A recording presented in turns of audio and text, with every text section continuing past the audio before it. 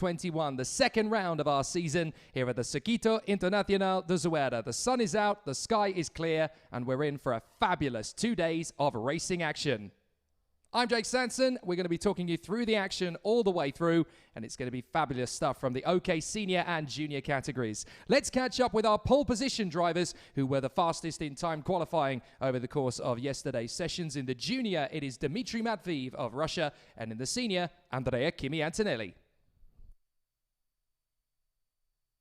On the fastest lap, I knew it is going to be the last lap, so I was fully concentrated. It was the most nervous moment for me because I knew that I can win with this lap, but I just needed to stay calm and do not do the mistake.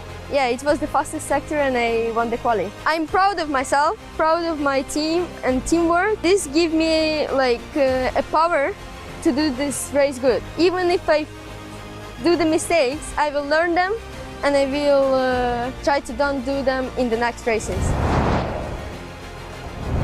We started very well this weekend and yeah, we got pole position. Quali has been hard because the track has changed a lot between the last practice and quali. I think also because the wind has picked up, so it brings a little bit of dust in the track, so it was more slippery. We can win the race, of course. We've been really strong also in the practice during the race pace, so we see also what the other opponents will do.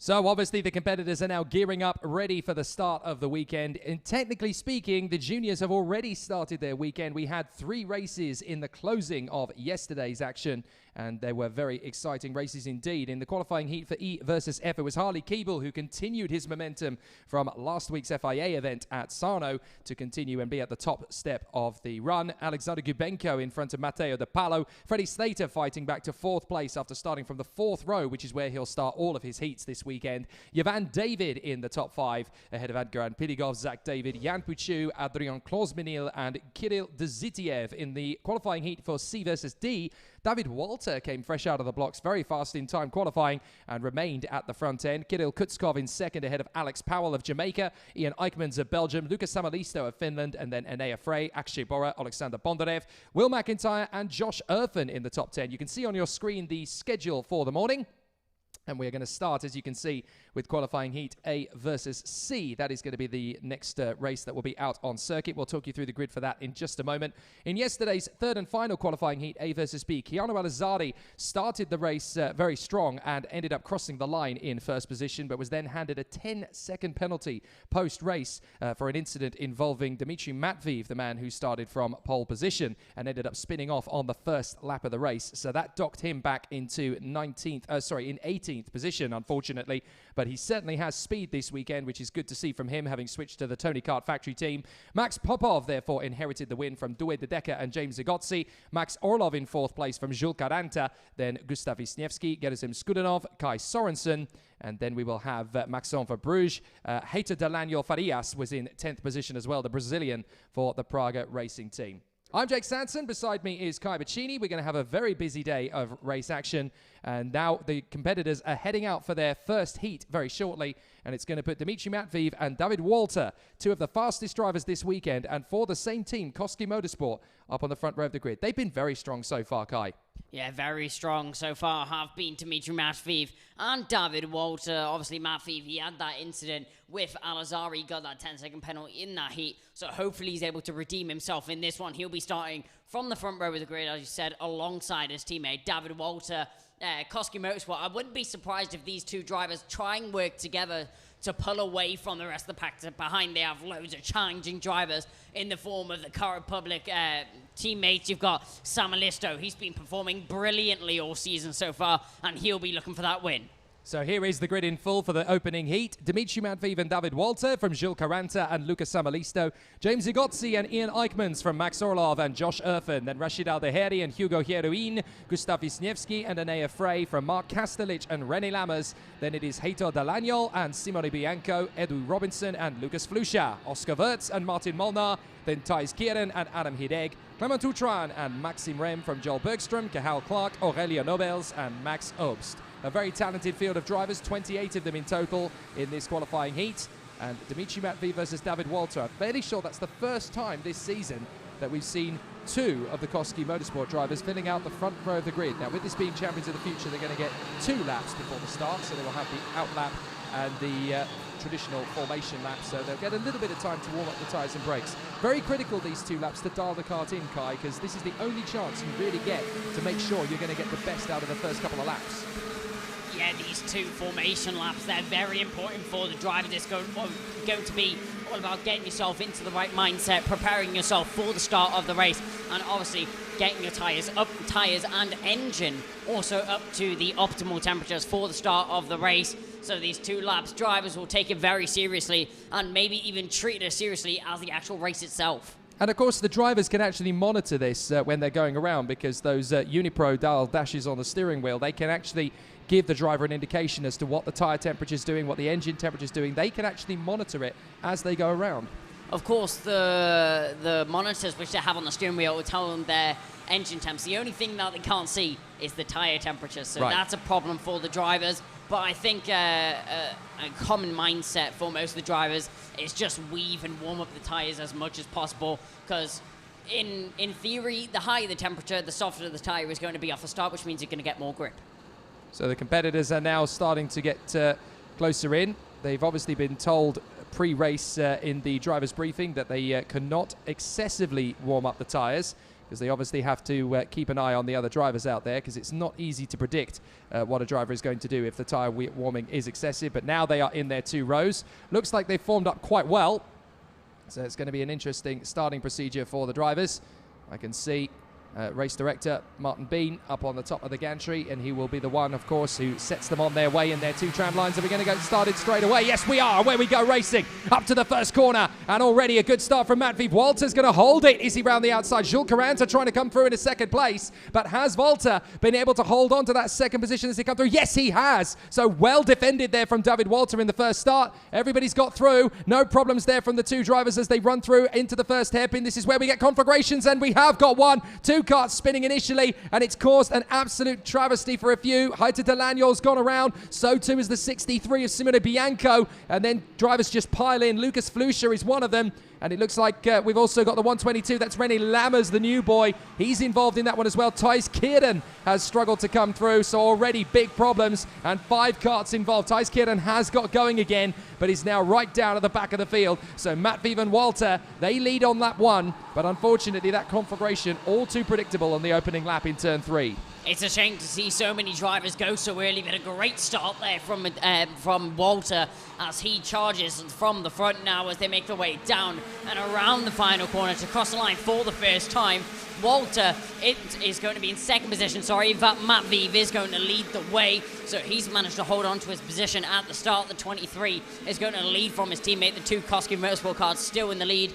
You can see the yellow flags there out on the circuit, so drivers cannot overtake into the bottom half hairpin, which many drivers treat as a major overtaking zone. Getting a good run there was one of the Paralins on the back of the Tony car. That was going to be Maxim Orlov on the back of James Zagotzi. You can see those 2 now coming through. Oh, shot. And onto the home straight. That's someone round this one. The Cosmics there. Oh, that's Heroin. Hugo Heroin has gone around as well now. Now, he was battling in the top 10.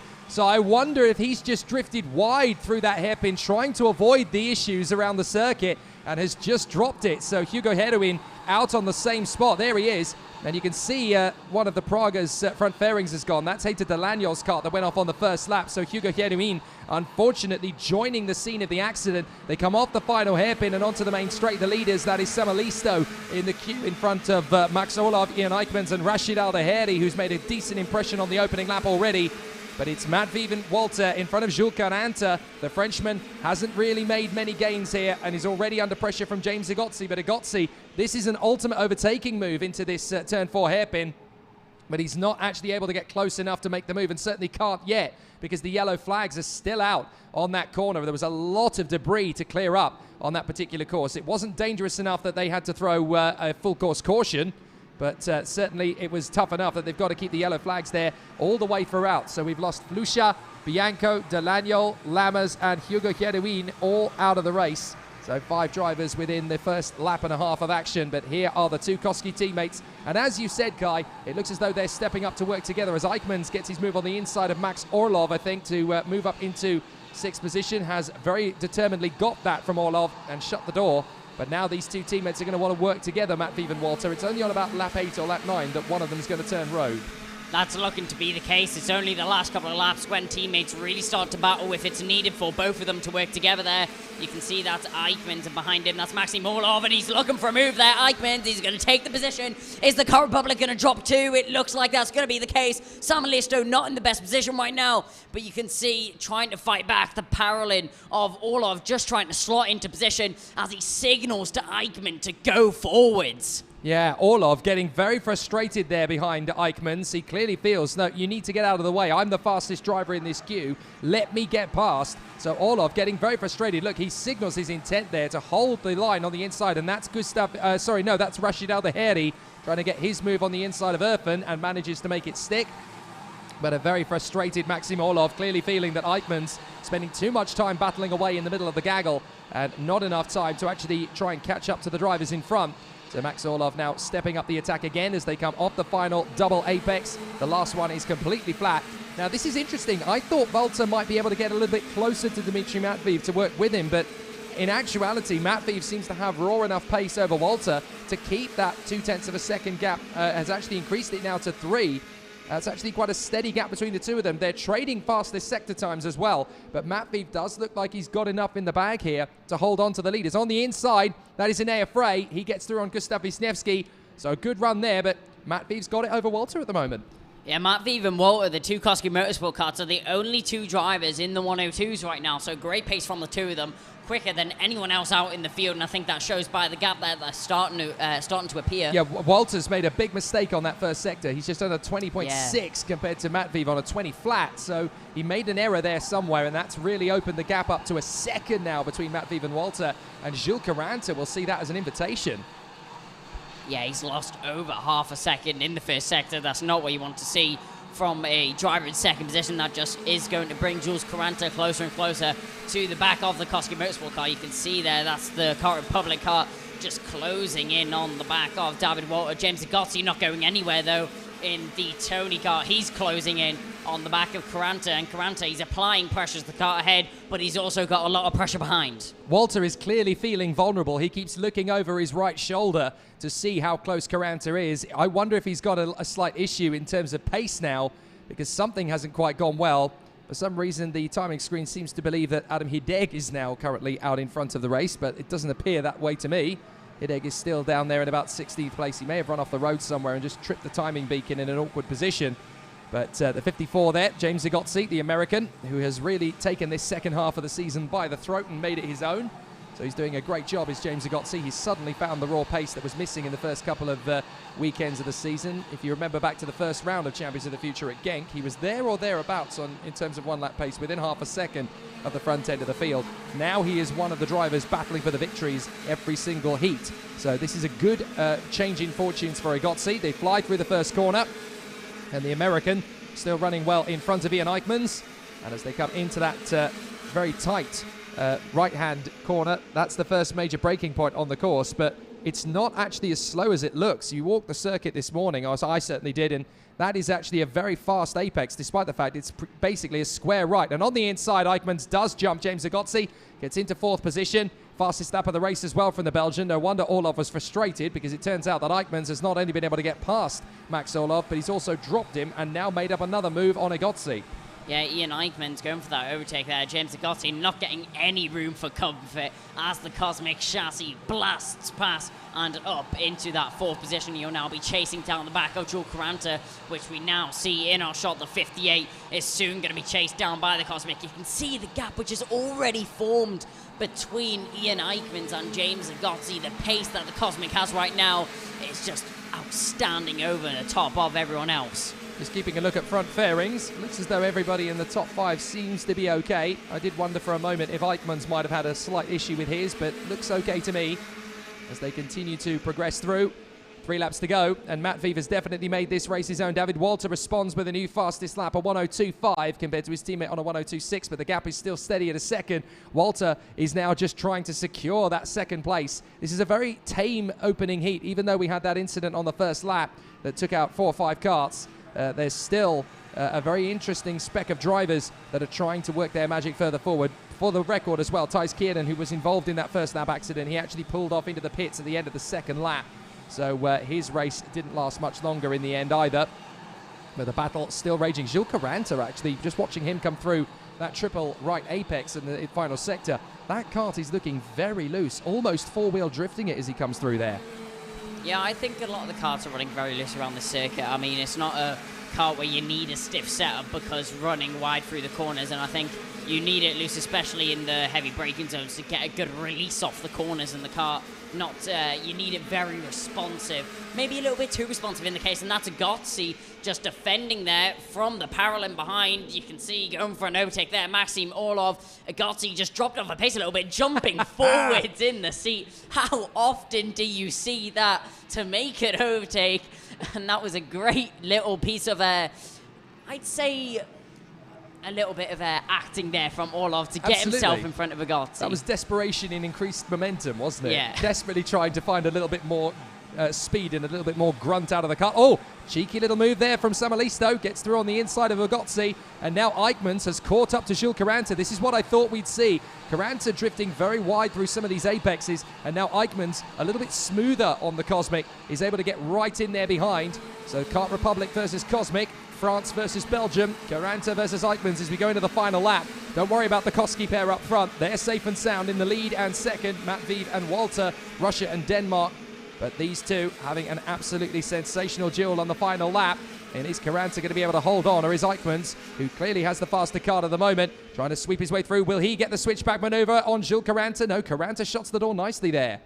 Yeah, Caranta doing a great defensive drive right now. Eichmanns just looking for any opportunity to make his way past the driver ahead of him. Eichmanns knows he's the faster car, but he just needs to put it in the right position at the right time to make the overtake. And actually, when we were watching James Agotzi, it looks like he actually had a problem in the straight line. He was much slower than anyone else on straight line speed and top end. But Ian Eichmanns getting very close to the back of Gilles Caranta behind. It's just a question of when, and that when is now. Up the inside, Ian Eichmanns, perfect overtake, perfect opportunity, executes it to perfection. Times it right at the last minute. Dmitry Matveev's going to come home for the victory. No problem at all. That's more like it. He will shake off the memory of the spin yesterday. Matveev takes the win. Walter second, and Eichmanns snatches third position from Gilles Caranta on the final lap.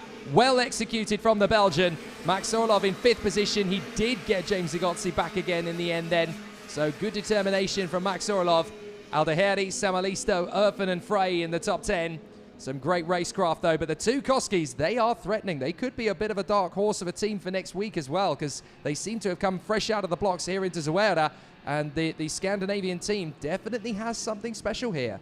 I don't think anyone really expected Koski Motorsport to be delivering this pace, especially on this level in such a competitive and tight field. But they came up and surprised everyone, especially with this result. The two drivers winning over by 3.8 seconds. The two drivers separate. Ian Eichmanns in third position. Eichmanns, great drive through the field. Another great drive through the field was Cathal Clark. 11 positions made up from 26 to 15th. Great drive from him. Yeah, always really good to see drivers trying to make the best of their battles. Really exciting stuff so far. So it is a victory for Dmitry Matveev in front of David Walter. Koski Motorsport 1-2. Ian Eichmanns in third place in front of Gilles Caranta. Max Orlov and James Agotzi from Rashid Aldeheri, Lucas Samalisto, Josh Erfen and Enea Frey. Then it's Gustav Wisniewski in front of Mark Kastelich. Clement Utran in front of Edu Robinson. Cathal Clark fighting back. Adam Hideg into 16th place for Revege. Then it is Oscar Wirtz in the Expri and Maxim Rem way down in 18th. They need to find form for the German. Martin Molnar is 19th in the second of the Revege karts. Then it's DPK's Max Obst. Joel Bergstrom is in 21st, struggling to find the pace. And then Aurelia Nobels in the Birolart. Then it is the retirements. Thijs Kiernan and Hugo Heruin were the ones that completed the opening lap. So they're on the timing screens. Sadly, René Lammers, Heiter Delagnol, Simone Bianco and Lucas Flusha all failing to complete the opening lap, which is why their names are missing from the top spot. Really interesting stuff, though, from the opening heat, and certainly from Koski Motorsport. Lots of interesting challenges to come from them as they battle away for supremacy. We'll see them in action over the course of the day. Another name that we'll see over the course of the day is one of the most impressive youngsters to come into the junior category this season. He is on the grid for this next race, and we'll be watching his progress very carefully over the course of the second half of the season, not the least because he is a privateer, which is so hard to do at OK Junior level these days. But one man who is proving that he still has the tenacity and the ability to be right near the front, despite running as a lad and dad operation, essentially, the Ukraine star, Alexander Bondarev. We caught up with him yesterday.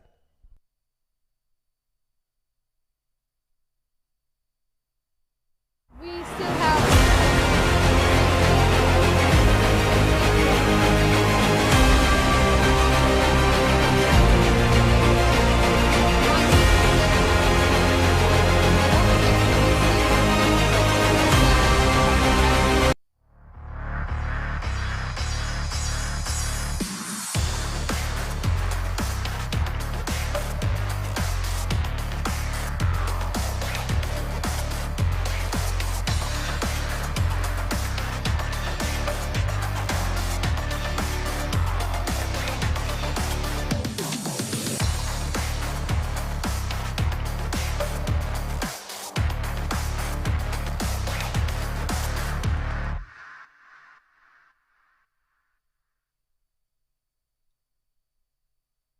So we'll hopefully hear from Alexander Bondarev correctly a little later in the day. Apologies for that. We'll move on. And up to the front end of the field in this one, it's going to be a fabulous battle from the man on the front row of the starting grid. And we will see a terrific challenge from this man, as we do so many times over the course of his season. Alex Powell of Jamaica, really one of the stars of OK Junior in recent times. He lines up on the front row of the grid alongside his Kart Republic teammate Matteo De Palo. Some great performances there. And obviously you can see the morning schedule. That will take us through the next 5 races. One more junior after this one, which is, of course, the D versus F race. Then we will have some great performances from the seniors. It's been shaken up a little bit, the schedule. So we will battle away in position as the competitors are getting ready for more exciting action and drama out on the circuit. Just the 2 classes here this weekend. Last season, of course, we ran the Mini 60s. Hopefully in 2022, the Mini 60s will return. And we're hoping as well for some KZ2s in the 22 action as well, because it's always nice to see drivers that come through from so many different classes. And obviously, we had a lot of fun. Interesting and ironic, actually, that the winner in last year's Mini 60 category in Champions of the Future was Dmitry Matveev. And here he is in OK Junior doing a fantastic job at the front end of the field. Now, Alex Powell, pole position in this one. He's the nearly man of the OK Junior category at this level, isn't he? He has come so close so many times in these weekends to getting the race victory. He's won elsewhere, but here in this paddock, he just hasn't quite been able to get to the top spot in the finals. In heats, though, he's been mighty. So expect more from the same of him again this weekend. Yeah, he's always been so close to being able to achieve that top spot in the final, but it's never really just materialized there for Alex Powell. He's able to perform in the heats, and he's able to put out the pace, which shows he's able to win, but not just quite able to get it. Well, we tried to hear from Alexander Bondarev earlier. Now we can, so let's hear from the privateer. We still have almost the same data as the big teams, because like we just want to show that as a privateer we are still able to go to the front. My team is very important for me because all the way through this season we've already showed that as a privateer you can still finish in the top 3 or set the fastest lap. For us it's important to be alone on such a big competition. I still have a problem with adapting to the track because I haven't been here since 2018, I think, and I never drove here with a big car, even no test nor anything. But yeah, probably I'm gonna get to the front. Just trainings, watch the data, the videos of the races that been here before, then I analyze it and take it to when you drive on the track. So impressive in the modern era of karting at OK Junior level for a privateer to be running towards the sharp end of the field, and he is up in the top 10 of the grid every single race this weekend, other than, of course, the pre-final and final. We don't actually know that one yet, so we'll figure out how that goes. Here come the drivers out onto the circuit, so let's talk you through the grid. Alex Powell and Matteo De Palo on the front row from Kirill Kutskov and Harley Keeble. Alexander Bondarev on the third row alongside Edgar and Piligov, Jan Pizarovsky and Alexander Gubenko. Akshay Bora and Dion Gauda from Thomas Stolchamanis and Miguel Costa, Will McIntyre and Tobias Clausen, then Len Nys and Theodor Odmark, Jimmy Helias and Nasho Tunion from Nathan Tai and Konstantin Grapin, Eric Genet and Jules Champigny, and then we have Anatoly Kavalkin, Nicolas Ambiado, Adam Rahali, Andres Cadenas, Adam Alazari, the younger brother of Keanu, and Marcus Saeta, who had no lap times at all in qualifying and will be charging his way through in every heat. He certainly did yesterday. He made up half the field yesterday, Marcus Saeta, in the Leclerc by Lennox chassis. So expect more from the Norwegian in this one. Alex Powell and Matteo De Paolo from the front. More team tactics on the way? I don't think team tactics will really play a factor in this one. We saw the Koski Motorsport boys. They were both at the front of the field, but they weren't actually close enough to work together as a team and work together as a pair to try and pull away from the rest of the field. They kind of just raced their own race and just about had the pace to pull away from the rest of the field. Alex Powell, he has the pace. He's shown it before, and I'm sure he'll be able to try and keep himself at the front of the field. As you saw, we have Saita. He'll be starting from the back of the field. He managed to make up half of it last time out. If he's able to do that again, it's looking promising. So the drivers are once again putting in a spectacular show as they weave around on the circuit to try and get temperature, optimum temperature, of course, that is, into the tyres and brakes. And Alex Powell has actually started to back them up just on the exit of this long sweeping hairpin. So he clearly feels, you know, he's got enough temperature into the tyres and brakes. He's happy with where he is and wants to start forming the field up, which is quite early on in the lap. Normally we get to see them forming up for the first time about here on the circuit where you're looking. It's usually about here that drivers start to slow up. But Alex Powell clearly comfortable a couple of corners earlier than that. But then he's one of the drivers, Alex Powell, that is always quite clear about his objectives. He's always very, very mindful. He's also a very considerate driver, a very, very approachable, very friendly driver. And he is one who is the kind of driver that reads the rule book in and out to know exactly what it is that he can and can't do. He's always very, very appreciative of how the race event actually runs. I think he's pretty much the definition of a sportsman. He shows other drivers respect on track, but he races hard. He races fair as well, though, and he always tries to hold his own on the track, and he does that very well. He knows the rule book pretty much inside and out, so if he gets a penalty for something he does wrong, he's very understanding of it. So Powell, De Paolo, Kutskov and Keeble from the front. Bondarev in P5 and Piligov, Pizalovsky, Gubenko, Bora, Gauda and Stolchamanis. They come onto the main straight. Are we going to go green? Yes, we are. No problems at all. And away we go racing. Powell holding it to the inside line. Is taken in there with Kutskov and Bondarev. Oh, contact in the first turn. That's De Paolo and Keeble. De Paolo and Keeble have gone together. Unbelievable. What a way to start the weekend for Harley Keeble. That is a horrific circumstance for him. He finds himself off in the barriers at turn 1. So De Paolo and Keeble tangle together. What a nightmare for the man who won so brilliantly 6 days ago. Yeah, Keeble, he won his first heat, and that's not how you want to continue on into the weekend. Alex Powell not had the best start either. He drops down in the 3rd position. There you can see De Paolo just walking away with his head down in shame away from the car. We just saw Keeble hop over the top of Matteo De Paolo, and it looks like it wasn't really anyone's fault. It may have been just a racing incident, but you can see trying to get his car started again. That's going to be Harley Keeble as it just goes on to the rumble strips. And there's no hope there for the Tony Kart driver. That's the problem. The second you get that kart on a rumble strip, it's not going to have any momentum at all. So Keeble might have been able to get that kart started. But the problem is you've got to look down at the kart. It's so difficult to push the kart while looking ahead of you. You've got to just hope that you're in a straight line when you start running. Otherwise, the kart is going to drift across, and we've seen it so many times with drivers. They just get it caught on the grass or on the rumble strip or the curb or whatever, and they can't get the kart started again. Anyway, up the inside of Powell, that is the 25. That's actually Bora. So Bora gets through into 3rd position. Not the best of starts to the race then for Powell, down into 4th position. So Kutskov is your leader. Bondarev is up in 2nd place. What a start from the young man from Ukraine. Look at him, 2nd place.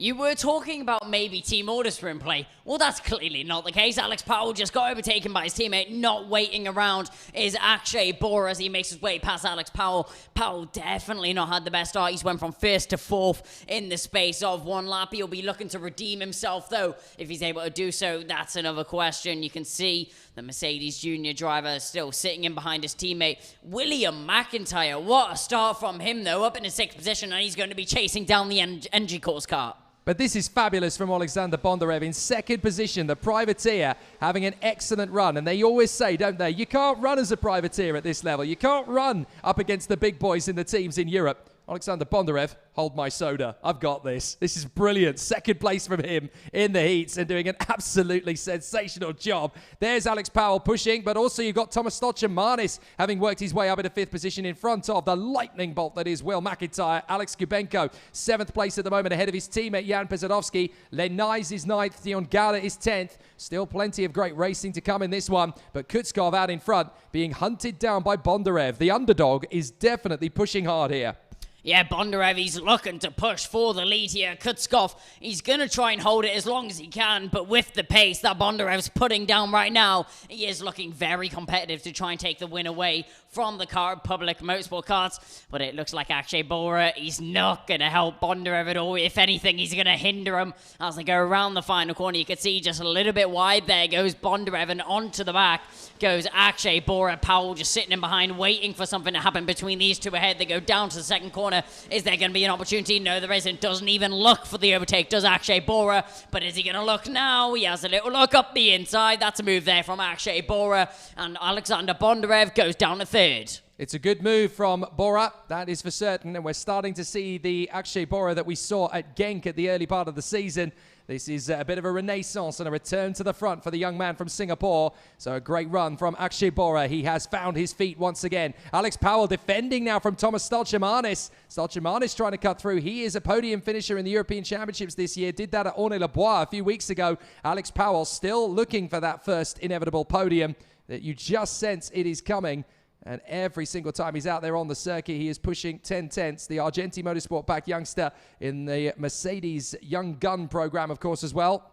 So now he is setting after Alexander Bondarev. He's got a great final corner exit. So Bondarev is really going to have to keep his wits about him. Lap 5, Kutskov leading, Bora second, Bondarev third. Then you've got Powell and Stochamanis queuing up. Stochamanis might want to make the move here on Powell before Powell gets the move on Bondarev. But Bondarev is keeping it nice and clean and tidy on the inside apex. Will he cover the inside line? No, he does not. So Powell gets there. Stochamanis tries, but doesn't on the exit. And that's well held by Bondarev. He let only one of them through. Oh, big incident behind. Got a cart flying off the road and dust kicked up. Couldn't quite see who that was. I think it's one of the Leclerc by Lennox carts that's gone off. No, sorry, it's a Paralin that's gone off. And that's Theodor Odmark. He's come off the road as well. So Theodor Odmark off the road. And we had one of the Paralins going a long way down the order. I think that's going to be, couldn't quite make out, but that might be Nicolas Sambayardo, the Chilean. It could also be Anatoly Kavalkin, who is near there as well. We'll have to keep an eye out on who it is that's coming through at the back. It is Kavalkin. So Kavalkin was the one who came through down at the back end of the queue. So unfortunately, Kavalkin and Theodor Odmark involved in an incident, and Odmark is out of the race. What a shame for the young Swede. Yeah, that's such a shame to see there from Theodor Odmark.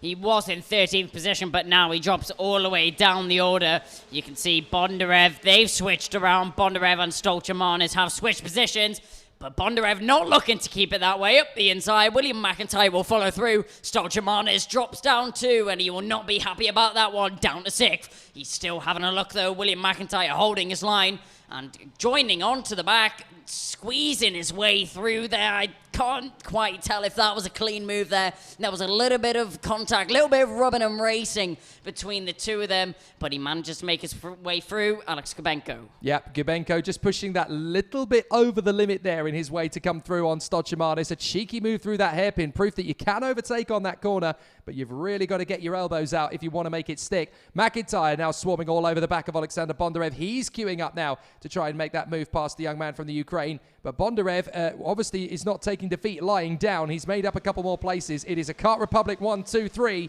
because it's Kutskov, Bora and Powell. But Bora has managed to close up on the young Russian. He really is getting on there with his teammate. And this is not the same as the Koski pairing we saw earlier. Matt Viva was able to clear off and check out from David Walter in the previous heat. Now we've got Akshay Bora lining up Kirill Kutskov. And this could get very spicy very quickly between these two. Bora sliding around a bit, but Kutskov looks vulnerable. Yeah, the young driver from Singapore is looking really strong right now in second position. Kirill Kutskov, though, just holding his own out in front. He's led from the start of the race, and you'll not be looking to give it up just yet. With only 4 laps remaining of the race, can he hold on to it? Akshay Bora, though, he's looked very, very quick throughout the whole of this race. He's carved his way through the field, and all he has to do is just one more position. Yeah, there was a little bit of a wobble in form with him over at the last couple of European rounds, but I tell you what, he is back to his best. He was strong in the opening round of Champions of the Future. He's back here doing another fantastic job. So Akshay Bora obviously clearly loves the Champions of the Future series because he's at the front of it all the time. And Akshay Bora now making his play as he increases his moves on Kirill Kutskov, hoping to try and close up that gap 0.3 of a second at the moment. Here's the battle further back. This is Bondarev, McIntyre, Gubenko. 3 drivers battling away for P4. McIntyre leaving it a little bit late to go for a move on Bondarev. Wasn't able to get that one done on the inside. So Bora, a little bit of a twitch as he comes into the left-hander. That is such a tough corner for the drivers to get right because there's about 3 or 4 different schools of thought as to how you get through. Do you ease off and then turn in, carrying the speed and momentum through? Do you chuck it in and just hope that the back end doesn't come around on you? Or are you a little bit more smooth and precise? There's a very different set of rules for a driver to go round that particular hairpin, and it's all about personal choice. You've got to drive on instinct in these karts. McIntyre swarming around behind Bondarev, but he's got Gubenko hot on his heels. Yeah, Gubenko, he's looking to apply pressure onto the back of William McIntyre. Bondarev, he was just falling back through the field a little bit. William McIntyre looking to be the next driver to hunt his prey down. And Bondarev, he's not looking to be in that position at all. Kirill Kutskov, though, he's picked up the pace a little bit, but Akshay Bora just not able to close in enough to get within the overtaking zone of the leader. So here they come again into the hairpin. So far, so good for Bondarev, just holding on to this mark. He can't quite keep it in the top 3, but a 4th place finish in this field is very admirable indeed for a privateer. Even if he is on a Tony kart, it is so difficult when you haven't got that technical expertise of the factory awning underneath you. That is so impressive from Bondarev. He's actually backed McIntyre into the path of Gubenko in the last couple of corners. So now the Russian is going to be giving McIntyre a hard time. This is exactly what Bondarev wants. And you have to say that a driver who is on his own, able to handle that sort of racecraft, that sort of capability amongst the factory efforts, that's a talent to watch for the future. Bondarev definitely putting in some good performances in this second half of the season. And now McIntyre and Gubenko are going to be at him like a ton of bricks. Stolchimanis in the queue there as well. Last lap, what can Bora do about Kutskov up front? It isn't looking like he's going to be able to do much. Bora just hanging back a little bit. But Alex Powell, he has got a little bit of a move on. He is slowly catching onto the back of these 2 drivers, but just not enough. That's a very late move there from Akshay Bora. Gets himself into the lead. Kirill Kutskov, he's going to fight back though. Can he get the position back? Yes, he can. Bora goes for the late dive bomb, but just can't get it back off the corner. The thing is, he came from so far back, he was never quite going to be able to stop the kart in the mid-apex. So he got the position initially, but now he's going to try again on Kutskov, and this is where you start to rebel against the team strategy. Now it's every man for himself, and look how quickly Alex Powell has caught them as a result. He's now right there in 3rd position. He could pick up a move or 2. Bora tries again. He really wants a heat win. Kutskov is holding him at bay. This could be to the line between these 3. It is a very tight battle already, and if Powell just stays hungry, something could happen for him. He gets a good exit. He might be able to draw alongside Bora. Here he comes. Alex Powell, they're going to be side by side to the line. And it's going to remain as it was. Kutskov just in front of Bora and Powell. But what a close run thing that was between Akshay Bora and Alex Powell. You've got to stay hungry. He just didn't quite have the momentum over the line to overhaul him. But you've got to stick it there. If anything has been learned from last week with Keeble and Slater in the final, you never give up because you just don't know if you can steal that place away. But well defended by Kutskov. He holds on for a brilliant win. Yep, Powell still racing until line. Kirill Kutskov, though, did a great defensive drive there. Great drive to hold himself up to the line. Akshay Bora, he looked for that overtake, but Kirill Kutskov kept himself calm and composed and gets that position straight back. He'll take that heat win. Thank you very much. And Kutskov, he'll be looking to continue this pace and results on through the weekend. Really, really well done there by Kutskov. Another lesser driver would probably have crumbled and cracked under the pressure of having a major lunge on the inside from Akshay Bora. But no, he saw he was coming and thought, right, I'm just going to be a little bit slower into the corner, but I'll get a faster line out. And that's exactly how he managed to keep hold of that victory. So a very smart move from Kirill Kutskov. He takes the victory in front of Akshay Bora. Alex Powell just 0.02 of a second further back. Alexander Bondarev, the privateer, P4. What a drive. Will McIntyre in 5th from Gubenko, Stolchimanis and Dion Gauda. Then Jan Pesadovsky and Edgar Piligov. Len Nyes and Miguel Costa from Tobias Clausen and Nathan Tai. Then Jimmy Helias and Nicolas Ambiado. Adam Rahali, 17th on his return to the paddock, and Andres Cadenas running in 18th position. Then 19th place is Eric Genet and his countryman Nacho Tunion, both men on home soil. Marcus Saeta in front of Anatoly Kavalkin, Jules Champagny, Adam Alajari, and Konstantin Krapin really struggling in that race. And then we have Theodor Odmark, the retirement, but obviously on the very first lap, we also lost Matteo De Palo and Harley Keeble. That's a big, big problem for both men at this early stage of the weekend. Yeah, two very big names out on the first lap of the race, and that just shows anything can happen here in these heats. It's all or nothing for these drivers. They're just trying to get themselves into the best position because they want to make it into the pre-final to get themselves into the final. So these heats, they really do count for everything. Well, we just saw Nacho Tunion and his countryman Eric Genet out on the circuit here at Zuera. It is a very tough challenge, this one. 1,700 meters around the course. Let's go on a hot lap of the race circuit with Nacho Tunion.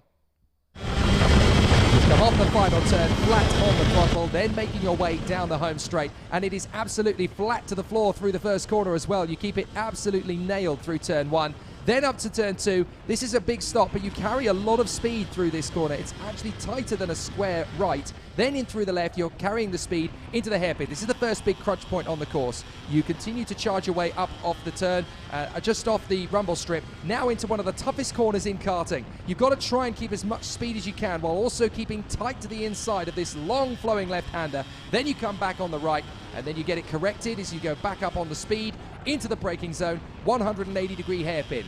Back on the throttle, mid-exit, then you get back to the rumble strip. Now 3 apexes. 1, carry the curb, get off the rumble strip.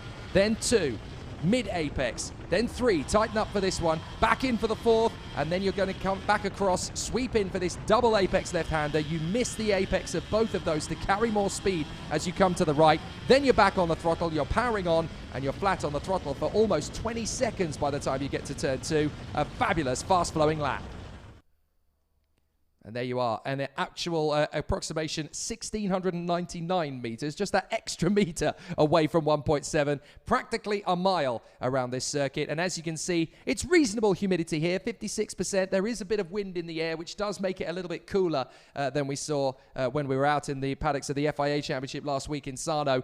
But obviously, very, very interesting here, because the humidity is a little bit lower. The wind is a little stronger as well. It gets very blustery, though, around this place. A couple of days ago, the teams were actually struggling even to get their awnings up. It was so difficult in the wet, windy conditions.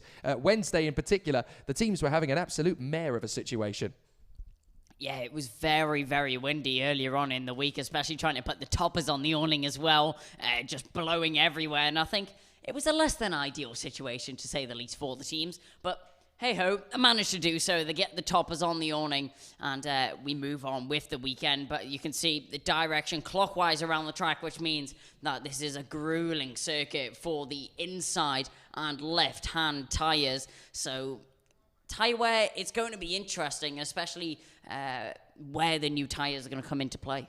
Now, you were explaining a little bit to me in the build-up to these races when we were watching the warm-up, just the direction in travel of the rubber on the top surface of the tyre. Just explain to us a little bit, you know, what these drivers are going to be coping with as they go through heat by heat. Yeah, so there will be tyre degradation will be a massive issue for these drivers, especially if they slide through one of the corners. The rubber that's going to be on the right-hand side of a tyre, on the outside of a tyre, is going to scrub across the inside, and then we'll have rubber building up on the left hand or the inside side of the tyre, which may become a little bit of a problem for the drivers if it builds up a little bit too much. Normally, it's not an issue, and you do often see it with cars, but especially with how high speed this track is, then it will really start to build up for these drivers. So obviously they're balancing the wear of the tyre as they go through the course of the weekend. The yellow flag waves at the front end of the pits. That's the 32nd board going up, essentially. And the driver that takes to the front of the grid this time is one of the young stars from Ward Racing, fresh on the scene in 2021, Max Popov. He's had a really impressive season to start with, to be fair, and it's good to see him there on the front row of the grid alongside the young man from Sri Lanka who's become a national hero back home in Sri Lanka, Yavan David, the first international kart racer at this level to have achieved as much as he has. Douwe de Decker of Belgium there on the second row of the grid in the BWT colours, and then we have Zach David of the Philippines who is there in fourth position. Let's bring them out. Qualifying heat B versus E, and it's going to be a very interesting squabble, that is for sure. So let's see what the drivers can give us. Max Popov, pole position. Yavan David, second place. Douwe de Decker and Zachary David. Keanu Alazari in fifth place from Jan Puchu. Then Kai Sorensen and Freddie Slater. Maxim Verbruge and Adrian Klosmenil. Then Gerazim Skulinov and Kirill Dezitiev. Salim Hanna and Maciej Gladij. Julius Dinesen and Renaud Frankot. Then Caleb Gafrara and August Turbo. From Thomas Kinsey and Menahert Kroja. Shuda Zono and Yaroslav Trukin. Matthias Ferreira way back in 23rd on the grid. Tim Gerhard's 24th. Alberto Hataro, Shimo Zhang, Augustin Bernier and Kimi Tani. There's a lot of drivers who are going to be coming through the field in this one, but Matthias Ferreira in particular, that has got to be a little bit of a psychological blip for him because, yes, the European Championship is next weekend, but this is meant to be a preparation weekend for the drivers for that. So being down on the grid in 23rd place, that's got to be a knock to the confidence. Ferreira very much out of position after qualifying, and he'll be looking to make his way through the field. He's going to try and carve through it like a knife through butter, and he's going to try and make up as many positions as possible. The first lap, it's going to be very, very important for him. If he can get himself into a good position off the start of the race, that's the way that he's going to move forward. But if he gets caught up in a collision, then it's race over. This is interesting psychologically, watching the drivers going around on their formation lap. They don't necessarily have to stay in their positions as long as they form up on the grid for the rolling start in their positions. Interesting, though, that Freddie Slater finds himself fourth on the road. He's actually starting the race from 8th on the road. So I don't know whether is there a correlation between a driver's mindset just getting a little bit further round on the formation lap? Is it just a slight little psychological thing? Come on, you can get to this point. Is it like a little motivational kick to move forward, or is it just where circumstance happens to place you on that formation lap? Well, I mean, it could be a psychological boost that Slater's trying to bring into play, but it also could just be the fact that other drivers were going slower than he wanted to be going, so he just went past them and then went at his own pace on this formation lap. But you never know. I mean, there's a lot that goes through a driver's mind, and you can't always tell what they're thinking. It's an interesting one. Max Popov and Yavan David on the front row of the starting grid. Douwe de Decker is right there in third position off the grid. And then in fourth, it is Zach David. Keanu Alazari, definitely one to watch in this one. The young man from the United Arab Emirates doing a great job since he switched to the Tony Kart Factory team. Let's see if we go green. We do. And straight across, Yavan David trying to cut across on Max Popov as they come through. And off. Freddie Slater. It's Freddie Slater who spins it. Oh my goodness. Well, what a horrific start for the title contenders here this weekend. Keeble off in the previous heat, and now Slater off in the first bend.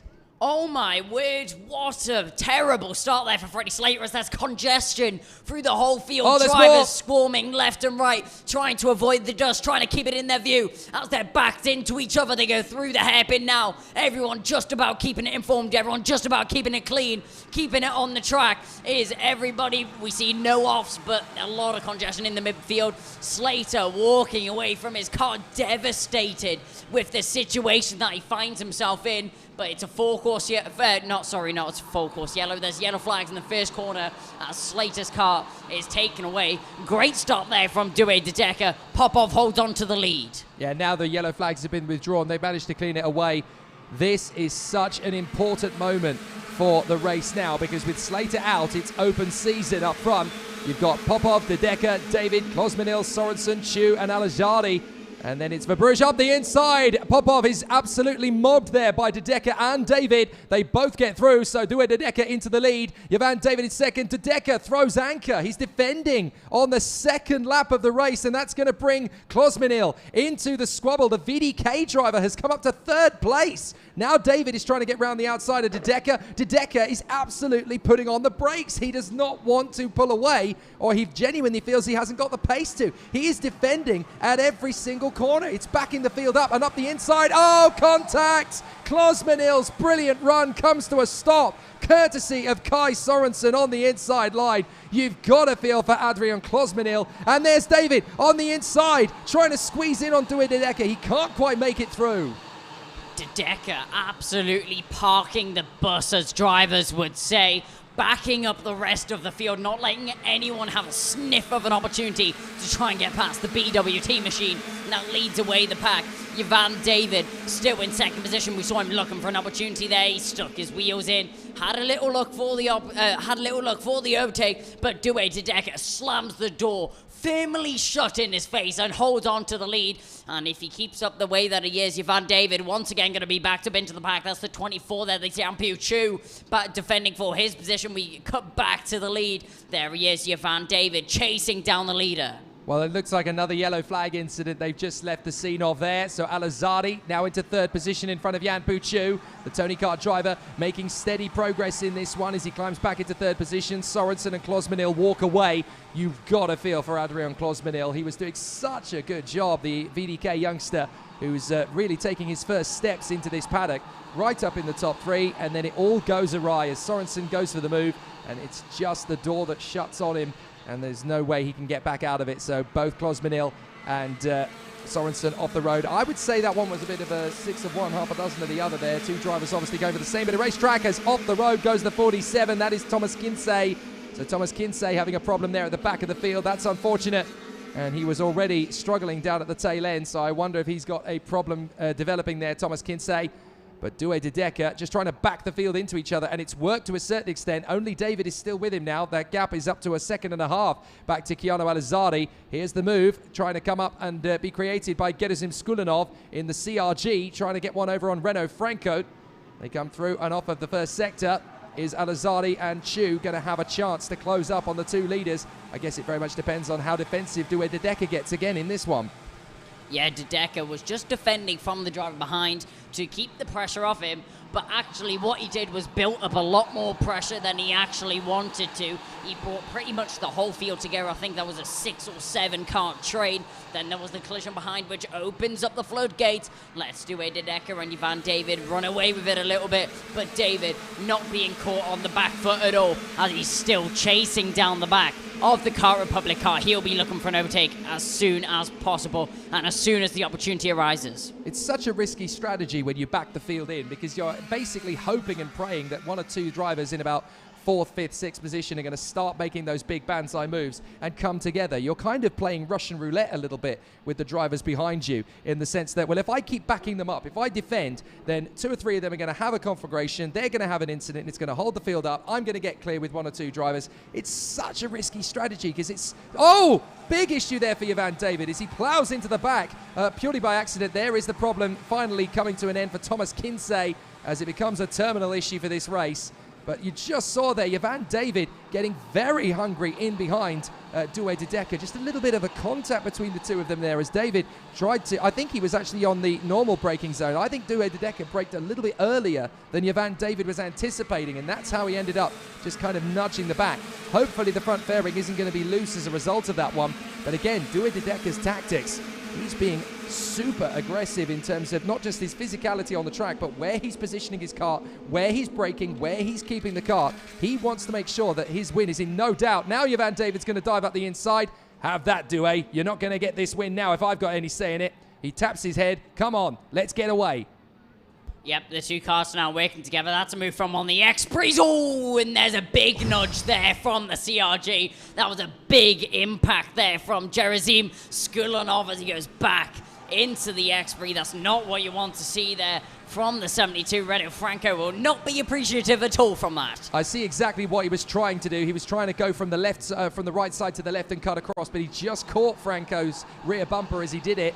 Very easy to do, and that's allowed Franco to drop back now behind these two, Salim Hanna and Maxime Verbruge. Verbruge trying to get away through on the inside of his Colombian teammate, but Salim Hanna is the man in front on the 86, and then you've got the 85, Maxime Verbruge in close chase across the line. David leads the way, De Decker second, Al-Azadi is now within a second of them. them. Jan Puchu in 4th place. Then Skudinov, Hanna, Verbruge, Frankot. Ferreira is in 9th place. What a comeback from the Brazilian. He is salvaging something from his weekend as up the inside. That is the 85 of Verbruge, getting past both Frankot and Hanna. So he's made a good move there. Side by side, here comes Ferreira. He's back in the hunt. So whatever went wrong in qualifying, it's not a week-long issue. Oh, and there goes Tim Gerhards. So Tim Gerhards is off the road. What a shame for the 124. But the SP Motorsport Stan Peck's run team is off the road there with Tim Gerhards. That is unfortunate. And it looks as though Julius Dinnison has had a moment somewhere on the circuit as well. I don't think we can see the Alonso kart driver in the mix there either anymore as well. Or he's a long way down the field. He's had an off, but he is still circulating. But what a frenetic battle this is. Oh, and that is one of the Birilarts walking away. Now, that is Kimitani, I do believe. So Kimitani has left his kart right in the middle of the circuit on the exit of turn 5. So he's been able to have that recovered by the super fast marshals here at Zuera. They are fantastic, the Orange Army, at this point. De Decker having another look on the inside of Ivan David on the beginning of lap 8 to try and come through in a position. There is Kimitani's Birilart. They are dropping like flies here in Spain.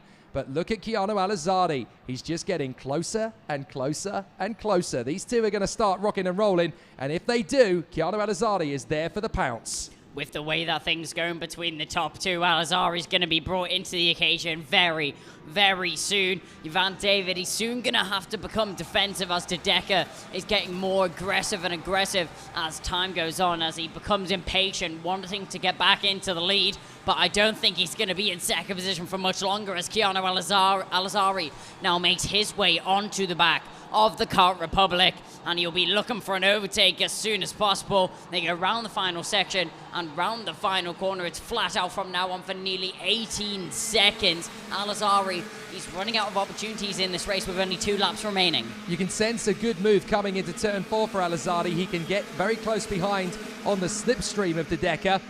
De Decker is going to get a bit of a wobbly exit here. I've been watching him over the last couple of laps. He gets twitchy through turn 2. Alizardi tried to go for it. De Decker decides, I'm going to make the move on David. Alizardi's there alongside the Sri Lankan as well, but he decides to bail out, lets him have the position back because he senses that David might get a chance to go back in on De Decker. So this could be a very interesting squabble, but De Decker came from a long way back into turn 4, decided to believe in his conviction, stabbed on the brakes, and has been able to get the switch back through. Very exciting stuff so far from them. But Ivan David has to relinquish the lead to Douwe De Decker once more. De Decker still leads the way, the Belgian on the BWT Colours Kart Republic. And it's very exciting to watch him race now. He can once again drop the hammer and start to stretch away. David again just catches the back bumper. Here's the move from Alizardi. He gets up on the curbs, has to bail out of it once again. Watch out for Jan Puchu. He could steal something from this heat, and we've got 1 lap to go. And you can sense that Ivan David is getting very frustrated and bitter, sat behind a rather slow Douwe De Decker, but it's tactically slow where he positions his car.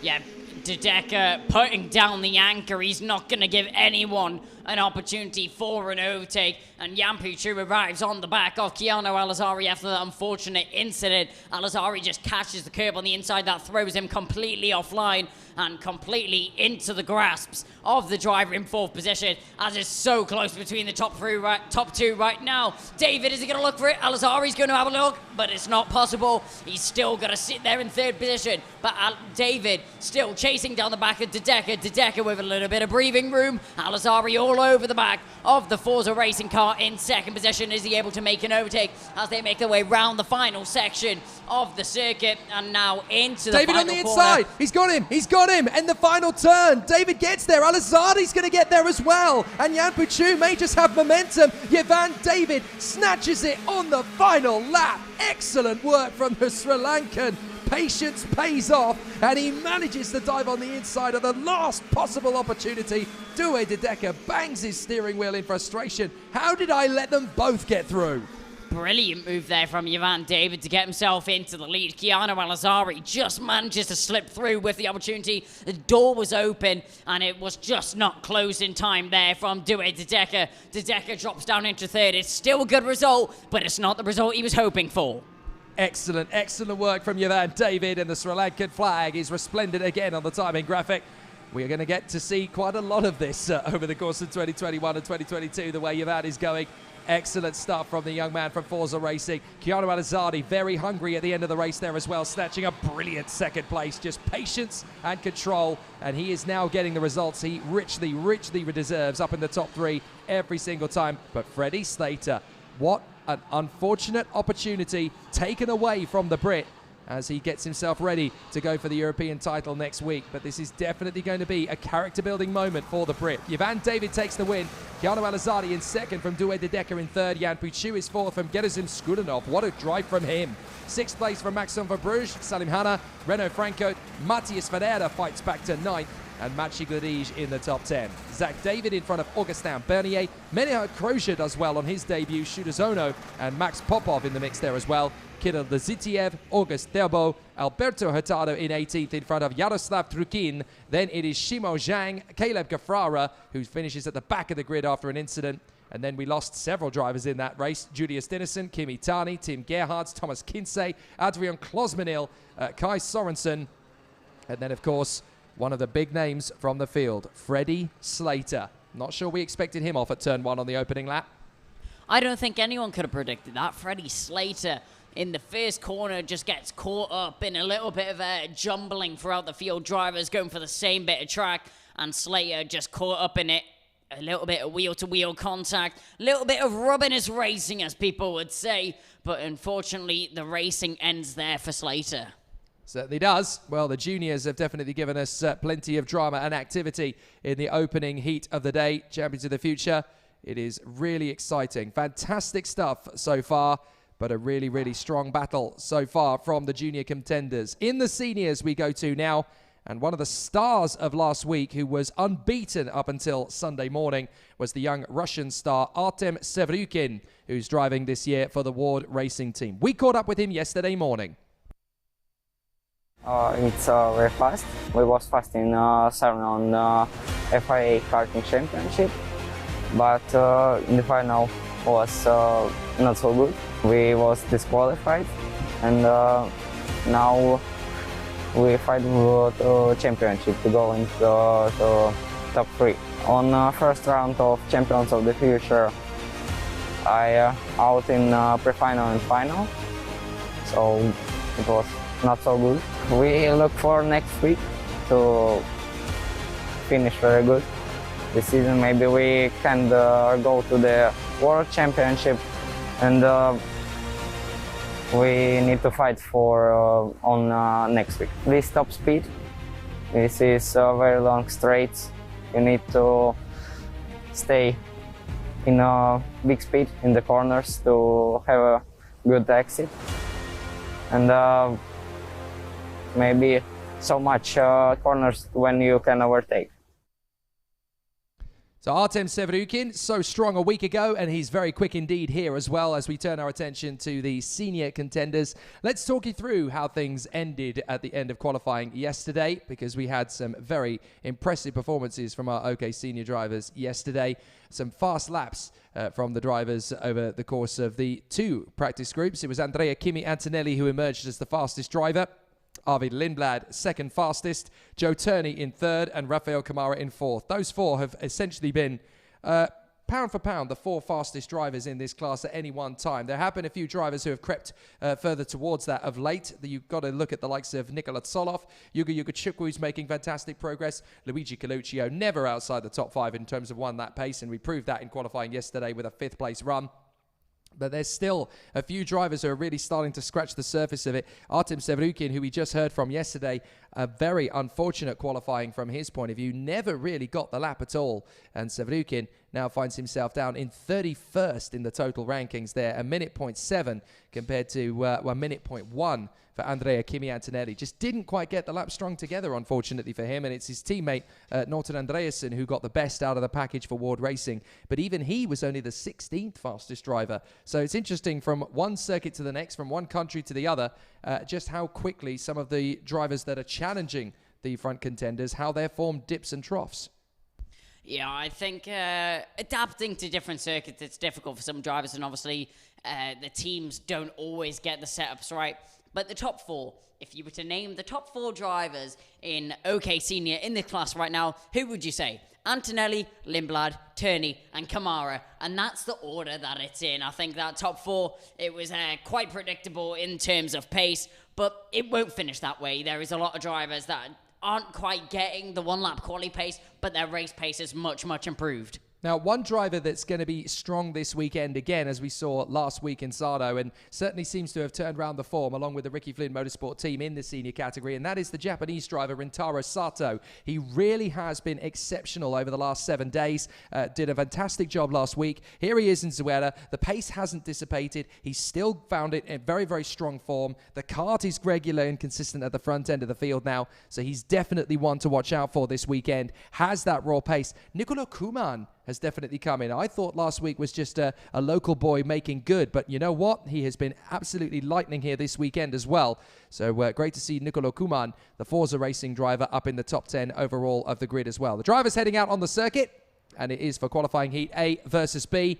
So let's see how the contenders will battle it out on the circuit for the first of 12 laps as they head for the first corner.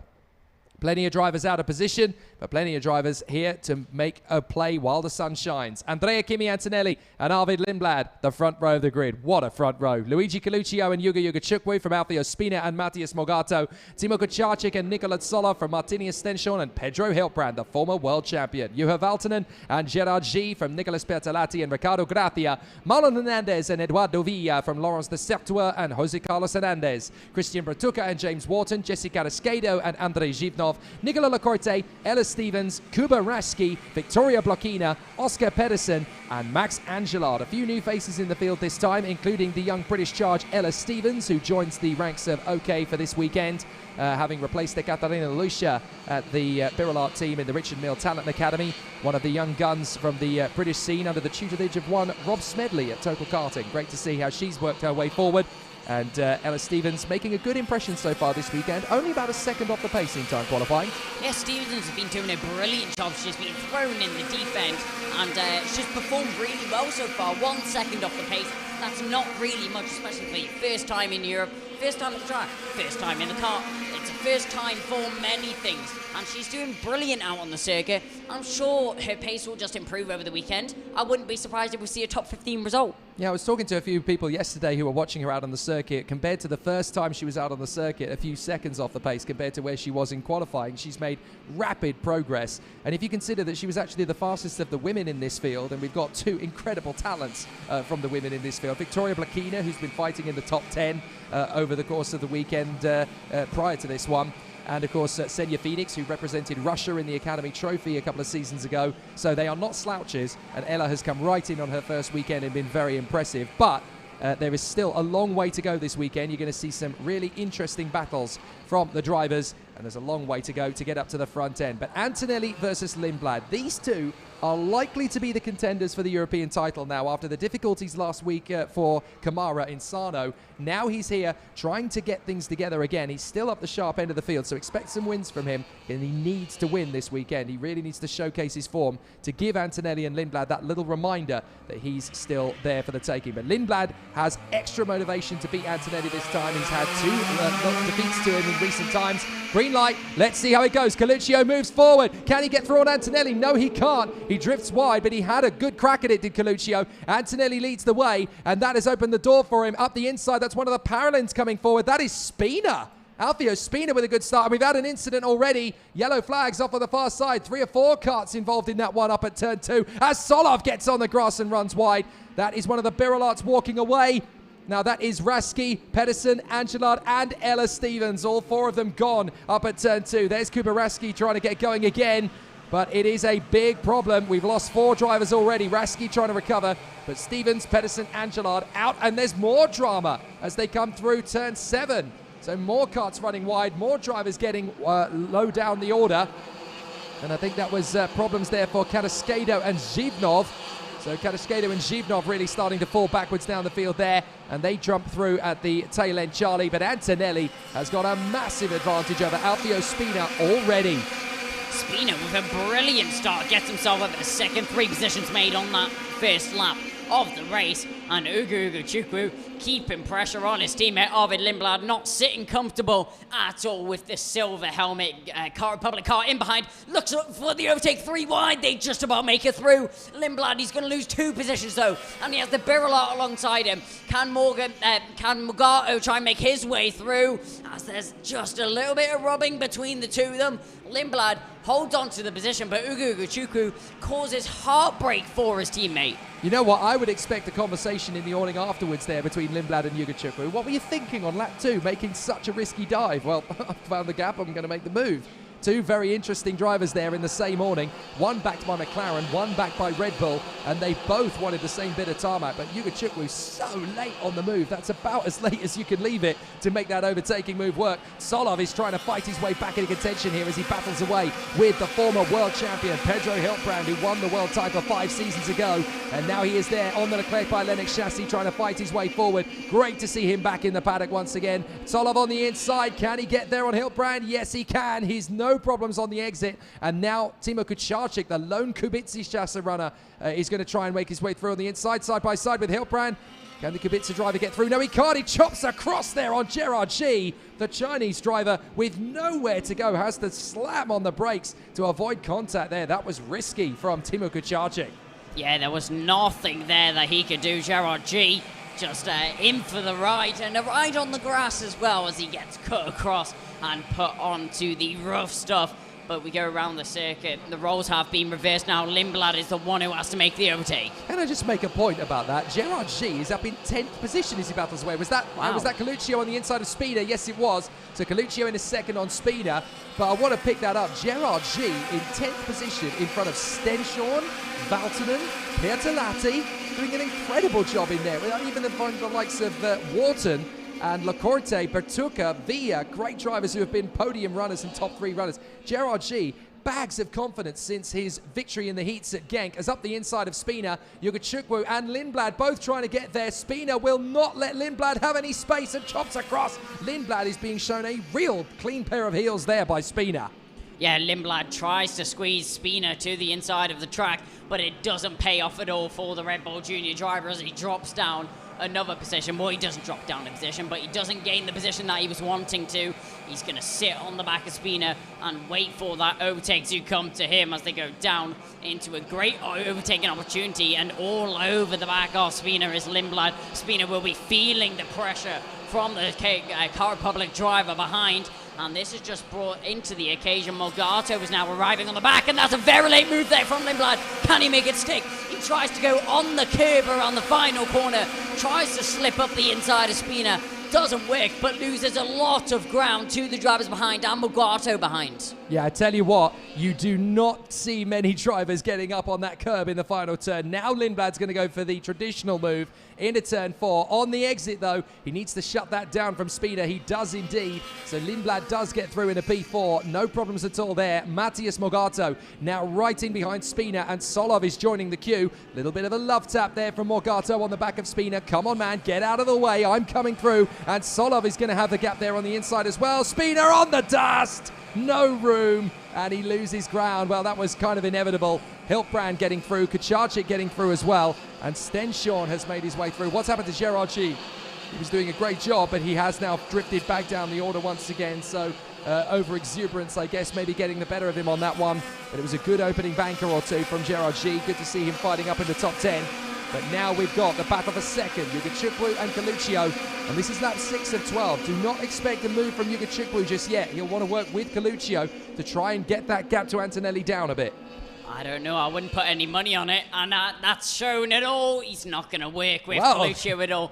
It just proves you wrong there, Jake. Absolutely. Commentator's curse. Ugo Chukwu gains the position. He clearly feels like he's the quicker driver, and now he's going to chase down the back of Antonelli. 1.7 seconds is a lot to try and gain, but Ugo Chukwu, he's going to give it his best shot. Wow, I would have thought he would probably try and work with someone to get the gap down to Antonelli, but no. Clear confidence in his own ability there. Ugo Chukwu does the move on Coluccio, and he's now going to try and set after the other Italian at the sharp end of the dais. Lindblad is there in 4th position, trying to work his way further forward. It's a bit of a confidence wobble again for Lindblad. You've just felt over these last couple of weeks, he's looked like he's under pressure. Over the first part of the season, he was taking things in his stride, getting things very much done and dusted in his own way. Now he seems to be piling the pressure on. Now that he's getting into the mode of being a Red Bull driver, that expectation to deliver is always sky high for youngsters at this level. So he just needs to, I think, dig deep, find his own ability again, remind himself that this is a fun sport. You've got to enjoy it when you're behind that wheel, because it's when you get that satisfaction, that pleasure of driving, that you really do perform at your best. I'll tell you what, Yuga Chukwu is doing a good job at trying to pull down the gap to Antonelli. It is currently fluctuating up and down. He's just about holding the gap. Is Antonelli to Ugo Chukwu right now. Only half the race completed, so still a long way to go. Antonelli, he could make a mistake, but from the driving that we've seen from the Italian at the front, have we ever seen Antonelli make such a big mistake that loses him that much time? You know what, the last time I saw Antonelli make any mistakes at all, other than the setup direction that was incorrect at Genk, which could be said to be a technical decision rather than a driver error. The last major mistake I've seen from Antonelli in the last year or so was probably midway through last season when he dropped a win at Sarno that he could have taken. Ever since then, he has been in lightning rapid form, and he could easily have been a contender for the World Championship, of course, at Portimao, had it not been for him being binned off the road on the first lap. But there is a big challenge now on the inside. That's Kucharczyk losing 3 places. So Magato gets there, Hiltbrand gets there, so does his teammate Stenshorn. And a cheeky run through on the inside line there from Kucharczyk to hold off Spina. So Kucharczyk is not going to lose 9th place for the moment. But Spina getting very irate behind the Polish driver, who holds the inside line again. Spina going to try and get the switchback maneuver. They're going to run side by side. Oh, Alfio, you left the door open there. Here comes Bertolatti and Hernandez. Hernandez gets through first. So Bertolatti is right there for the move, but Hernandez is the one that splits the 2 drivers. So he gets past Spina. Spina trying to move to cover his position again. Here he comes, Spina on the inside. No worries at all as he gets through on the inside of Hernandez, but the gap is still left open for Bertolatti, who again just puts 2 wheels on the curb. That's enough to unsettle the rhythm of the car. He can't get through. I think drivers are going to learn over the course of this weekend that an overtake around the final corner, it's just not going to work for them. But Spina getting a little bit aggravated, as we saw he was at the front of the field, dropped down a little bit, and now he's just losing even more ground. Well, you certainly can make an overtake in the final turn, but not if you take 4 or 5 inches of curb with you on the inside line. That's where you're going to unsettle the kart and lose momentum. Tripping their way through this long sweeping left-hander as they now come onto the square right. Down into the short stretch, overtaking maneuver, typical. Bertolatti trying to shut the door on Hernandez, but Hernandez was already more than half alongside him there, so he has to let him go. There's no 2 ways about that. If you turn in there, you're going to cause the collision, and that was very sensible and wise there. Stenshorn has now made the move on his teammate Hiltbrand. So Stenshorn getting through into position. The 2 Leclerc by Lennox chassis drivers making steady progress as they continue to rise up through the field. Spina P9, Kucharczyk P10, Hernandez is next up, then Bertolatti and Gracia, who has joined the fray. Juha Valtonen's not far away from it now either on the Stampex Motorsport Tony kart. So, Stampex Motorsport Car Republic, I should say.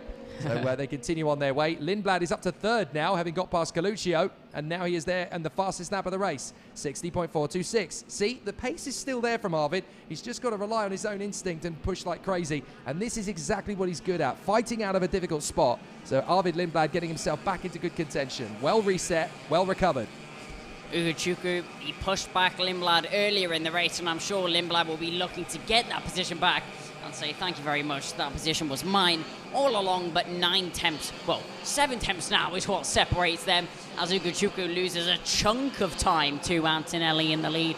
Must have been a mistake there from the McLaren Junior driver, the 224 in 2nd position. That's a lot of dust being kicked up there out of one of the corners as they cross the line now to start the 10th and penultimate lap of the race. 2 seconds is now what separates Antonelli and Ugo Chukwu, and only 7 tenths separates Lindblad and Ugo Chukwu. Yeah, a couple of drivers in the middle of the gaggle there, just trying to keep themselves very much on the pace. But Antonelli, look at that, 60.347 on the inside. Stenshorn moving to cover and get past Alfio Spina, because obviously Spina now getting himself back into contention. Kucharczyk and Spina having a great little dice for position, and Kucharczyk back through on the Italian. Here comes Nicolas Bertolatti. Stenshorn and Hiltbrand still trying to catch up to Matthias Morgato on the road in front of them. We're on the penultimate lap. but Antonelli just in sizzling pace. It seems ludicrous to think at this kind of rate of pace, as Spina does manage to defend for Bertolatti in the middle of the apex there. But when you look at Antonelli in this sort of pace, 1.8 ahead of not slow drivers either, Yugachukwu and Lindblad, he's 1.8 seconds clear in his current form, as Spina does get the dive on the inside of Kucharczyk out of the final turn. But he does seem to think that Antonelli, with that sort of pace, is looking odds on for a European title in 8 days' time. Well, Antonelli's just lost a lot of time there to the driver behind, but he's making his way around the track. And with 1.5 seconds, he can throw away a little bit more if he wants, as it looks like an easy win and an easy cruise here from Antonelli to the line to take his first heat win of the day. Well, that's it. He certainly doesn't need to push it 11 tenths, does he? He's just keeping itself nice and steady out front. He's managing the pace and controlling the car. He doesn't need to push harder than he has to, so he's just keeping the rhythm. But when he's able to get out into that first corner first, he is so dangerous. So if he gets pole position next week, I mean, that is so threatening to get become the first driver in FIA karting history this century to win back-to-back European titles. He's certainly on the march for that at the moment. He comes off the final turn. Kimi Antonelli starts his weekend the way he hopes to go on as he gets the first win of the weekend. That'll do nicely for Kimi Antonelli.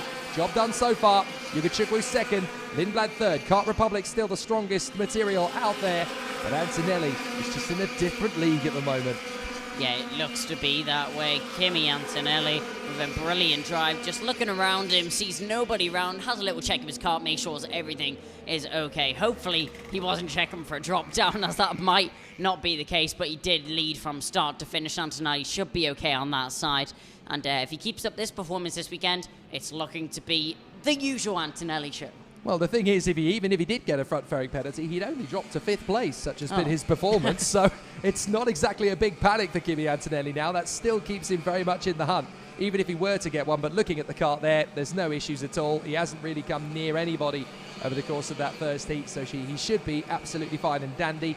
Yugachukwu, great performance from him. Good to see him getting back towards the front end. This was always going to be a tough transitional year for the American, coming out of the juniors last year into the seniors, but likewise with Arvid Lindblad, of course. They've done a fantastic job, and they are really starting to make some good progress. Here's the results of that opening heat for the seniors. Kimi Antonelli in front of Yugo Yugachukwu, Arvid Lindblad third from Luigi Coluccio, Nicola Tsoloff fights back to 5th place. Great job from him. Matthias Mogato, 6th position in front of Martinius Stenchon and Pedro Hiltbrand.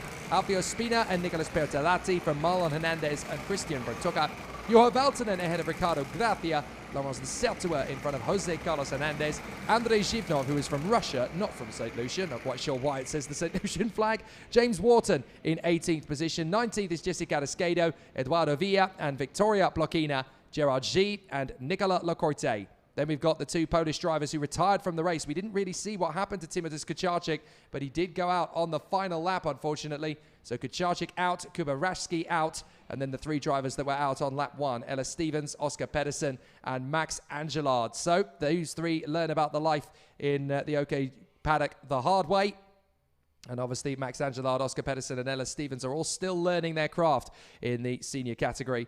But that's a massive wake-up call for all three drivers. There will be another race coming up for the OK Seniors very shortly. Qualifying heat C versus D is up next on the round, and it's going to be a very interesting battle for them. Let's catch up with the driver that we saw in that last race having a good battle up in the top 10. From Norway, it is the talented youngster Martinius Stenchon. We caught up with him yesterday morning. Obviously, we're not that many people in the team, but it's still very nice to be not so many because you get a lot of attention. So I think we can still do a very good result even though we're not that big team. We're actually not comparing data together, but we are comparing setups and everything to get better, and I think this is also helping a lot. I don't know. I've been struggling in Sarno. I didn't have a good round. I crashed in the formation lap, but I think this week we can be better. Hopefully, I think top 5 can be possible.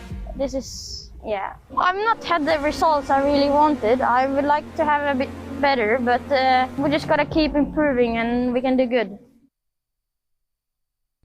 Now we've got a very interesting challenge from the drivers from the front end of the starting grid. This could be very, very exciting from the get-go, because on the front row of the starting grid, we have one of the factory Tony Kart drivers trying to push right from the start of the action, and that's Joe Turney, one of the principal players in this OK Senior field. We still have that ominous question hanging out from Sarno. If he hadn't have had that problem on the opening lap on the formation lap even, of the race at Sarno, just where could he have finished? He was definitely a contender for a podium at Sarno, in my opinion, and certainly could have had an interesting play in that one. He now just wants to finish off this season on a high, get himself ready for the World Championships, of course, in December at Biragoy in Brazil.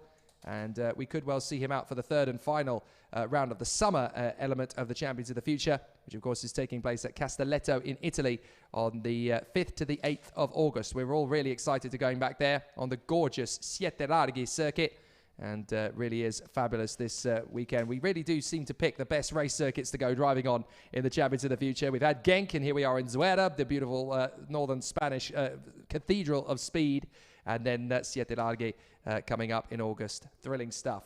Now, Joe Turney versus Rafael Camara. That's a sigh of relief for the Brazilian, isn't it? Great to see Camara back towards the front end after the problems that he had at Sarno. This is a chance to re-emerge as a title contender once again. Yeah, Camara, he had such a great start to the season, and he's just started to drop off a little bit as the seasons developed and the seasons went on. I don't know if it's been driving or he's just been lacking a little bit in the car, but with that qualifying performance, it seems like he's back, and he's back for good. I'm sure he'll be looking for a good result to redeem himself and redeem his results. In the meantime, we will look at the starting order for Heat C versus D. So the drivers head out onto the circuit. It's going to be Joe Turney and Rafael Camara on the front row of the starting grid for this run. Rintaro Sato and Nicolo Kuman will be there on the second row from Brando Badua and Tuka Tarpanen, Ariel Elkin and Norton Andreasen, Rafael Modenese and Arthur Rojon. Then it's Evan Gilter and Ivan Dominguez, Bruno Del Pino, and a welcome back to the fray for Emo Junior Fittipaldi, Artem Severukin and Caspian Hagman, Olin Gali and Nikolai Violenti, Sebastian Gravland and Yannick de Brabanda from Ruben Moya, Nathan Sharp, Nikhil Bora, Ruki Liu, Frederick Lund and Senya Phoenix. So the drivers continue their battle out on the circuit, 26 of them in the senior category. And Joe Turney versus Rafael Camara to the first corner with a little bit of added spice from Rintaro Sato. That should be nice and tasty in the first corner. Sato has been challenging brilliantly, especially recently. We saw out in the FIA European Championships in the last round, Rintaro Sato drove brilliantly. It was unfortunate to see him come off in the final race, but apart from that, I'm sure there is many positives to take from that weekend for him. We'll go around one more time, and then it will mark the start of the race for Heat versus C versus D. And Nicolo Kuman is definitely a contender to watch out for in this one. From the second row of the starting grid, we saw how strong he could be last time out in Sarno. He didn't get the chance to race at Genk in the first round of the Champions of the Future, unfortunately. So we'll have to see how he goes in continuation. Brando Badua and Tuka Tarpanen on that third row of the grid. Good to see Tarpanen back at the front end of the grid. He's had a difficult few weeks, having a little bit of a dip in form. But certainly towards the end of the weekend at Sarno, he seemed to find that raw speed again. He just had a little bit of misfortune in terms of ending the race out of the race. But a difficulty there for him, but it looks as though they've got it back together again. And wonderful to see Ariel Elkin, one of the nicest and most pleasant competitors in the field. Absolutely loves his karting, lives and breathes it. I have the feeling he's going to go all the way to the World Championship in the senior category. Could even go KZ one day. Has that sort of mental acumen that would certainly pick him out as a potential world champion in karting. And they're definitely doing a great job here again. They had a little bit of a sore rib issue at the end of Sarno. He actually came to one side and asked me, you know, should I be racing next week? What do you reckon? And I said, look, the only way you can answer that question is see how you feel in the final. If you get a decent result and if you feel strong enough in yourself, you'll have a few days off to regroup, and then you can make a decision. He came and found me after the final. I finished 7th. I'll be fine. Oh, it's good to hear what Ariel Elkin has to say. Lovely young lad. Joe Turney, Rafael Camara, Sato, Kuman, Badua, Tarpanen, Elkin, Andreasen. Are we going to go? Yes, we are. Here we go to the first corner. Tarpanen stretches across in the middle of the pack, gets to the inside line. Nice start from him as the field tries to squabble its way through. No issues through turn 1, up into 2. And Turney holds the lead. Sato up to second, no problems there. Up into third comes Brando Badua. Now he makes the bid. Badua takes Sato. The Formula 1 legacy continues then, and there's an off further back. So someone's got off there on the grass, and we lose someone else there to the tail. Oh, it's one of the Ward Racing carts that's come off. That is Artem Severukin. Severukin has gone off in the middle of the pack. What a disaster for the Russian. So Artem Severukin, another big name. There he is, recovering But Artem Sevrukin now down at the back of the field. What another travesty for another title contender. Sevrukin struggled in qualifying, and he's struggling in the race as well as he drops further and further down the field. Manages to get going again, so that's a benefit for him. But it's not going to be getting going again in a good position, in a position that he'd like. But we'll come around the corner. You can see Rintaro Sato not had the best of starts by any means necessary.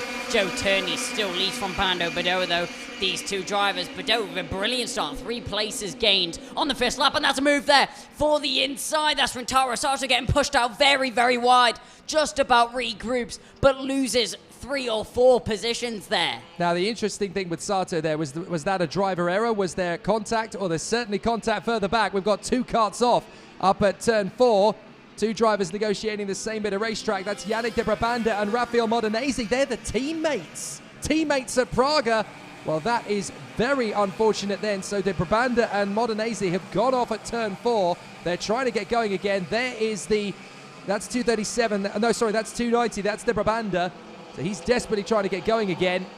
Well, that is going to cause all sorts of difficulties as Artem Sevrukin goes by. De Brabanda's still trying to push the car back into position. He is looking like a man on the edge at the moment, really struggling. He started his season so beautifully, de Brabanda, but in recent weeks, everything seems to be falling apart, and that's a real shame for the Belgian. But he and Modenese, there's Modenese's kart. So he was the one who got tangled up in the incident with his teammate. That's going to be an uncomfortable atmosphere in the Praga Rorting after this one. Here's Kamara. Tries to go on the inside of Badoa, but he doesn't make the move because the yellow flags are out. Now, that's a problem for Kamara because now he's got to regroup, reset, and have another go. De Brabanda has now given up the ghost. He can't get the kart started again, so he's out along with Modenese. But Sevrukin is still trying to get going. He is there at the back of the field. He hasn't pulled off to retire. So de Brabanda and Modenese, the 2 Praga teammates, out of the race. It's Turney leading, Badoa second, Kamara third from Elkin, Kuman, Andreasen, Tarpanen, Gilter. And the man who had a brilliant start initially, Rintaro Sato, he was up to second, but the second Badoa got through on the inside line, it just all fell apart, down to P9. Yeah, it's not the best race from Sato right now as he's backed off the back pack, and you can see there that is going to be Rafael Kamara very close on the back of Brando Badoa as they go round the first corner down into the second. Kamara, is he going to look up the inside? Yes, he will. Textbook overtake there. Kamara promotes himself into second, Badoa down into third. Badoa now has to deal with the pressure from Ariel Elkin in fourth position, and I'm sure Elkin will be looking for that overtake as Badoa is now at his most vulnerable. Yes, indeed. I mean, I do sense that Elkin was looking for a move on the inside into turn 4, but he couldn't make the overtake because it was under yellow flags. Now watch him. He's going to try and make his bid. Badoa signals, work with me. No thanks. He gets the move on the inside. You can see a very frustrated Rafael Modenese there, just talking with the officials. They're just going to do the protocols, check him over, and see if it all works together. But Elkin gets through into third position, and Kumana's got through into fourth place now as well, so he must have got a tidy exit to get past Brando Badoa. Norton Andreasen is there in P6 as well. He's trying to get into the top 5. So Elkin through in a third. This is a great second half of the season for the Israeli. He's really coming on strong now for the VDK Racing team. Watch for Badoa though. He wants to keep himself in front of Andreasen. Andreasen looking for the move on the inside line. That'll do nicely. No problem at all on the inside. Yeah, Andreasen will take that overtake very nicely as he defends the inside. Doesn't want to lose it as soon as he gets it. Norton Andreasen gets the fastest lap, 1:9.27. Is set by the driver in now fifth position.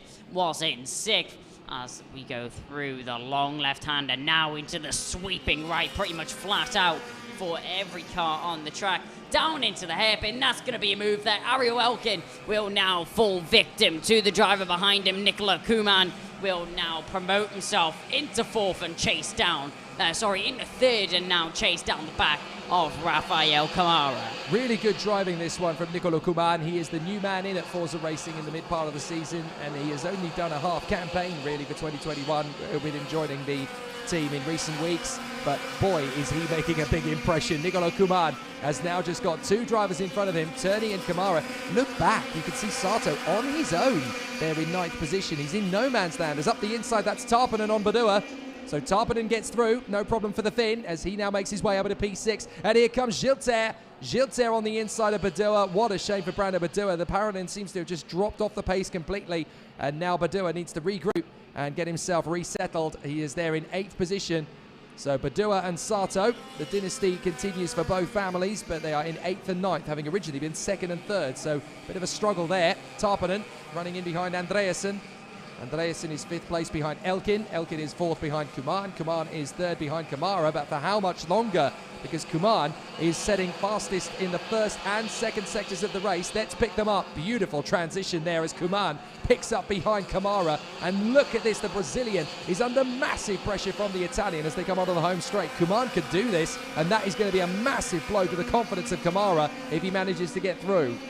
Man can very much do this. Fastest lap there, 1 minute, 0.464 is set there by the driver in 3rd position right now. Kamara, surely he's got to start feeling the heat. Surely he's got to start feeling the pressure from the Forza driving that is now filing in behind in 3rd position. He's brought down that gap so quickly, and he'll be looking to make his way into the lead as soon as possible and chase down the back of Joe Turney. There's still enough time to try and get himself into the lead. 3rd position is currently now going to be the position, but 2nd, that's a big mistake there from Rafael Kamara. He goes very wide, and that now opens the door there for Rafael Kuman, and arrives onto the back of the Kart Republic driver ahead. Well, that's an issue there. Now, who's that's dropped down the order? That is definitely one of the Kart Republics. That is going to be Ruben Moya. Unfortunate for the Spanish driver. He was running in 15th place prior to that. So Ruben Moya just caught out there. We didn't see the incident, so we don't know what caused it. But into lap 8, Nicolo Kuman, right in behind Rafael Kamara. Will he make the move, or will he work with the Brazilian? Because that gap is opening up again to Joe Turney. 1.2 seconds is now the gap. Is he going to think, well, do you know what, Rafael, you're not quite fast enough, so I'm going to need to make the overtaking move. Actually, mate, you need to now work with me off the turn. Just gives him a little bit of a rub, just pushing him further forward, just eking down that gap a little bit to Joe Turney, just trying to see if there's still time to catch up with the Englishman up front. But Joe Turney still doing a fine job on the Tony Kart, up in the lead of the race. He really has become Rabatti's golden boy, hasn't he, Joe Turney? Just so much wisdom, maturity, candor, mental acumen. He's a great development driver. He's the perfect package for the Tony Kart team out front. Yeah, he knows these karts like the back of his hand as well. He's had a couple of seasons now in the OK class, and he's returned, and he's doing such a good job out in front. I think he really suits this track. Turney, he struggled out in Sarno last time out. Now we've arrived at Zuera, and he's looking very strong out there in the Tony Kart team. As he said, he's looking like the perfect driver for the package. But Rafael Kamara with a lot of pressure from Kaman behind. Kaman, when's he going to make the overtake going into the hairpin now? Isn't going to even look at the overtake as Rafael Kamara still holds his ground, but not for any longer. Kaman, is he going to be able to make the overtake? He has a little look for it. Snatched and shuts the door, does Rafael Kamara. Doesn't let him take it as they go down into the hairpin now. Is it going to be an opportunity? No, it isn't. I think he picked the wrong corner. He should have had a look at turn 4. I think he might have had a better chance into the right-hand hairpin than the long left-flowing hairpin. So Kuman still just seeking an opportunity, and that's given Turney a little bit more breathing space as well out front, so no major concerns there as the battle continues. But Kamara in front of Kuman, and Kuman is just doing his best to close up on the Brazilian, but Rafael Kamara has reasonable pace. This is the thing, Turney's getting away from him and has a second and a half nearly on him, but Kamara's not exactly slow. The problem is he's not close enough in the slipstream of Turney to really feel any benefit from it. Once that gap opens up to just over a second, that's when you really don't get the benefit from the kart in front. You can get a little bit of a whiff of a toe, but certainly not enough to make anything particularly dramatic. Now Kuman tries again, same place, 1 lap later. This time he's going to get there, and he shuts it down on the inside of the apex. That's the trick on that corner, because it's so easy to turn in and then just drift out and lose the place again on the inside line. The trick is to nail the inside line, then dip the throttle, get the kart turned back in, hug that apex, and then you can have the overtaking move completed. So Kuman has got the move, and look, he's already started to drop Kamara. That shows you just how much pace he had over the Brazilian. Yep, Ariel Elkins now brought into the occasion, currently in 4th position. He's going to arrive on the back of Rafael Kamara very soon. A lot of time was lost with Kaman and Kamara squabbling for position. Well, I say squabbling, Kaman trying to make his way past Kamara as they go down the straight.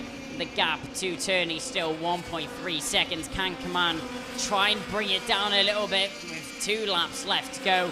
It isn't looking likely for Kaman to bring down enough time to Turney. There's another incident that we didn't see up at Marshall Post 8. We've got two of the Tony Kart drivers, one from the factory team and one from Ward Racing that's gone off. That's Bruno Del Pino and Arthur Rojon. Both drivers, they've gone there, and that was a few laps ago. We didn't see it. That was the lap after the Brabanda Modenese clash. So it's the same two chassis, but at least it's two different teams. There they are, parked up together. So that has obviously happened on the exit of the penultimate apex, I think, there, as they were going through those 4 apexes to the right-hander. And they've come into this corner here and clearly clashed together. That's the Marshall Post there, sat out watching, and that's where their karts are tangled up with each other on the exit of that corner. So a problem there for our Rojon and Bruno Del Pino as well. Into the final lap, though, for Joe Turney. No drama, no problem at all. No problem at all indeed. I was just about to mention those two stranded karts. It looks like that was one on top of the other. Ariel Elkin all over the back of Rafael Camara right now as we make our way into the final lap. It looks like Elkin is going to be looking for that third position, and he'll take that very nicely if he's able to get it in the VDK kart right now. They go through the long sweeping left-hander. Command was able to make that overtake through that last time round, not able to do it this time. They'll be looking behind. That's Tuka Tarpanen. He's being brought into the occasion. Rafael Camara still leading the pack though. Defends on the inside for absolutely no reason. Just not close enough was Elkin, and that now brings him even closer onto the back of Rafael Camara as they go down into the second hairpin. Camara defends the inside. He has a look up the inside. Ariel Elkin not be able to pull it off though. Tuka Tarpanen now applying pressure onto the back of the VDK as they make their way round the final section and round the final corner very shortly. It looks like Camara is just about to hang on to it. Ariel Elkin though very close to it, and Tuka Tarpanen, he's going to fight it to the line. Is he able to get it? Yes, he is. Very, very close between two of them. Exact same time. It's a dead How is heat. that possible? It's absolutely a dead heat. We thought it was close between Keeble and Slater in the junior last week. That's a dead heat between them. To the 1,000th of a second. Look at the time between Tarpanen and Elkin. That is to the 1,000th of a second. They are a dead heat. It goes the way of Tarpanen. That will need to be looked at in terms of a photo finish. The timekeepers will have a look at it. But that is a dead heat at the finish to the 1,000th of a second. I've not seen that for a while. But Joe Turney hangs on for the win in front of Nicolo Kuman and Rafael Camara. Tarpanen and Elkin to the line at a dead heat. It's obviously very exciting between those four. It goes the way of Tarpanen. Now, I'm not sure whether he was just maybe a millimetre or so in front, and they've been able to tell that. They may well be corrected again based on the photo finish. But wow, Tarpanen and Elkin flat to the throttle and side by side at the line, and they are level to the 1,000th of a second. We'll have to pick that story up again a bit later, I think. But Joe Turney, after 12 laps, absolutely superb from Nicolo Kuman. Rafael Camara in a very solid third. Tarpanen and Elkin, look at that, exactly level to the 1,000th. Norton Andreasen in 6th place from Evan Gilter and Brando Badoa. Rentaro Sato in front of Caspian Hagman. What a drive from the Swede into the top 10. Olin Galli in front of Sebastian Gravland. Nathan Sharp, Ivan Dominguez, Emo Junior Fittipaldi, and Nicolai Violente. Nikhil Bora in front of Senja Phoenix, who made up 8 places in that race. Only Nathan Sharp made up more, so a great drive from Senja. Ruki Liu and Frederick Lunt, and then obviously Artem Severukin, who got caught up in an incident of his own.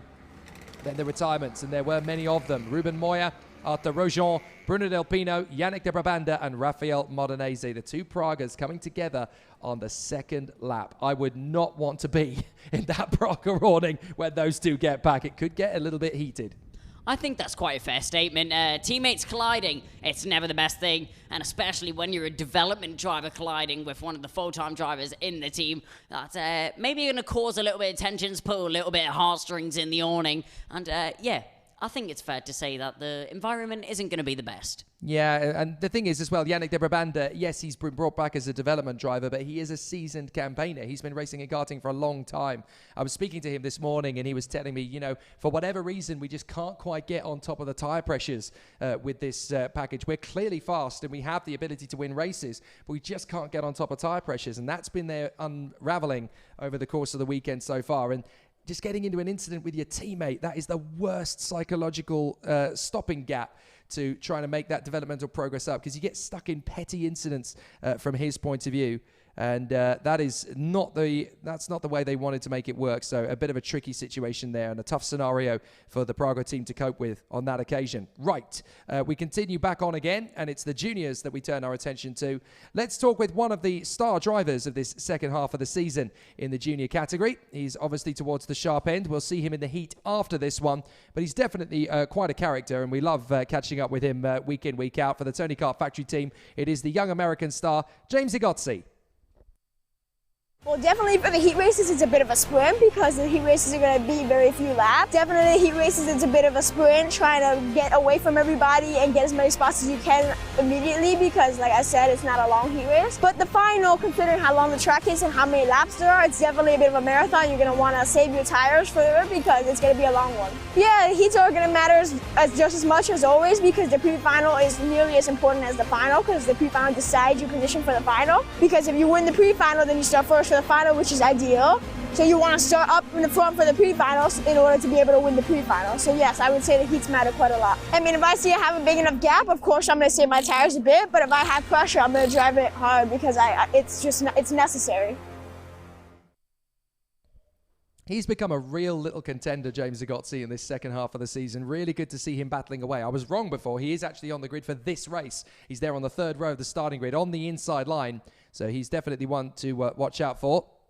Here's the schedule for the continuation of the afternoon. 3 junior races and 2 senior races. That takes us to our lunch break. Then we'll return to the action for 3:20 when we'll have 3 more junior races. Then a pair of the senior qualifying heats at 4:20 and 4:40 local time, respectively.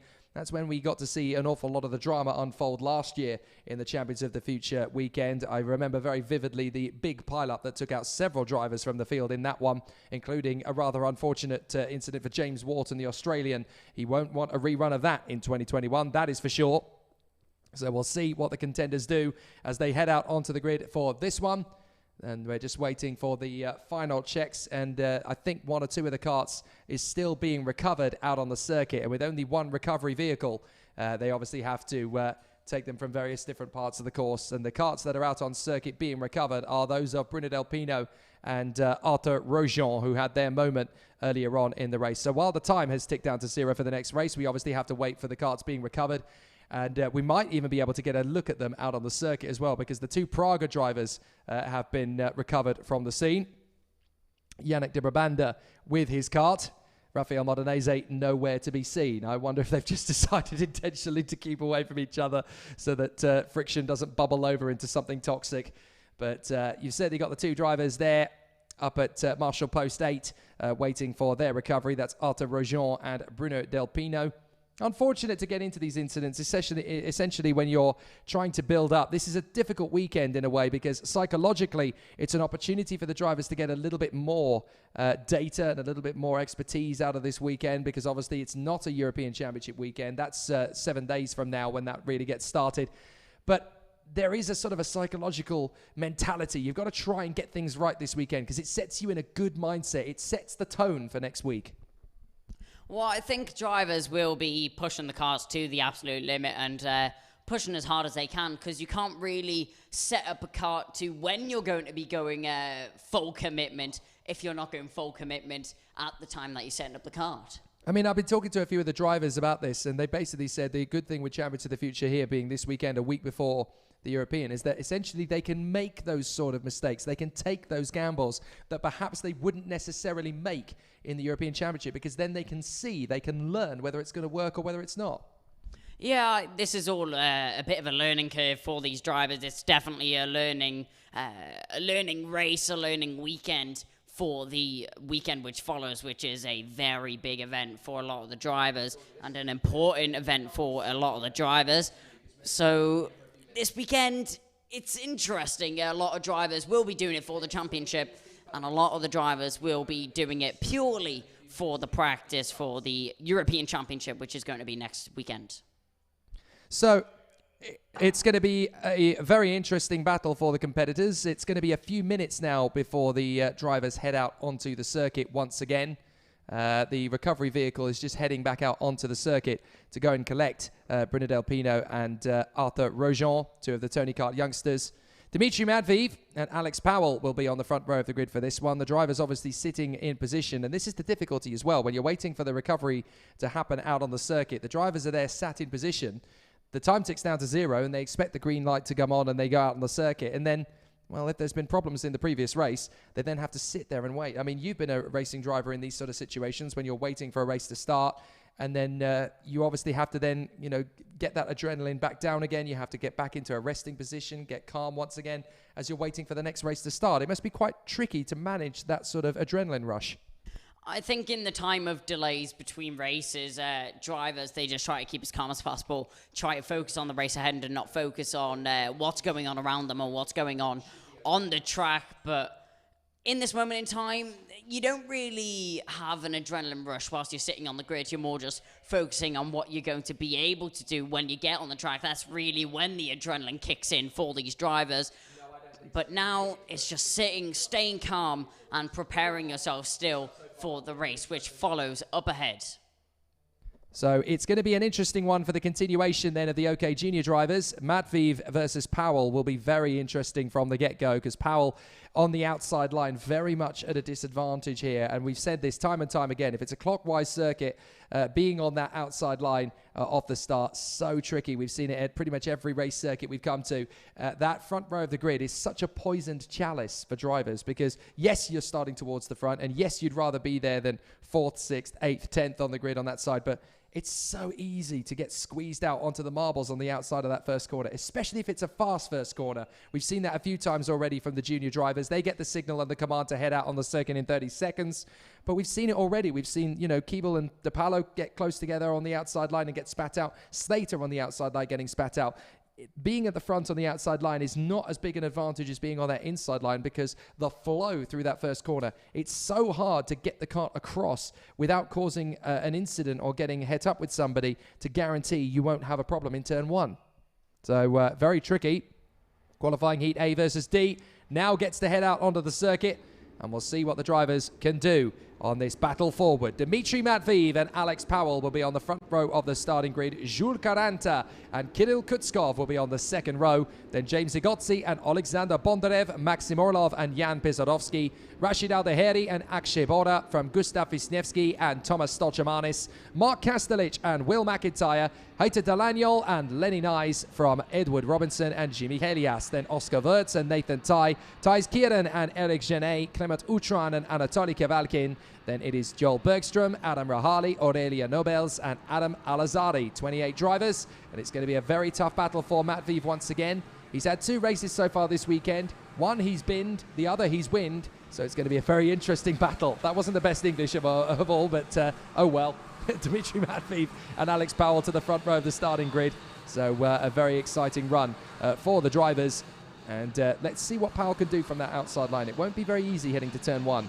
No, it isn't going to be easy at all. And the last start that we saw from Alex Powell, he didn't have the best one by any stretch of the imagination. He dropped from 1st to 4th, and then a little bit further back, managed to make his way back through up into a high position. But Alex Powell, he'll be looking to try and redeem himself, try and get a better start and put himself back on the front foot and not be on the back foot going into the weekend. So the recovery vehicle has now positioned itself back in its original reset position, which is obviously on the first corner on the outside line next to the medical center. It's an incredible team that we have here at the Circuito Internacional Zuera, one of the best in the world, I would say, never mind the best in Europe. And these guys, so quick, so alert. They are very, very quick to respond. The marshals are very well trained here. It's a great group, a great team of individuals. The Orange Army, they really do keep us very safe and sound here at Zuera. We've had time and time again difficult incidents and difficult race weekends held in all conditions here, in the pouring rain and in the beating sun. And these guys and girls, absolutely astonishing around the circuit here. It's one of the best teams in Europe. And wonderful to be back here once again. We can't wait to spend another 8 days in this wonderful place. So Matveev and Alex Powell to the front row of the starting grid, and the Jamaican will now pop up alongside, as he does indeed. Jules Caranta and Kirill Kutskov, the two Kart Republic factory drivers, there together. Then you've got Egozzi in the factory Tony car and the privateer Alexander Bondarev on the outside line of rope P6. What can he do? Let's see. Are we going to get a good start? Yes, we do. No problems at all for Bondarev. He cuts through to the middle of the circuit, in through turn 1, and the inside line keeps it nicely held together. And off the road, we've got 2 cuts going off there, and that's one of the Tony karts. It's Bondarev. Bondarev has gone off there. What a shame. And the young man from Ukraine has just completely run off, and he's gone on the marbles there. That's where you run wide. Drivers still getting their way through the hairpin, just trying to work it together. He wasn't the only one that went. The other one was Rashid Al-Daheri, I do believe, the Paralin driver, running wide there as well. And he's actually gone to the back end of the field, Rashid Al-Daheri. What a shame. He now has to rejoin right at the tail end of the field. As up the inside, that's Stolchemanis getting his move on Wisniewski. So Stolchemanis and Wisniewski, they run side by side, and up on 2 wheels and up in the air goes Stolchemanis, and he actually cuts across and onto the grass to get back into position. He's going to lose several places there, and he will drop down to the back end of the field. Now, obviously in the FIA, you would probably lose quite a considerable penalty for that one, but obviously and that's a spin at the back of the field. 2 cuts off. That's a Biralat and one of the VDK drivers, I do believe. So that is going to be Aurélien Nobels, and is that going to be Clement Outram?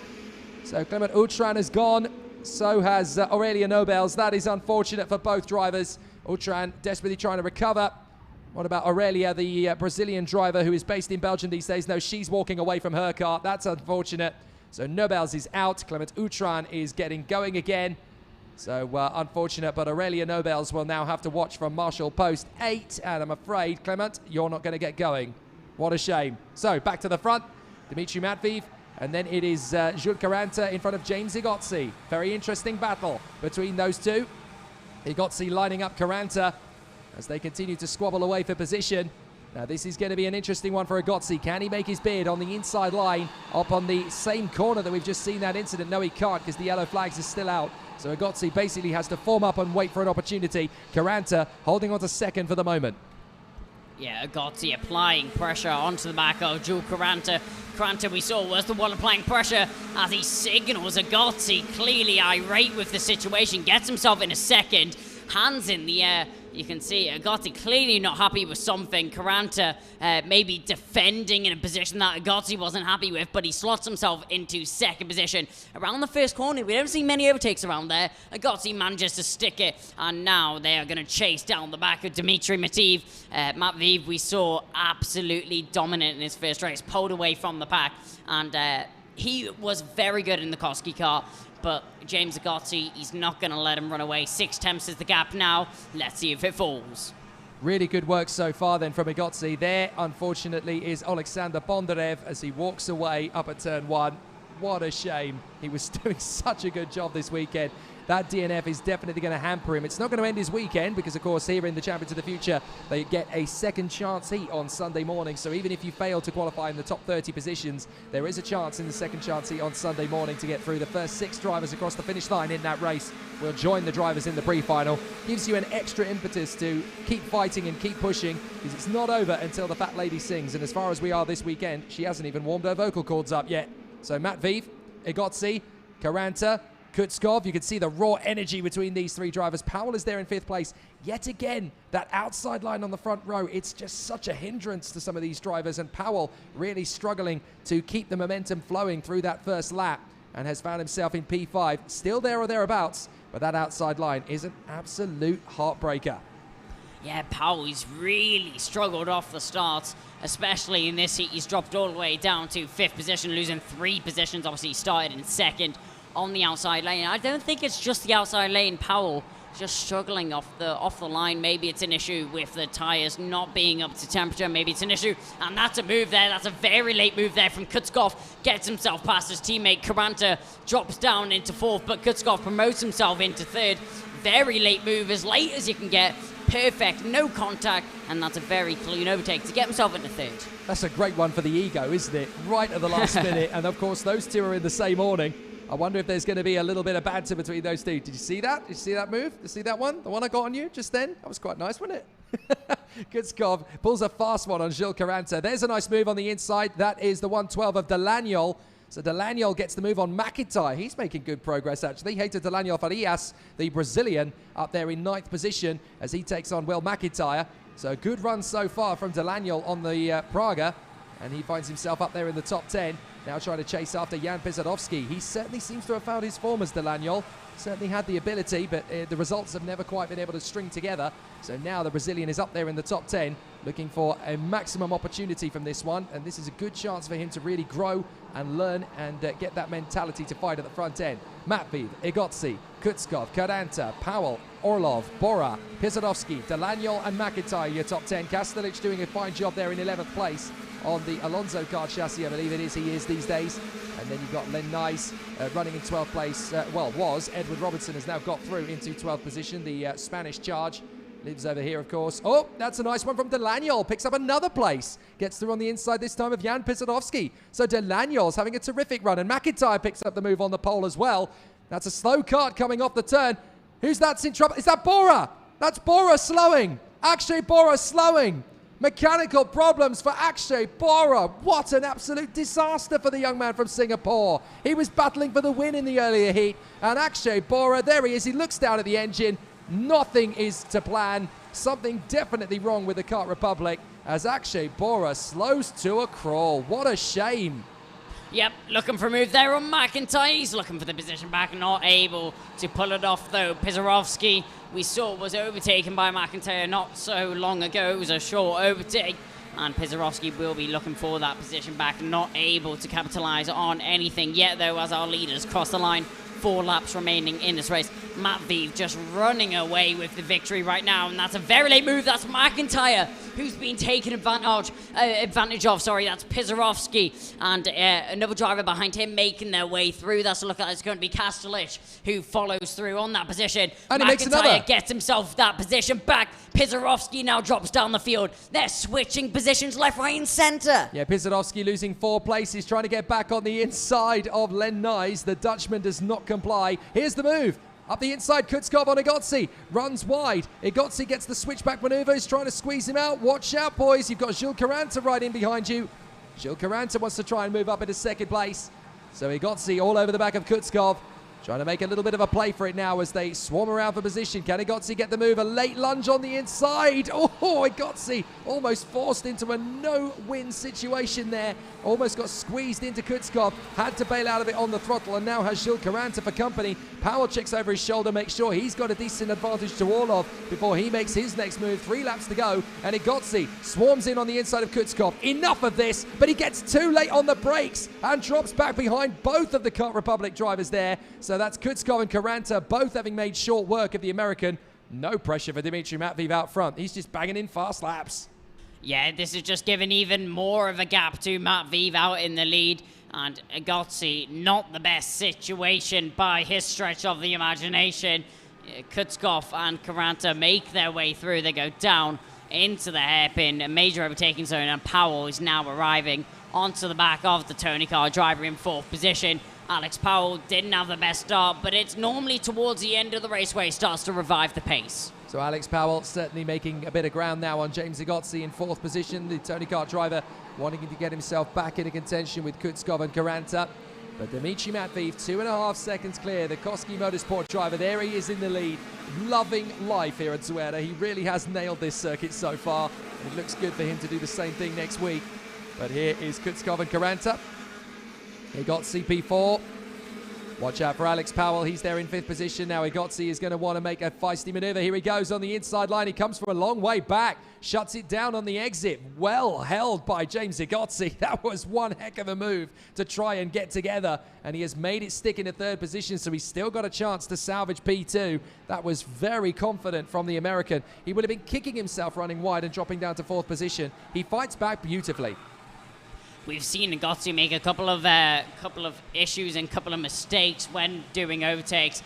Didn't outbrake himself, didn't run any too wide. He makes his way past Jules Caranta and he focuses his sights on Kirill Kutskov ahead of him. They make their way around the final section of the circuit and soon across the line, rounding the final corner now. It will be last lap this time round and taking the board. It's going to be Matveev as Dmitry Matveev makes his way across the line to start the final lap of the race. Igotzi running out of opportunities. He's going to have to take advantage somehow. Well, there is Dimitri Matveev having a wonderful run at the front end of the field on the Tony Kart chassis, just loving it at the moment. Here's Igotzi, another big lunge. Can he shut that down? No, he has to let Kutskov get back through in position. Igotzi with the fastest lap, but Kutskov still holds P2. Igotzi's going to have to try another trick if he wants to get that second place off him at the end of this heat, and he is running out of corners to go for the move. Expect a big lunge up the inside of this one. He needs to get it shut down on the exit if he wants to make a big lunge. He comes from too far back. There's no way that one would have got stopped. So Igotzi just has to let it happen. Kutskov gets this one. Surely he's not going to get another run at it, Igotzi, although he might try a late lunge into the pair of left apexes coming up, especially if Kutskov is a little bit loose. It won't happen, so this man, Dimitri Matveev, is going to take the victory at an absolute canter. 3 seconds clear. Welcome to the big time, Dimitri Matveev. I've got a feeling you're here to stay, sunshine. Excellent second race out of his 3 opening heats. He's had a spin and he's had 2 victories. Excellent work from the Russian. He maintains his qualifying pace throughout. Dimitri Matveev, now everybody knows your name. Brilliant race there from Dimitri Matveev to secure himself that win. As you said, he did have a DNF in the first race of the weekend, but he's revived himself throughout the 2 heats, which he has continued to get 2 wins in. It's a shame that it was such a bad result in the first heat, or it would have really been maybe even a clean sheet there for the Russian. Well, clearly he doesn't like not being on camera. Maybe not. He likes being on camera. That's when he brings his A game. Dimitri Matveev, 3.2 clear of Kutskov. Igotzi in a brilliant 3rd place. Jules Caranta, a brilliant race from him in 4th place ahead of Powell and Orlov. But yeah, this is looking pretty ominous now for the rest of the weekend. Dimitri Matveev could well be giving Koski Motorsport their first overall win at this paddock and in this level. They've been looking at it a few times with a few drivers, and they've certainly had a whisker of it. But Matveev is absolutely lightning around this place. Here is Dimitri Matveev's the winner. Kirill Kutskov and James Igotzi, Jules Caranta and Alex Powell. Maxim Orlov, a brilliant 7th from the Praga of Heita de Daniel Farias. Great run from the Brazilian ahead of Mark Kastelich, another strong performance there. Will McIntyre, Nathan Ty into the top 10, 10 places made up. Len Nyes ahead of Anatoly Kavalkin, another good comeback, 12 made up for him. Oscar Wirtz, Jimmy Helias and Eric Genet all making up about half a dozen places or so each. Pizarovsky down to 16th. Stolchemanis and Aldaheri on the back foot. Thijs Kiernan and Edu Robinson. Adam Rahali, Gustav Wisniewski really struggling. Adam Alazari doing a fair job. Joel Bergstrom not able to make up the places he wanted. Akshay Bora, mechanical failure. And then, of course, on that opening lap, we lost Alexander Bondarev, Clement Utran, and Aurelia Nobels. Some very interesting battles through the field. Some great races, though. It's nice to see these drivers really starting to get their speed together and get their composure and really start to build these results now. There's a handful of drivers there. Delanyol, Kastelich, Ty, Nyes, Kavalkin, Helias, Genet, Wirtz. They really made some massive progress in that race, and they were able to pick up some good overtaking moves there. That's a real confidence booster. Yeah, Nathan Ty was struggling earlier on yesterday and Friday. They've been struggling with the car all weekend. Have Sodi and Nathan Ty just about gets the result that he wants. 10 positions gained there. He'll be happy with that one, and surely that's some reassurance that lets him know that the car's in a better position. Well, some good battles from our junior drivers in that one. They really have given us plenty of excitement. Unfortunate for Akshay Bora, and in particular as well, unfortunate for Alexander Bondarev. Certainly deserved a lot more from that race than they ended up with. But it's one of those things. The outside line is very cruel on the way through turn 1. And if there's no room to negotiate, there's no room to recover. So it's always a very difficult situation to be put in. So the contenders will return and they will get back together, I'm sure. Right, let's hear from another one of the star drivers in the junior category. A very strong performance in the second half of the season, in particular for this young man for Kart Republic. Let's speak with Josh Erfen, who we spoke to yesterday. I just want to be as fast as possible for a race, show as much, just get the best result I can. I'm hoping for somewhere close to a podium and see if I can achieve that, because this year I haven't had one so far, so that's what I'm hoping for. We've been working non-stop, testing karts, testing different parts of the chassis, testing different engines, just trying to get the kart to work properly, and I think hopefully we're finding something so far. Basically proves where you should start for the final. It's going to be Freddie Slater and Alex Powell. They're, for me, the strongest two. Alex being really fast, shows really good pace, and Freddie's good at racing as well, so hopefully I can I can beat them. I think I'll be able to beat them. I just need to sort of outrace them a little bit, just try my best. I need to have a good quality, so I'm up there with them, and then just take it from there. So the drivers getting themselves ready for another intense squabble around the course, and it certainly is turning into one. Now, this is an opportunity as well for a few of the drivers that really didn't get the results they wanted from the previous encounters on the circuit. Qualifying heat B versus F, we saw in the previous race, Matteo De Palo and Harley Keebo just getting too close together, and they ended up off the road. So, obviously, they're going to still be in the same place, same heat, same situation. So now comes the pressure for them. They've got to make sure they don't get into that same situation a second time. They'll obviously have had a conversation with each other. Right, how do we avoid doing that again? Because they obviously both want to have a decent weekend. But it's a tricky one. It's a very difficult situation for them. They've got to try and pull things together now. Now, let's have a look at some of the heats from earlier on that have obviously had some investigations into them, and we can have a look at how things now play out. Dimitri Matveev was the winner earlier on in front of David Walter, in front of Eichmann's Olov Egozzi and Aldeheri. That has remained as was. D versus F, Kirill Kutskov, Akshay Bora and Alex Powell, the top three from Bondarev, McIntyre and Gubenko. No change there. Qualifying heat B versus E, though. Keanu Adesari had a penalty in one of his earlier heats and had a win taken off him. Now he's inherited a victory after a penalty for Yavan David. So Due De Decker getting second behind Alazari. Salim Hanna in third place. Frankert in fourth from Ferrerek, Nadij, Zach David and Yavan David, who drops to eighth as a result of his front-fairing penalty. So that's interesting. Lazardi's had a win taken off him, and now he's inherited one. So that does prove he's a race winner. It absolutely guarantees what we already knew. Oh, problems on the way out. The 115 stopping. That is Skudanov. I think Skudanov's hit someone on the way out of the pit lane. So a big problem for Skudanov. He's out of the race. Well, Max Popov and Matteo De Palo will take up the front row. De Decker and Keeble coming out on the second row. Alazari and Piligov. Then Sorensen and Gubenko. Verbruge and Gouda. Then it is Skulinov, but he's out. Miguel Costa in 12th. Then Salim Hanna and Tobias Clausen. Julius Dinesen and Theodor Odmark. Then Caleb Gafrara and Nasher Tunion. Thomas Kinsey, Konstantin Krapin, Shuda Zono, Jules Champigny, Matthias Ferreira, Nicolas Ambiado, Alberto Hatara, Andres Cadenas, Augustin Bernier, and at the back of the grid, Marcus Saeta. But Gerazim Skulinov, I think he hit somebody on the way out of the pit lane. It's damaged the kart big time. Yeah, look, they put it on the trolley. That kart's going nowhere, Kai. No, it looked like he had a bent axle as well. It may have been due to a collision, but as he was going down the pit lane, you could see the car jumping in a straight line as the wheels rotated. You can see the frustration there from the driver. Clearly not happy with the situation at hand, but a bent axle, there's nothing you can really do about that to fix it in the short time that they have. Yeah, getting out of the pits is very difficult in these karts because, of course, it's a push-start procedure. So you've obviously got mechanics pushing their karts out onto the circuit, and there's always that busyness of traffic. We actually saw a couple of mechanics get it wrong this morning and having to jump over other people in their attempt to get out onto the circuit again. So it's not easy. It's a frenetic situation, but an absolutely fuming Gerazim Skulinov is actually bashing the steering wheel and bashing the wheel of his car as he comes in. You've got to feel for him to lose the chance to go racing before they've even got out onto the circuit again. Such aggravation for the very talented Gerazim Skulinov, who's had a very solid start to his OK Junior campaign in this paddock. The Russian had such an opportunity and has been very, very quick over the course of the weekend. The CRG driver, just so frustrating, so aggravating for him, but he's going to have to dig deep and bounce back. He'll still get a chance even if he's outside the top 30, because they do have a second chance heat on Sunday morning. But hopefully he'll be able to deliver enough good results from the remaining heats this afternoon that he'll get himself back into contention. For the moment, though, Max Popov and Matteo De Palo, Due De Decker and Harley Keeble.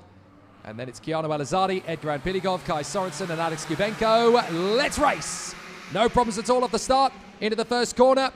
And again, very, very tight as they come through turn one. Is everybody going to keep it clean? Yes, they do this time. So no problems at all through one. Into two. You've got to keep it clean, folks.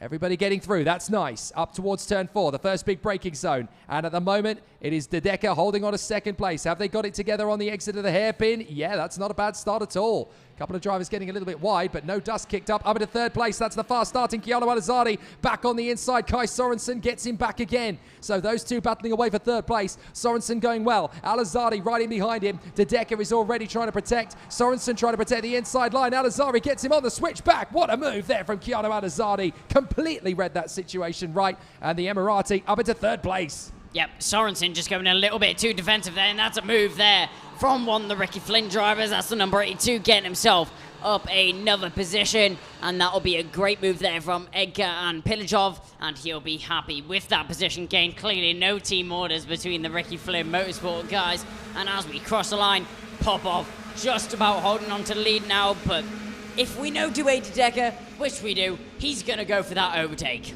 Certainly is. So, an absolutely brilliant move on the inside from Keeble as he tries to get through. A little bit of dust kicked up the road. So there is Sorensen having got back through on Keanu Alizardi, now throwing anchor. So Keeble's through. Oh, we've had a spin. We've had a spin further back. Someone's kicked up the dust and gone off. Can't quite make out who that is from here, but the yellow flags are out there on that part of the course once again. So another big spin up on the far side as around comes Matteo De Palo. That is one of the VDK drivers having gone off. That is Augustin Bernier, and he is absolutely livid on the inside line. There comes the move from the 82. That's Anpiligov as he goes wheel to wheel with Matteo De Palo. De Palo gets crowded out, and up the inside comes his teammate. That is Maxence Verbruge. So Verbruge comes through into the position now. Max Popov leads. De Decker second. Sorensen versus Alizardi, still very tight indeed. And there's the move on the inside. De Palo gets back through on Verbruge, and that's definitely going to help him out heading into the next lap. So the battle is well and truly joined. But Popov, De Decker, Sorensen, Alizardi, Keeble is your top five, and there's less than a second between them all.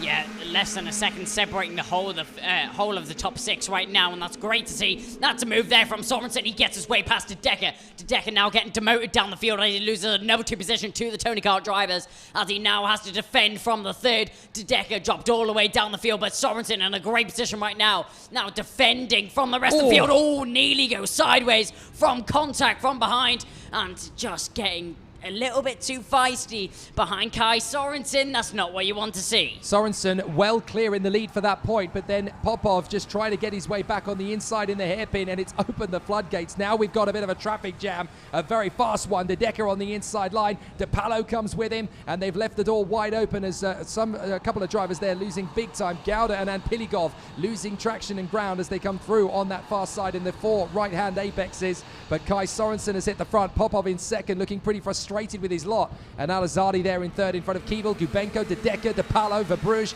Gauda and Piligov, and Julius Dinesen is creeping in there. You can see the Alonso Kart chassis in the background really starting to make an impression now. Dinesen up 4. Here's the move for the lead. Popov on the inside. Alizardi squeezes in. So too does Keeble. He actually goes wheel banging with his teammate there very nearly. Alizardi now protects the inside line. Sorensen gets back on the inside of Keeble. That'll do nicely. Well defended there from Alizardi. He knew his teammate was going to be vulnerable to Sorensen to the inside. Covers the position. Now watch out for Gubenko. Gubenko will want to try and take on his teammate Keeble as well.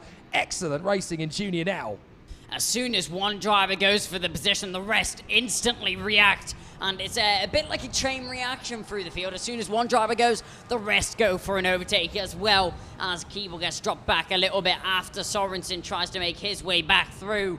But Popov still hits the front, and Sorensen being held at bay by Keanu Alizardi. Will Alizardi work with his teammate, though, to try and pull away from the Forza Motorsport behind? And remember, we're only 3 laps into the race. I know, it just doesn't seem like we've had that little time. It looks as though we've been at this for about 12 laps, the amount of action we've had so far. Into lap 5, Sorensen riding behind Keanu Alizardi. Alizardi pushing for Popov. He's already had one taste of victory. He really wants another one. And don't forget, he's had a win taken off him this weekend as well. So Alizardi very much a contender for the front end of the grid. Sorensen still there in third. Nacho Tunion gets the fastest lap of the race. Up towards the braking zone. Just keep it nice and careful through this long flowing left. You've got to keep a little bit of throttle in. Otherwise, the kart isn't going to have the pace to get out into the next right-hander. Alizardi very close to Popov. Surely this is going to be the move for the lead on the inside line. Alizardi squeezes to the exit of the apex. Nice move. Keanu Alizardi takes the lead. Yeah, but now Sorensen is brought onto the back of these two drivers. Maximilian Popov now has a lot of pressure from behind. He has a little look back at his teammate. He clearly doesn't like being in the second position. He needs to apply pressure ahead, but he's got a lot of pressure from behind. Keanu Alizari in a great position right now. He's clearly got the pace to be leading this pack, and he's going to show that in style. Well, this is a great second half to the race coming up then. 5 done, 5 to go. Keanu Alizardi leads the race. Popov in second, Sorensen third, dragging in round of the course. So surely Popov and Sorensen are going to force the issue on the inside. They do. Alizardi keeps the cart wide open on the far side. Excellent defensive strategy from Alizardi. Sorensen commits to the inside line. Alizari's gap is given up, and now through comes Keeble and Gubenko. Watch on the far side. You've got the very threatening Matteo De Palo in P6. Not a lot Alizardi could do about that one. The other drivers forced the issue to the inside, but he's kept his car clean there. You've got to keep your front fairing out of these difficulties in these situations. Everyone else pushing and shoving around. You might be the one who gets the lead once the musical chairs of the stewards' room has stopped moving. From first to fifth in the blink of an eye, Keanu Alizari caught up in the worst situation possible. That's Keeble up the inside of Kai Sorensen. Sorensen now demoted down into third position. Keeble gets himself into second. Keeble, he's been very quick all weekend and following through there. That's Alex Gubenko gets himself into third. Sorensen, now the Tony Kart train is coming through. Keanu Alizari will hopefully be next in the mind of him. But Sorensen, he's going to try and get as many back as he can as he goes up the inside. Can he hold the position? Yes, he can. Alizari follows through as well. Gubenko loses another 2. Talk about safety in numbers. If you're in white, green, and red, you're looking pretty happy at the moment. Gubenko gets back through on Alizardi. Alizardi on the exit loses a little bit of traction, and I think that's De Palo getting through for Bruges. Was just a nose in front of him as well there. So Alizardi needing to set himself back into a decent rhythm. But that was, again, just pushed in the wrong place at the wrong time. He's got the ability to win these races. He just needs to reset, get himself back into his A-game once again. Right in there behind the 85 of Maxon for Bruges, and in front of Anpiligov and Gauda. De Decker is getting back into the hunt as well, down to 10th after the opening couple of laps of the race where it just seemed to fall apart. Alizari back on the inside, gets the move on for Bruges. Nicely handled as he retakes the place for Bruges, tries to come back in on the inside. Not happening. Alizari locks that door firmly. So no problems at all. Now back onto the home straight. Watch for Keeble. Keeble is the man who really needs to take a victory here. Second place after being off in the previous race. So this is where he needs to make it count. And a race win will definitely reset his fortunes. So he's going to be all over Popov like a bad habit. Meanwhile, further back, we've got still a terrific battle between teammates. This is for Bruges versus Anpiligov. And watch out for Dion Gauda. He wants a bit up to the lead. Keeble takes the move and gets into the lead of the race. Sorensen now looking hungry behind Popov. Popov wants some recompense. Again, look, a little bit of a nudge there. You could just see a slight twitch in Keeble as he came in. That was a little bit of a nudge from Popov, but Keeble was able to get the kart on the brakes, not going to be intimidated. I think that's the thing. Keeble was just going a little bit slower than Popov going into that corner. Sorensen all over the back of Popov right now. He'll be looking for an overtake when the opportunity and chance is available to him. They go through and up the inside. Has a little look for it. Popov has a look at Keeble. Not able to make anything stick though, as Sorensen pushes Popov through the corners, pushing him on as well as Sorensen makes his way through. So does Gubenko, and following through goes the freight train. So De Palo and Alizardi both managing to get past there as well. Unfortunate for Popov, he's the one that gets spat down the field. But now the battle for second getting racy. Sorensen versus Gubenko. Two very feisty race drivers. Alizardi pops up into fourth place past Matteo De Palo as well. Good overtake. Here comes Gubenko on the inside into B2. Gets there on Sorensen. Sorensen traveling on the exit. Alizardi trying to get through on the inside. Can't quite make it stick. Popov now there in P5. De Palo and now for Bruges queuing up in the mix there as well. This is heaven sent for Keeble. He's able to get clear and take a strong victory. He doesn't have to worry about this now, but this gaggle of karts is going to be very feisty. Into the braking zone. Sorensen tucks in behind Gubenko. Alizari there in fourth position. Has a look on the inside. Alizari in a third position. Excellent move from the young man from Dubai. He gets there up into B3. Now he's swarming around his teammate Gubenko. He's got good speed through the exit thanks to a little bit of a help from Kai Sorensen. He gets there on the inside as Gubenko travels wide, but Gubenko saves it on the exit. Excellent racing, and we got another lap of this. This is so close between these drivers behind Keeble, but Keeble just running away with the win right now. This is dream conditions for the driver in the lead. The 53 will be thanking his teammates, I think that's fair to say, for holding each other up as Alizari's still looking for that move on Alexander Kubenko. Kubenko holding the line, but it's not tight enough as Alizari makes his way through. There's a tap on the exit. Popov's trying to follow through as they go down through the long left hand, and now Popov, is he going to be able to switch directions? No, he isn't. Kubenko still holds his line. Brilliant defensive maneuvers there from Kubenko to hold that position. Doesn't lose any time to the World Racing car. Alizari now gets a little bit of breathing room as Popov pushes Kubenko through the corner, not able to do anything yet. So Verbruch has managed to work his way past Sorensen and DePalo in all of this. The deck has got up to 8th past Gauda and Piligov as well. So the battle really is well and truly joined. Kubenko might just have held on to this for 3rd position. Popov can't quite come back. Sorensen gets a late lunge there on Verbruch. Gets up into P5. Harley Keeble out in front. No worries at all. No hesitation. He bounces back in style with a win. Excellent from Keeble. Alizari 2nd. Kubenko 3rd. Signor Albazzi must be elated. 1, 2, 3 for the factory drivers, but it took a long time and an awful lot of racecraft to get us there. Excellent racing.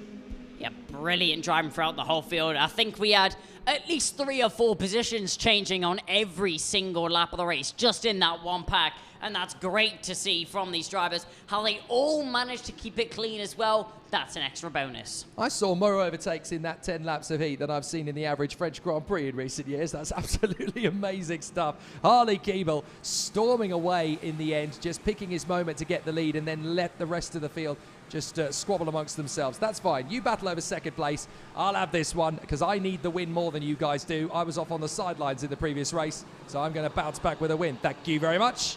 And he does so in fine style. The checkered flag is the first one seen by Harley Keeble as he comes off on the final turn. Keanu Alizardi, though, what a fight back. 2nd position for him. Just kept himself very hungry all the way through to the end.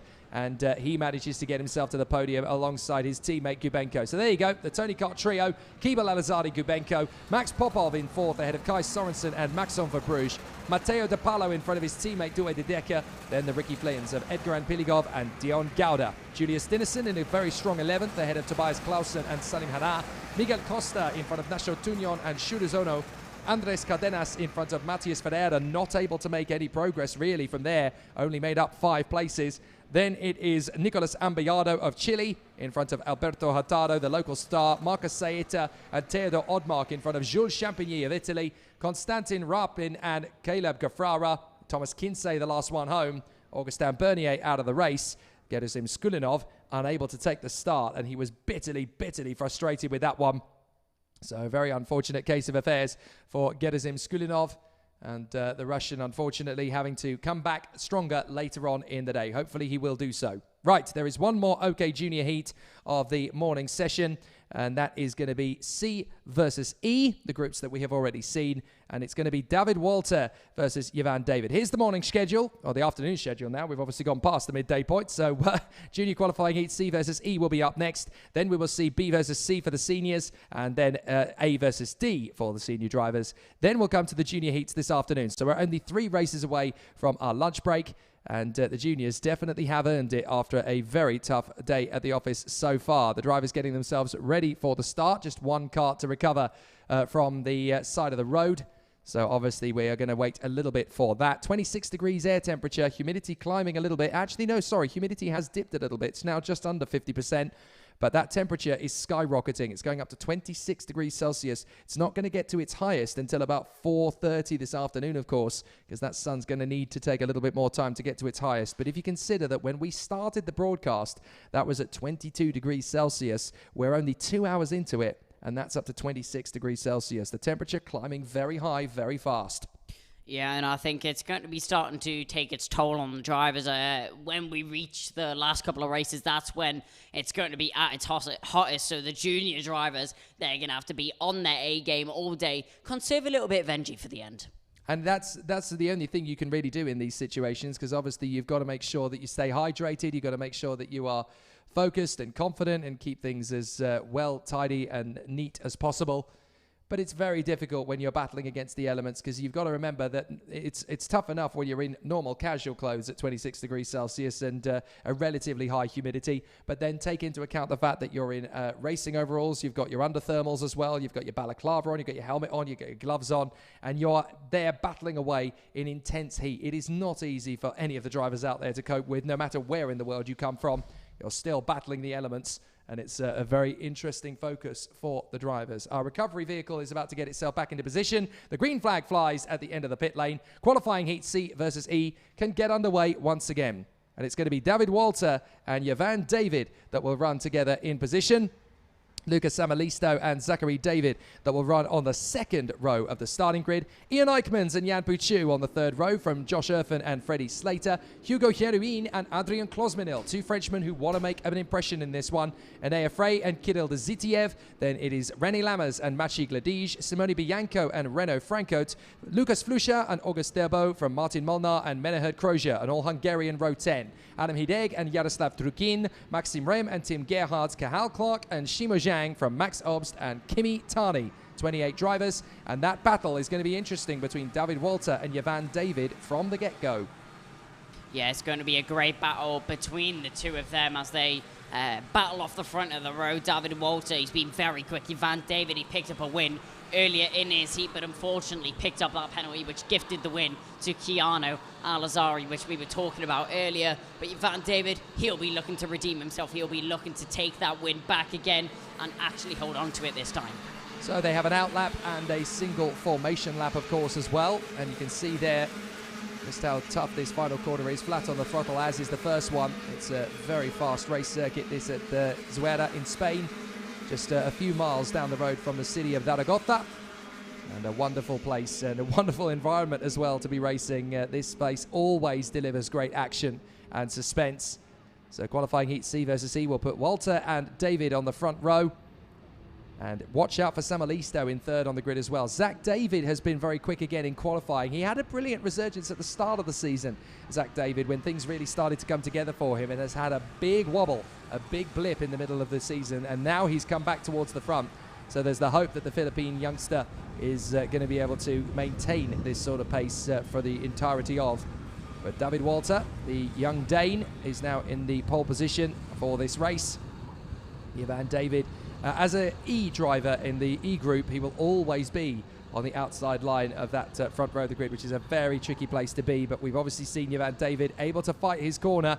Unfortunately, picked up a front fairing in the previous heat, but he's always going to be there. He's always going to be a factor. And I think it's only inevitable that we will eventually see the flag of Sri Lanka on the top step of one of these OK Junior podiums in 2021. It's just a question of when now, rather than if. Out of the final turn, Walter and David. Here we go. Great start. David sweeps across and drops into a very careful third position. Not a bad getaway from the Sri Lankan. Walter gets through in front of Samalisto. Samalisto locks up the brakes coming into turn two. David nearly got wide there as he got wheel banged with David Walter. Walter tries again on Samalisto. Samalisto shuts the door firmly, and as they come through the hairpin, is everybody going to get through without too much drama or melee? Yes, indeed. That looked pretty tidy at the back of the field in the end. There was a couple of near misses, but that is all we need to worry about. So they continue to charge through as Jovan David runs in behind the 22 now. Zach David has got through into third position, and here comes Yapu Chu.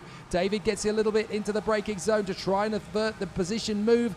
And there's still some good battles, or a little bit of a squeeze there between Gustav Wisniewski, I think that was, trying to hold on to his position. No, sorry, that's Maciej Gladij, in fact, his teammate.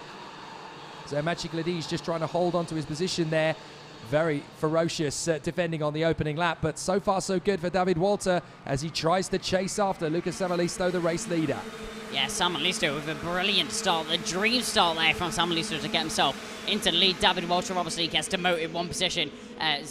Zachary David holding his line there in third position as he has to suffer with the pressure behind from Jan Puchu and Jovan David chasing down the back of him. You can see already going defensive is Zachary David with the pressure from behind. This is looking to be an overtake there for the lead. David Walter gets himself out in front, and Lucas Samalisto is now the one chasing him down. Jovan David forces the issue into third place further back as well through the hairpin. He's managed to get himself into third place. That's a brave maneuver. Eichmans on the inside of Chu, and he gets up into fifth position. So Eichmans is now going to try and take on Zach David. Great work from Jovan David. It was a clean move as well through the hairpin. He just managed to get the inside apex, the narrowest of narrow margins to squeeze through on the inside line, halfway through the hairpin on very difficult overtaking move. So he manages to make that one stick on the inside line. Some good battles, and everybody's still on the road, even though we've had a couple of drivers fall back down the field. Notably, of course, one of them is Renault Franco, who is down at the very back of the field, clearly having an incident on the X-Prix over the course of that first couple of laps. So here comes Eichmanns, making his bid on the inside of Zach David. He gets through on the Filipino, no problem at all as he gets through there into fourth position. Now he protects the inside line. Chu is going to try and work with his teammate there, Zach David, as the two Asian competitors try and work their way forward, but through. Chu is going to try and hold the pace as Freddie Slater creeps in, almost unheard in this race so far, Freddie Slater.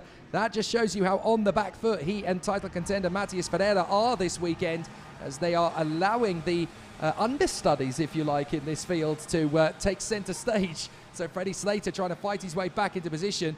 I suppose from his point of view, you may as well get all of the difficulties out of the way this week, ready for a shot at the title next week.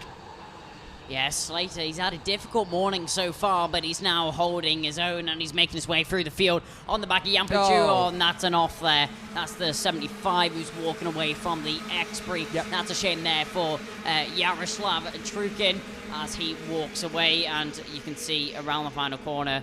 That's a move there. Is that Slater trying to make his way through on Jan Puchu as they battle for position and just about holding on to it. Chu holds the line, but Slater getting feisty. Fair play. That was a very tricky one. We saw Yaroslav Trukin and Renault Franco getting very close together and then going off.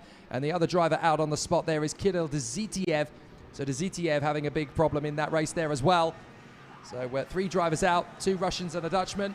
Dzitiev, Trukin and Franco. This battle really is starting to shape up a little bit as up the inside. That's one of the Hungarian carts of the Revenge team. That's the 41 of Martin Molnar getting through into position. He's now dicing away with Maxim Rem, the German, and Menahut Kroja, the other Hungarian, although he's not part of the Revenge team. He is in the Cosmic awning. So Freddie Slater now takes the front of this queue, but it's 6th position, and it's 4.5 seconds off the back of Walter and Samalisto. So a big issue for Freddie Slater in terms of being in the wrong place at the wrong time. He's got a lot of ground to make up, and only half the race still to go. Is it going to be possible for Slater to make his way back onto David? As you can see, that's Irfin just defending there and up the inside. Actually, Irfin makes an overtake on the Ricky Flynn Motorsport car of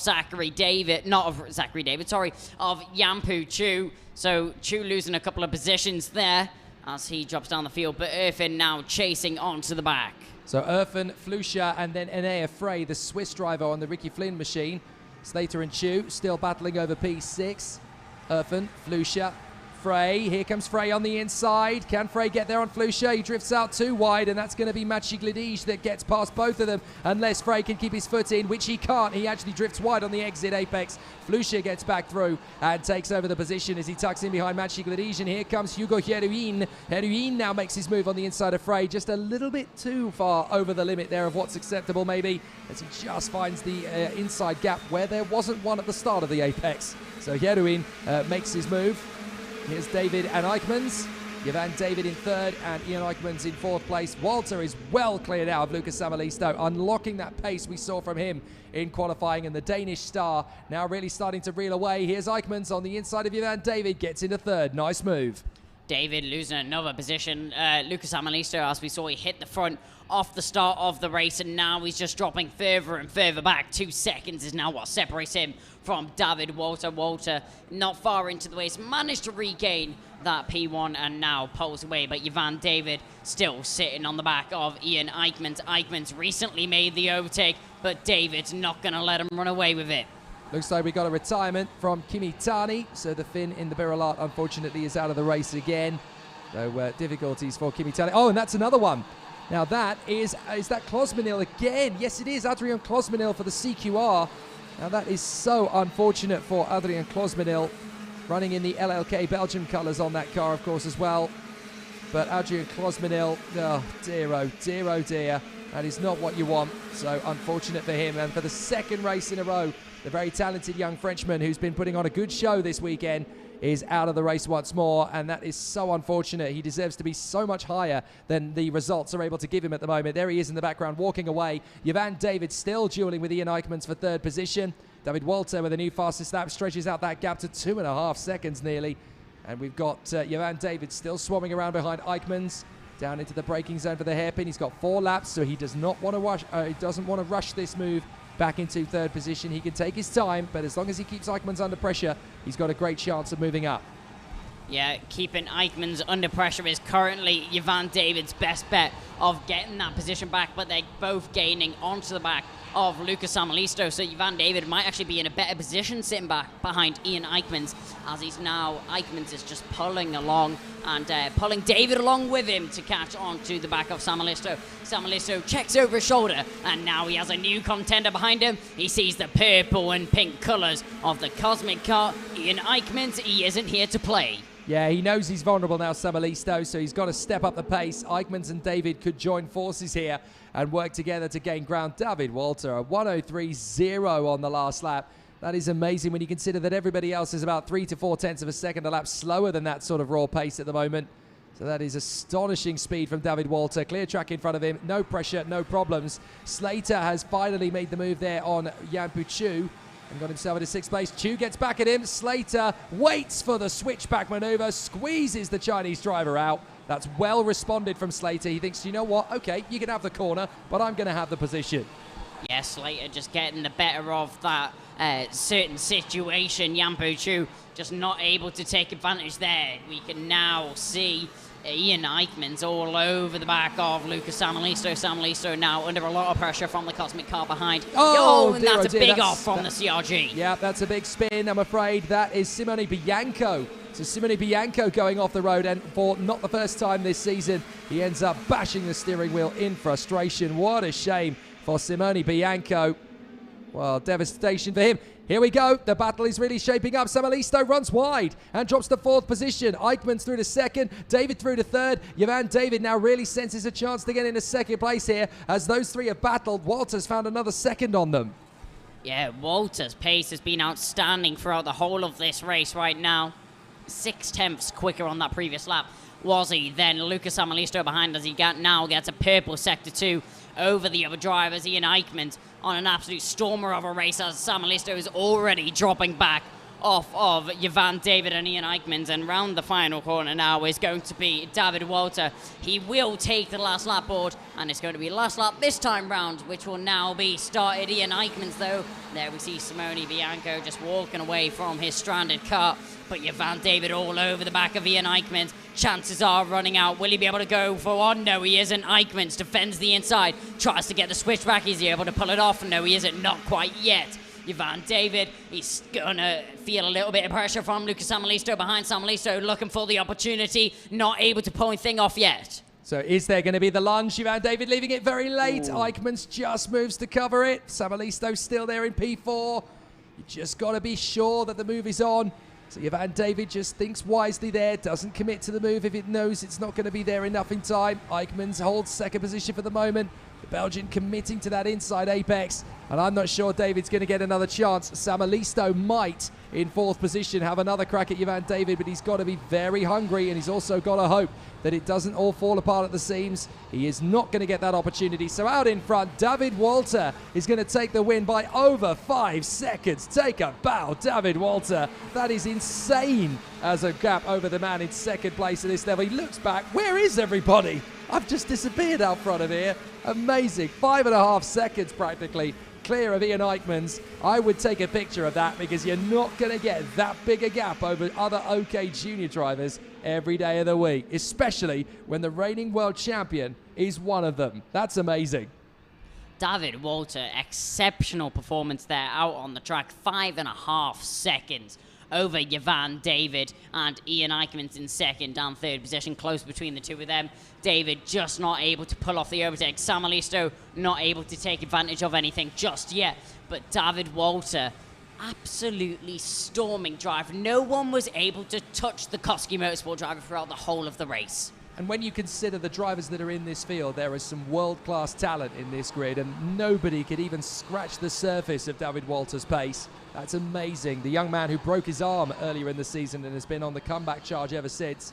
I think he's back to his best. In fact, I think he's found a new best that we've never seen before. David Walter, nearly 5.5 seconds clear of Ian Eichmanns and Jovan David. Lucas Savalisto, P4 from Zachary David and Freddie Slater, keeping it under the radar. Lucas Flusha, much better from 7th. Jan Puchu, Josh Erfen and Machi Gladij. Hugo Heruin, a much stronger result there in front of N.A. Frey and René Lammers.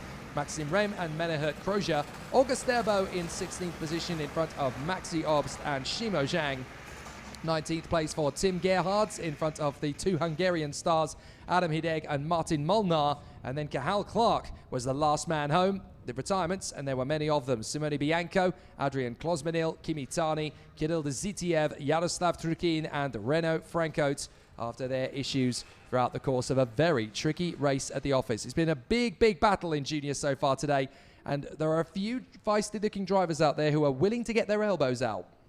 Yeah, there's a lot of drivers that are willing to sacrifice quite a lot just for 1 or 2 positions, and I think that's what you really want to see from a racing driver. As a famous quote that many of these drivers will know: if you don't go for the gap, you're no longer a racing driver. Ayrton Senna said that, and I think a lot of drivers take that to the extreme, and that's great to see.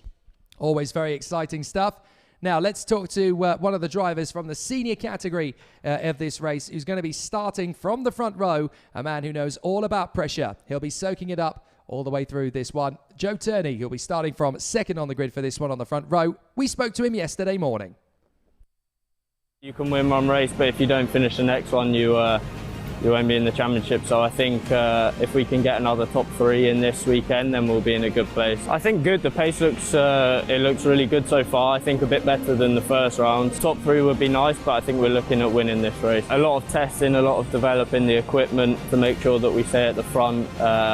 It's not been an easy year at all. We have a few months testing to go before the World Championship, so I think we can work hard there. Yeah, very close. I think if you look from the outside, sometimes you see some people in front by a lot, say half a second sometimes, but actually when it comes to the racing, it's really close, especially at the start of the races where you can make a difference. It is really close in the OK class. So Joe Turney, definitely one of the drivers to watch out for in this coming heat. He is there on the front row of the starting grid for this one. There's your schedule for the afternoon. You can see that we've got 2 senior heats coming up before our lunch break, when we will return to the action at 3:15. There'll be plenty of stuff to watch over the course of the lunch break if you want to stay with us and have some nice karting content on in the background. Loads of great interviews with some of the top drivers from this weekend, some of the new faces as well, and we'll bring you the highlights from the first round of the Champion to the Future season in 2021 back at Genk in Belgium in the spring. That was very exciting stuff, and we'll bring you all the action from the finals in that particular event. Now, let's turn our focus to the drivers in this coming race. OK, senior qualifying heat B versus C. Lots of drama from the senior races so far. They've only been out on circuit twice. In the first heat, it was Andrea Kimi Antonelli who took the victory from Hugo Chukwu and Arvid Lindblad. Luigi Coluccio in P4 from Nikola Tsolov and Matthias Morgato. Martini Stenchon, Pedro Hiltbrand, Alfio Spina and Marlon Hernandez in the top 10. Not a lot of penalties to talk about in that one. Certainly none affecting the top 10, really. Joe Turney was the fastest man in the second heat earlier on, and he took the victory in front of Nicolo Kuman. Rafael Kamara in third place in front of Tarpanen and Elkin, and it has been confirmed that it goes to Tarpanen over Elkin, their dead heat. So Tarpanen has maintained his 4th place finish over Elkin, just at the narrowest of margins. I'd love to see that photo later, because that is literally going to be a couple of millimetres in it between those two. That will have been verified by live timing. Evan Gilter, Brando Badua, Rentaro Sato in the top 10. Norton Andreasen got a penalty that dropped him to 9th. Caspian Hagman maintained his top 10 finish though, so good work from the young Swede. Right, so those were the earlier heats. Now we're getting in for qualifying heat B versus C. Here's the grid. It's an all-British front row. Arvid Lindblad on the inside, Joe Turney on the out. Hugo Chukwu and Rintaro Sato on the second row. Matthias Morgato and Brando Badua. Nikola Tsolov and Ariel Elkin from Pedro Hiltbrand and Rafael Molinese. Gerard G and Evan Gilter from Ricardo Gracia and Bruno Del Pino.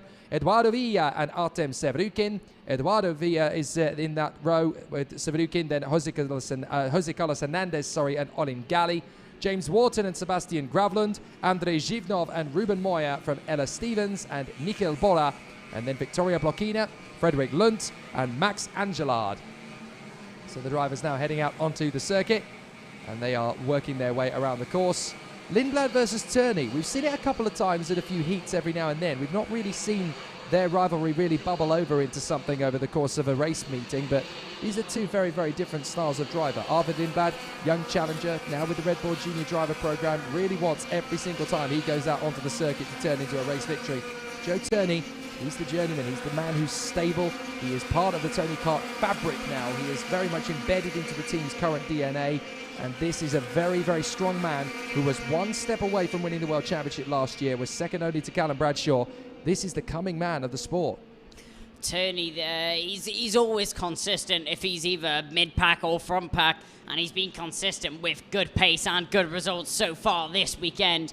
And he's a very stable driver overall. Arvid Lindblad, though, he goes for a lot more risks than Turney. He risks a lot more than Turney whilst doing so, and he'll go for a lot more than I think the majority of drivers go for, which is good to an extent, but then it sometimes gets a little bit too far, and Lindblad will get a little bit caught out, but overall, an amazing driver.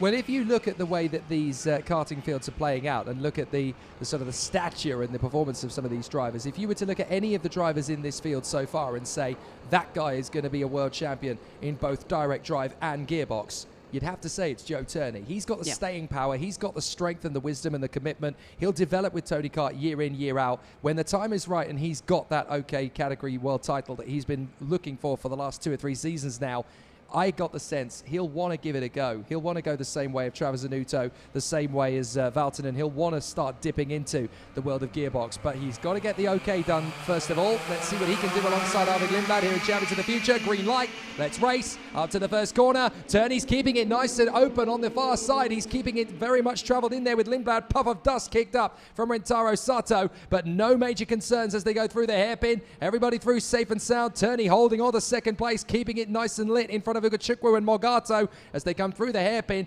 No problems at all for Lindblad to lead early doors, but Turney and Ugachukwu are already pushing very hard as Solov battles it out there with Ariel Elkin through to the hairpin, and they go through that long sweeping left. Is everybody going to get through in easy stature? A couple of drivers kicking up a curb or two, but on the inside that's Morgato taking on Ugachukwu, and he gets by. Nice move from the Brazilian.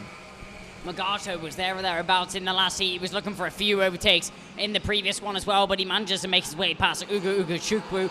We saw Ugachukwu actually manage to get one over and beat Arvid Lindblad in that previous heat. A little bit of teammate rivalry separating them two, but Morgato makes his way past Ugachukwu, and now he'll face forward and set his eyes on Joe Turney ahead. Turney not able to get the better of Lindblad. Lindblad already with half a second of a gap. Ugachukwu on the inside of Morgato. He gets through. That's a nice move into third place for the American. So he takes the position, and further back we've got some good battles kicking up the dust. That is Sato losing ground there to Pedro Hiltbrand, 2016 world champion. He gets through into position there. So now is there going to be a little bit more momentum and impetus from Matthias Morgato as he gets in behind Ugachukwu? He looks over his shoulder, just make sure that Brandon Badua is not close enough to challenge into the next apex. And now he can set off after the American. Oh dear, that is that Gerard G? No, that's his teammate. I do apologise. That's the other Forza. That's the 258 that's gone there of Ricardo Gracia. So Ricardo Gracia has gone, and he manages to recover, but oh dear, it looks as though the rear axle might be a little bit bent there for Ricardo Gracia, so he's not able to get going again. In fact, he's actually going the wrong way trying to get recovered, Ricardo Gracia. That's unfortunate. But the marshal's going to have to go and help him, otherwise that's going to turn into a horrifying incident. So Gracia out of the race then, unfortunately. Morgato coming up to Ugachukwu. The double waved yellows are going to be there on the next corner. Morgato has a look on Ugachukwu. It's a late one, but he has to bail out, and you can see double waved yellows there on the scene. It now goes green, so they're okay to race again at that point. But a fascinating challenge now from Ugachukwu and Morgato as those two battle away for third place. They've left Lindblad and Turney for dead. Interesting to note that Lindblad is not able to stretch away that far from Turney. Turney's the one setting fastest laps, not Lindblad. Lindblad able to maintain the gap. I know that's a big chunk of time there that's lost by Joe Turney in that previous sector. 3/10 was lost by Turney in the sector in comparison to Arvid Lindblad. Lindblad with a blistering sector too, quicker than anyone else in that sector by at least a tenth or 2 tenths, crossing the line. Now a second separates Turney and Lindblad. Does Turney have enough pace to catch that whole gap to Lindblad? It doesn't look like that's going to be the case for right now, but Magato still applying pressure onto the back of Uguchukwu. Lindblad is really giving it absolutely everything he's got out in the lead of this race as he continues to pile on the pressure. New fastest lap from Lindblad, 1 minute 1.243 at this early stage. I watched him in the press conference last week after Sardo when he finished third place, and he looked like he had dropped 50 quid and picked up £5. It was a very bitter looking Lindblad, and he said in that race afterwards, he said, I will be surprised if this race is not won on talent. Everything is going to come down to the driving standards of each of the 3 title contenders in Zuera. We're all going to have to be on our A game as Elkin gets the move on the inside of Badua. I wonder if Lindblad, was there perhaps a little coded message there to the Kart Republic team? It's like, I think this is going to be one between the drivers, so make sure that we're all even, please. As Lindblad looked thunderous and in a very bad mood, finishing third place to his opponents in the last weekend, Antonelli and Solov. It's fascinating to observe. Lindblad really seems to have come to Zuera with a little bit of momentum. He really believes he can win this, and he's going to prove it from the get-go this weekend.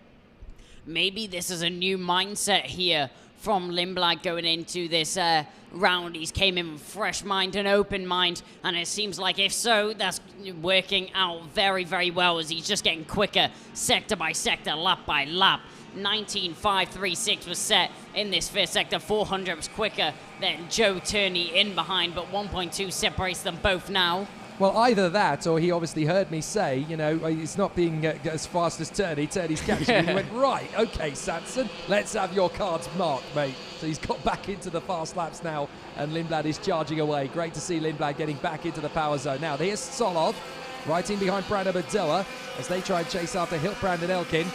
This will be an interesting challenge for Ariel Elkin in 6th position, chasing down a world champion. Pedro Hiltbrand, one of the stars of our sport, has been very fast in both direct drive and gearbox. Hiltbrand never seems to age. I swear there's a painting in his attic that keeps changing because Pedro Hiltbrand is just so forever eternally youthful. On the inside, Badua and Gilter get the run there on Solov. Modenese trying to get in there as well, the young Peruvian for Praga, and he's got Rintaro Sato tucked in behind him.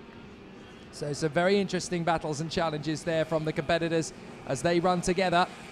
Nikhil Bora seems to have dropped out of the running. He's had an off there and has dropped to the back end of the field behind Frederick Lunt.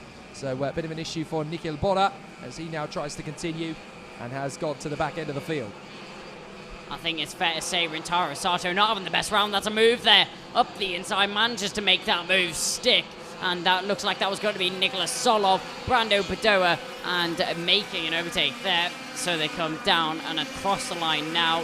This pack following in behind. Elkin's lost ground. Elkin's made up ground, to Hiltbrand. Yeah. So he's got past Hiltbrand, and now we've got Sato having got past Badoa as well. So Sato's got past Brando Badoa. Badoa down to 11th position. So Rintaro Sato, son of the double Indy 500 winner Takuma Sato, who is here watching his young boy at work. Arvid Lindblad leads the way from Turney. 1.7 seconds is now the gap. That is the kind of pace that Lindblad will be delighted with. He really wants to win this one on talent and raw speed, and he's definitely got that under his right foot. Here is Hiltbrand still challenging Ariel Elkin, the VDK driver on the Kart Republic chassis, being hunted down by the Leclerc by Lennox of Pedro Hiltbrand. Made the switch from Tony Kart at the midway point of this year, and now is really starting to embed himself in with this program, really enjoying life at the new team. This is only their second season, of course, the Leclerc by Lennox racing team. They made their debut last year, and they're really starting to make big inroads as they challenge away for position down the straight. Elkin in front of Hiltbrand, P5, P6, then Gilter, Solov, Modenese, Sato, Badoa, Severukin, who's fought his way back into 12th place now in front of Ruben Moya, with Gerard in a very solid 14th. A much better run from the Chinese driver this time. Zhivnov there in P15 ahead of Via and Gravlund. Angelard seems to be going much better. He's actually in front of James Wharton. What has happened to James Wharton's pace this weekend? He is well down the field from where we expect him to be. Is that Solov through on Gilter a little bit further back? I think it was. So Solov has managed to get the move then on Evan Gilter. Yeah, and just not the best weekend for Artem Severukin right now. He was very competitive last time out on Sarno. And 12th position on the grid, that's not normally where we'd expect him to be, the world racing driver. really struggling out there on the track right now. Zuera clearly not a track that suits his driving style, but 7 laps into the race, 2.3 seconds is what separates Lindblad and Turney right now. Looks like that was a change for position there. James Wharton making up another position, so his pace may be a little bit off, but at least he's making his way through the field. So there is Solov having moved his way forward into 7th place. Gilter, Modenese, Sato, Badua, Sevrukin and Moya. And then there's a bit of a gap back to Zhivnov and Villa. But Lindblad has now accelerated his pace. Another new fastest lap from Arvid Lindblad. 1 minute flat point, 8.39. And that is 2.4 seconds clear of Turney. I tell you what, there's some waft in the Kart Republic awning, isn't there? Excellent stuff from Lindblad so far, as he continues to surge forward. Turney in P2, Yugachukwu and Morgato still having this battle for 3rd position. They have not really been away from each other at any point over the course of this heat. The Brazilian on the Birolart still giving the American a massive hurry up, and Yugachukwu trying to get closer and closer to Turney in the hope that he can overtake the British driver before Morgato gets clear, and it looks like it could happen. Yeah, Ugochukwu has been slowly chipping away at the gap that separates him and Joe Turney. The 247 is now within the firing range of Ugochukwu. As you said, Morgato and Ugochukwu have been very close to each other this whole race, but just not close enough to see any action between them. As you can see, there's quite a gap actually separating the both of them. I think it's like 3 tenths or a couple of kart lengths separating the Kart Republic driver. But catching onto the back of Joe Turney, Morgato will be brought into the occasion as well as he's tagging along on the back of the Kart Republic. So as they come into the braking zone then for that long sweeping left-hander, Turney under some pressure here from Yugachukwu and Morgato, the American star who was the European champion in the junior category last season, now starting to make big inroads into Joe Turney, the vice champion of the world in 2020. So this is a very exciting little battle that's shaping up between these two. Matheus Morgato being very sensible here in P4. The Brazilian just edging closer to them, not really getting himself into the firing line, just keeping it nice and present. The Birolart still very close to the back bumper of the Kart Republic chassis, but he doesn't need to get stuck into any incidents at the moment. He just needs to filter in behind them and hope that there's going to be a whiff of a gap left open, especially if Yugachukwu goes for the move and Turney defends valiantly. There could be some very interesting challenges from these 3 drivers as we get into the latter stages of this heat now. 2 laps to go. Turney still hanging on a second. Yugachukwu looking fired up. Yep, Ugochukwu, you can see he's got a target in his eyes. And when Ugochukwu sees an overtake, he's going to take full advantage of it. And he's all over the back of Joe Turney right now. The Tony Kart driver surely is going to be under some serious pressure right now going into the hairpin. Will Ugochukwu have a little look? No, he won't. He's thinking about it. You can see thinking in the mind of the 224 as they make their way around the back half of the circuit now. Opportunities running out for Ugochukwu as Arvid Lindblad will soon start the final lap. The final lap board is being prepared as Lindblad makes his way around the final corner, but Ugochukwu only 1 more lap to try and get himself into second. Arvid Lindblad sees the board. Ultima Vuelta. It is the last lap of the race here.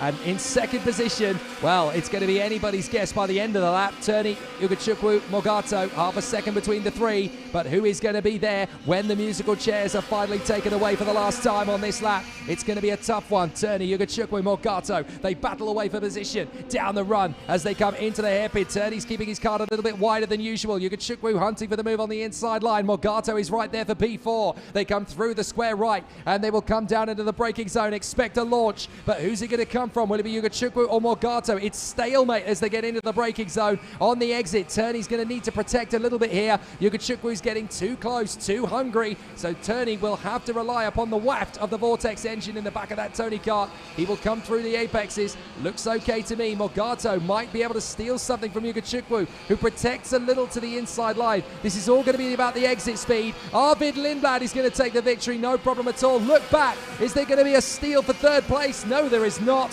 It's all fine and dandy. Turney, Yugachukwu and Morgato remain as they are to the flag.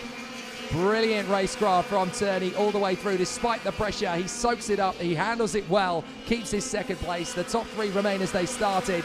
But they absolutely brilliant run there from Arvid Lindblad. He has unlocked pace, and look at that. 12 laps and an average speed of exactly 100.01 kilometers an hour, almost bang on 100, just a whisker over. At 20.4 kilometers of racing, Lindblad is here to take the victory, and that's a massive warning shot to the rest of the opposition. Come and get me, you won't be able to handle it. Yeah, Lindblad was on the back foot in his first race today, but in his second race, he's came up to the occasion. He's rise to the occasion, and he's performed when he needs it most. 3.7 seconds he wins by. That's a big statement set there by Lindblad. Turney, he'll be wondering how it all got away so easily. That's a big advantage for Lindblad to have over the factory Turney kart of Joe Turney. I very nearly called it a Turney kart there, didn't I? It very nearly is, isn't it? It's starting to become one.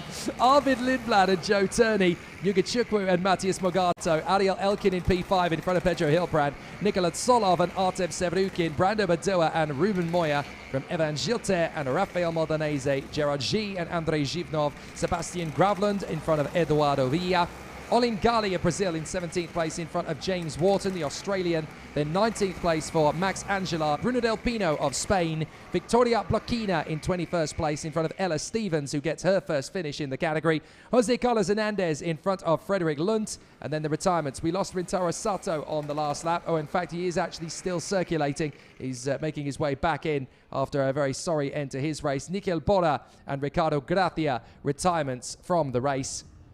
So unfortunate for both drivers that they weren't quite able to maximise their positions in this one. There is just one more race to go before our lunch breather, and that is qualifying heat A versus D in the OK senior category once again, and this will pit two of the big title contenders on the front row of the starting grid beside each other. That age-old story, Kimi Antonelli versus Rafael Camara, and they are going to be very exciting. We've just seen her first finish in the paddock in the previous heat, qualifying heat B versus C, so let's see what she had to say, making her debut this weekend in the Richard Mille Talent Academy, Birolart awning, young British driver Ella Stevens.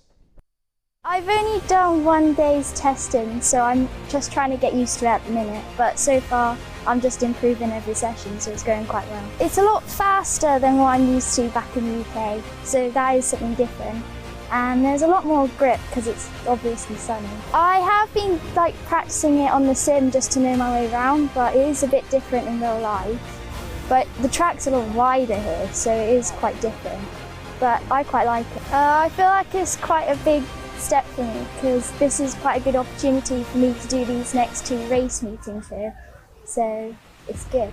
Well, I've just been they're saying that I could just get used to it and try and know my way around, so that's what I'm trying to do this weekend, and I'm just gonna try my best and see what happens. Yeah, I've been trying to get to know the team here as well as I'm in it back in the UK, so it's been quite good. Not a bad day at the office, really, for Ella Stevens when her driver mentor and coach Alice Powell is obviously going to be starting the W Series race from pole position over at Silverstone on the same day. So I have a feeling those two are challenging each other to get the most out of their material this weekend. Kimi Antonelli, though, pole position, the young Mercedes Junior youngster alongside the Brazilian star in the Oak Racing colours of the very famous Brazilian racing team. And that, of course, is the very talented Rafael Chaves Camara. Great to see him back at the sharp end again. There was a little bit of a wobble and a mechanical failure that put him out at Sarno last time out. But Rafael Camara is back, and he's faster than ever. Yeah, Camara had a little bit of a struggle in the middle of the season, but it's good to see him back on his original pace and back in the positions that he deserves to be in. He'll be starting from the front row of the grid alongside Kimi Antonelli. That front row of the grid, especially on the outside, that seems to be a bit of a burden for the drivers that start in that position. So let's see if he's able to overcome that. The 30-second mark is waved. That's the yellow flag, and we'll soon be underway with some OK senior action. There's going to be 2 very strong Italians on the second row of the grid as well. On the inside line, Luigi Coluccio, back to his prime form after a little wobble at Sarno. Alongside him on the grid, though, Nicolo Kuman, the new boy at Forza Racing. Great to see him at the sharp end, putting in a good show so far. Alfio Spina, another fast Italian towards the front end of the field, alongside Tuka Tarpanen, the Finn in the Tony Kart Factory team. Here we go. The OK senior drivers go out one more time this morning. Morning session, I suppose. It is now technically afternoon, of course, as we are well past the 1 o'clock. And it is 1:35 local time. Kimi Antonelli, front row of the grid with Rafael Chaves Camara, Luigi Coluccio and Nicolo Kuman from Alfio Spina and Tuka Tarpanen, Timo Kucharczyk and Norton Andreasen from Martini Estension and Arta Rojon, Juho Valtonen and Ivan Dominguez from Nicolas Piatelati and Emo Junior Fittipaldi, Marlon Hernandez and Caspian Hagman, then Laurence de Certua and Nicolai Violenti, Christian Bertuca, Yannick de Brabanda, Jessica Rescado, Nathan Sharp, then Nicola Lacorte, Ruki Liu, Kuba Raski, Senja Phoenix, and Oscar Pedersen. And we've got a kart in trouble in the pit lane. It is one of the Biralarts, and I'm afraid that is the 275 in dire straits. That is Christian Bertucca, the Italian. So already some big problems there. And it looks to me as though the Italian is going to really struggle to get going again. Now, to his advantage, they've obviously got a formation lap after the out lap, so they're going to try and push start him again. Obviously, the officials there is trying to make sure that there's only one mechanic to the kart. There has to be only one mechanic assisting them, and they've got to make sure that the spare parts have already been passed through into the holding area. They can't be passed through the gate after that. So obviously, they're just making sure everything is okay, and the kart can get started again. So I noticed that there's a couple of mechanics down there. Only one of them is actually going to be able to assist the driver getting out. There you go. And out onto the circuit, Christian Bertucca will join the field, but he will join at the back of the field. Now, he's got until the red line to regain his position. So if all is well there, then he'll just have one out lap rather than the two laps that the other drivers have done. But that was a close call. Yeah, at least Bertucca's able to get onto the field and get racing again, even if he is starting from the back. I'm sure he'll be happy to even be starting the race. And also all he have to do is try and make his way through the field. And with the gap that he has to the back of the field right now, it isn't looking like he's going to get into his original position. So he will start from the back of the grid, but it'll be interesting to see how he's able to carve his way through. You're absolutely right, Kai. No matter how fast he goes, I don't really see him taking up his original position now, because you can see that Kimi Antonelli and Rafael Camara are there at the penultimate apex turn. There is Bertucca really charging hard in the background, but he's not going to get to the red line in time, because the red line is just past this point, I do believe.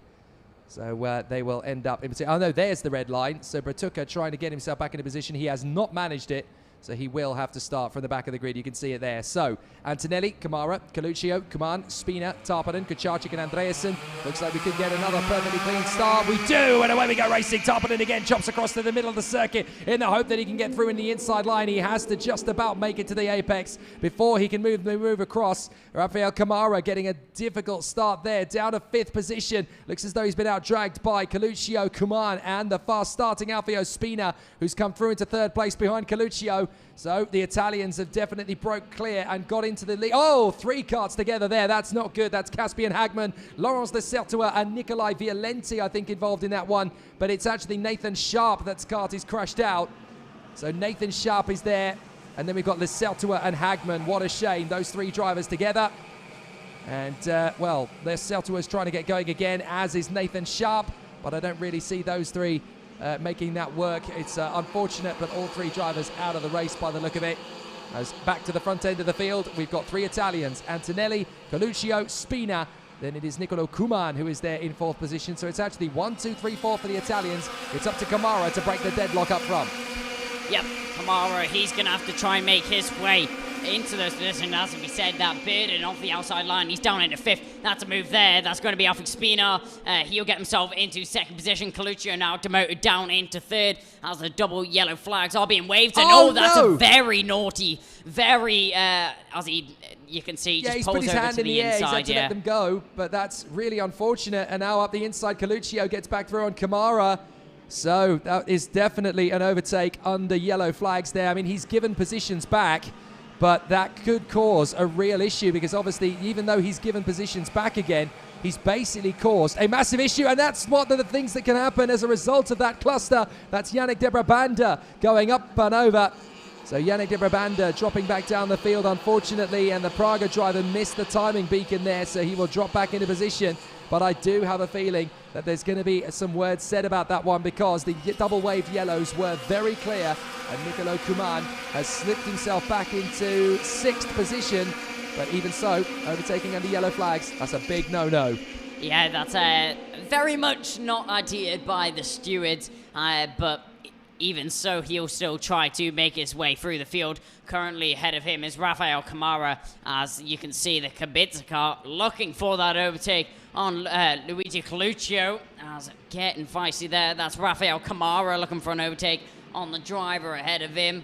Kucharczyk still holding his line though, and yeah, come on, not in the best position right now, and definitely not in the good books with the stewards. No, indeed. But I tell you what, Camara really giving a bit of a hurry up there to Timo Kucharczyk, a little bit of a nudge there through the hairpin. Nothing malicious about that. That's just literally a little bit of an urge and momentum, just trying to get him to get a little bit faster. Like, come on, we're losing ground to the guys in front. And Kucharczyk is actually defending at this point, so Kamara is fed up. He gets through on the inside. The door left open for Kuman to get in there as well. That was frustration from Kamara. Come on, stop defending. These guys are getting clear. We've got to get after them. So he gets up in the 4th position. Kuman gets up in the 5th place. And Kucharczyk is there in P6, now trying to get himself back into contention. But Kucharczyk clearly felt it was better to try and hold his line. Here comes Kuman, big slide up the inside of Kamara. Kamara is going to get boxed in there as Kucharczyk gets through. And on the grass a little bit there, Kamara is now going to lose ground to Andreasen. So Andreasen gets through into 6th position. Kamara hung out to dry there by those two.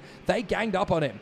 Very late move there from Kuman to make his way past Kamara. Now Kamara under a lot of pressure. That's going to be an overtake there as he makes his way past Juho Valton in a good position. Norton Anderson and more dust being kicked up by Kamara as he's in a terrible position right now as he gets one position back there. What's going on here? Drivers filing for position all over the place. Valton ran wide and kicked up the dust and somehow still had the speed and momentum to then make a move on the inside of Kucharczyk. I've never seen that before. Valtonen with absolute determination and sheer grit, managing somehow not to lose too much momentum. He's there in P6 now in front of Kamara and Kucharczyk. I've never seen anyone go that wide and somehow be able to sustain it. That is very gutsy from Juho Valtonen. Nothing illegal with that at all. Absolutely spot on the money and somehow managing to keep it all together. Kuman now the fastest man on track, a 1 minute 1.2, and he's the fastest of all in the first sector. So Kuman clearly feeling maybe there's potential conversations coming after this one, so he needs to make as much ground as possible. On the inside of Spina, into 3rd position. So he is there into P3. He's got to forget about what might be coming his way, because he's obviously given back positions. So from his point of view, he's done what he can. So now he's just got to focus on the race objective and try and make progress. There's nothing more to be said about it. He's just got to get on with it. So now Coluccio is there in 2nd place, but Antonelli 2 seconds clear out front. Nobody's touching him today. No, it doesn't look like that's going to be the case. Arvid Lindblad, we saw also in this position earlier on in the race. 3 tenths was gained over Coluccio in that final sector there. That's a lot of time to be lost. But come on. All he has to do is just focus on the race ahead of him. There's not much more he can do about the incident earlier. And up the inside, he makes a move there on Luigi Coluccio. Coluccio loses out to Kuman, and after that incident earlier, gets himself back into 2nd position. Even though he may get a penalty, Kuman, he's driving brilliantly out there. It's a really good effort from Nicolo Kuman. He's obviously realized just how much is at stake here. He wants to put on a good show. He knows how difficult it's going to be to get back into this position again in the next 2 heats. So he wants to be there. He knows he's got a great opportunity, and he is going to push tooth and nail to get himself into this position. So he's there in 2nd place. He's actually chipping away a little bit at Antonelli's position up front now. The gap is still 2.3. So I don't think you're going to see anybody touching Antonelli today. Here's Tarpanen getting a move on Kamara. Kamara puts his hand in the air as if to apologize. Hernandez now splits them as they come through. Didn't quite see the beginning of that move, so Kamara obviously feeling that he had to give a little bit of a gesture to Tarpanen. And hopefully there's not going to be any interesting words said about that one afterwards. But Antonelli, Kuman, Coluccio, Spina, Andreasen, Valtonen in P6 from Kucharczyk, Kamara, Hernandez and Tarpanen. Now you've got Hernandez defending from Tarpanen and Kamara, who get backed into each other. Watch out for the man on the far side of them. That is Martinius Stenchon trying to come through into the top 10. Kamara still there in P10. But once more, a victim of being on that outside line on the front row of the starting grid. It's so difficult to sustain a good race from there. Kamara's just been going backwards in this race, and it's definitely not an ideal situation as he loses even more time from just making a mistake there as he has Stenchel all over the back of him.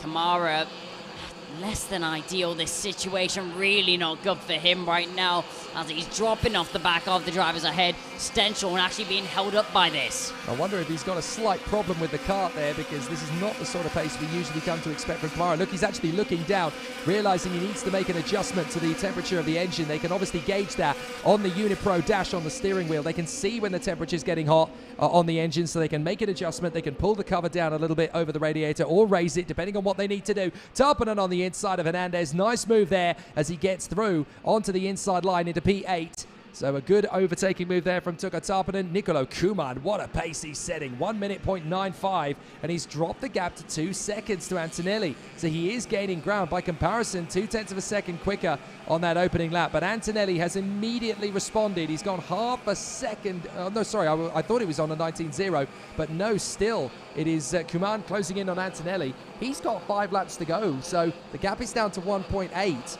Kuman, if he just keeps on pushing, Antonelli may feel he's already got this one, and Kuman might just be able to surprise him at the end.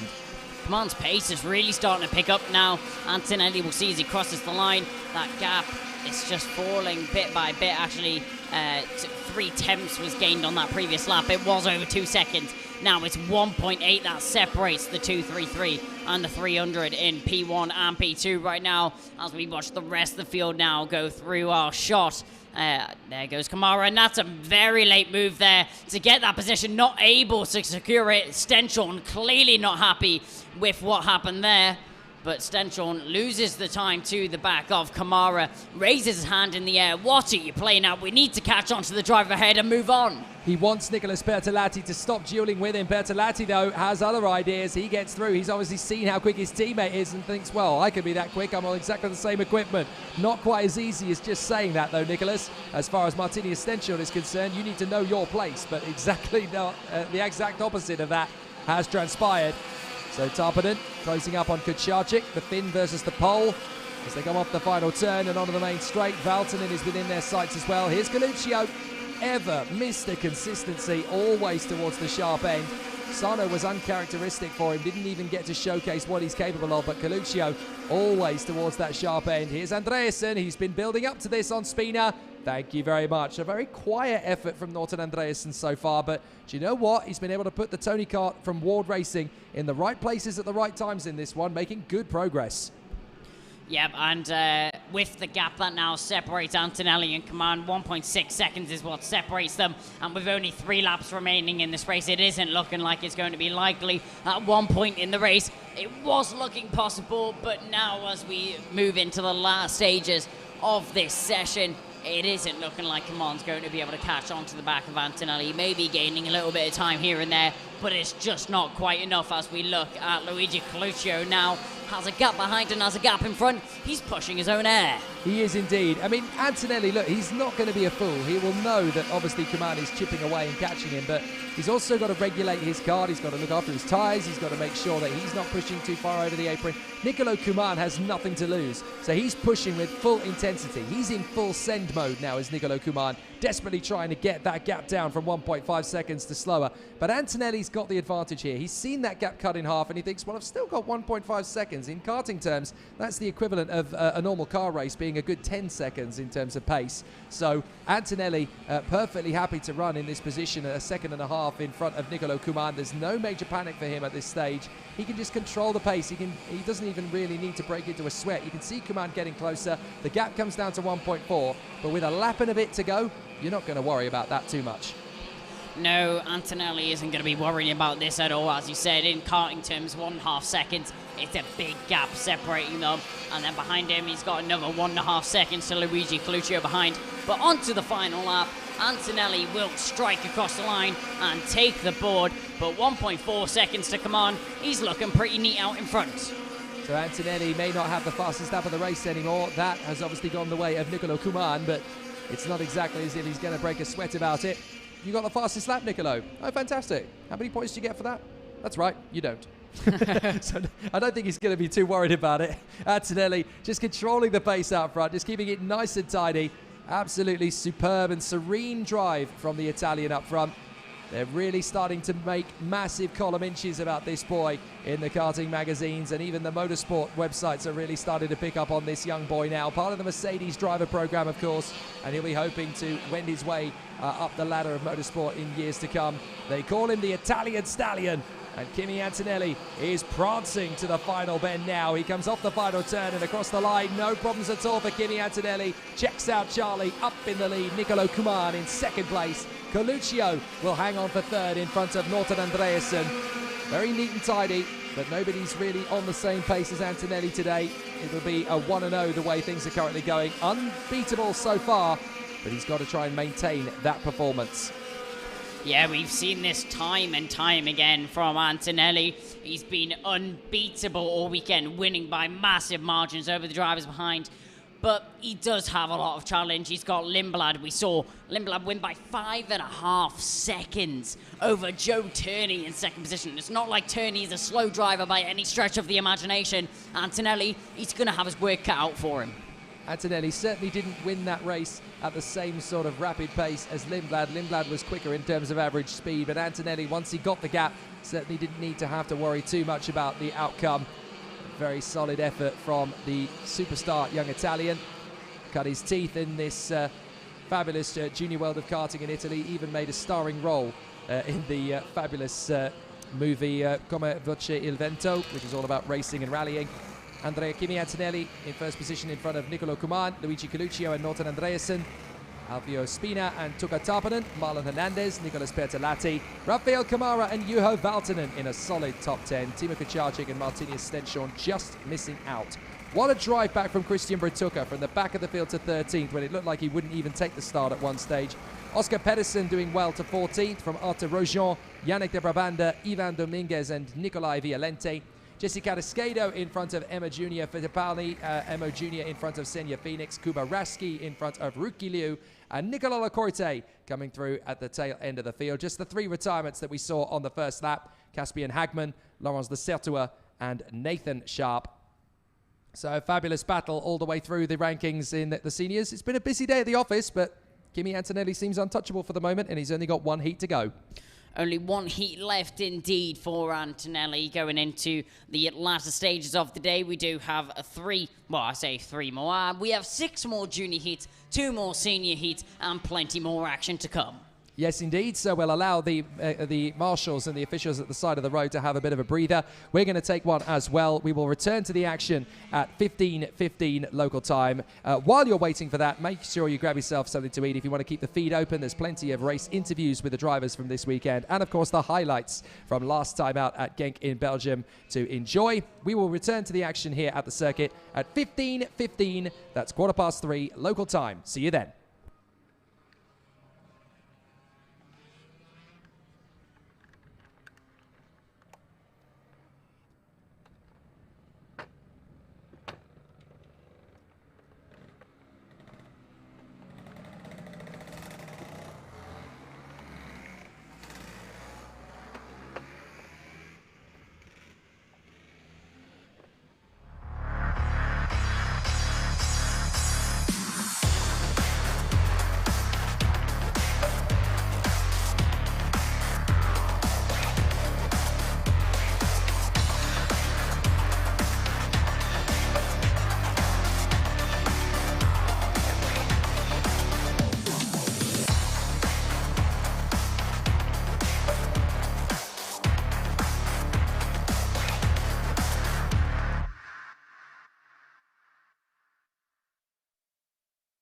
Obviously, we're not that many people in the team, but it's still very nice to be not so many because you get a lot of attention. So I think we can still do a very good result even though we're not a fast team. We're actually not comparing data together, but we are comparing setups and everything to get better, and I think this is also helping a lot. I don't know. I've been struggling in Sarno. I didn't have a good round. I crashed in formation lap, but I think this week we can be better. Hopefully, I think top 5 can be possible.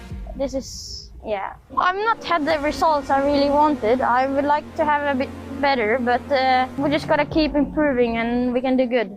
The relationship between father and son in sports is very difficult. You know, my advice to him, this is a very difficult sport.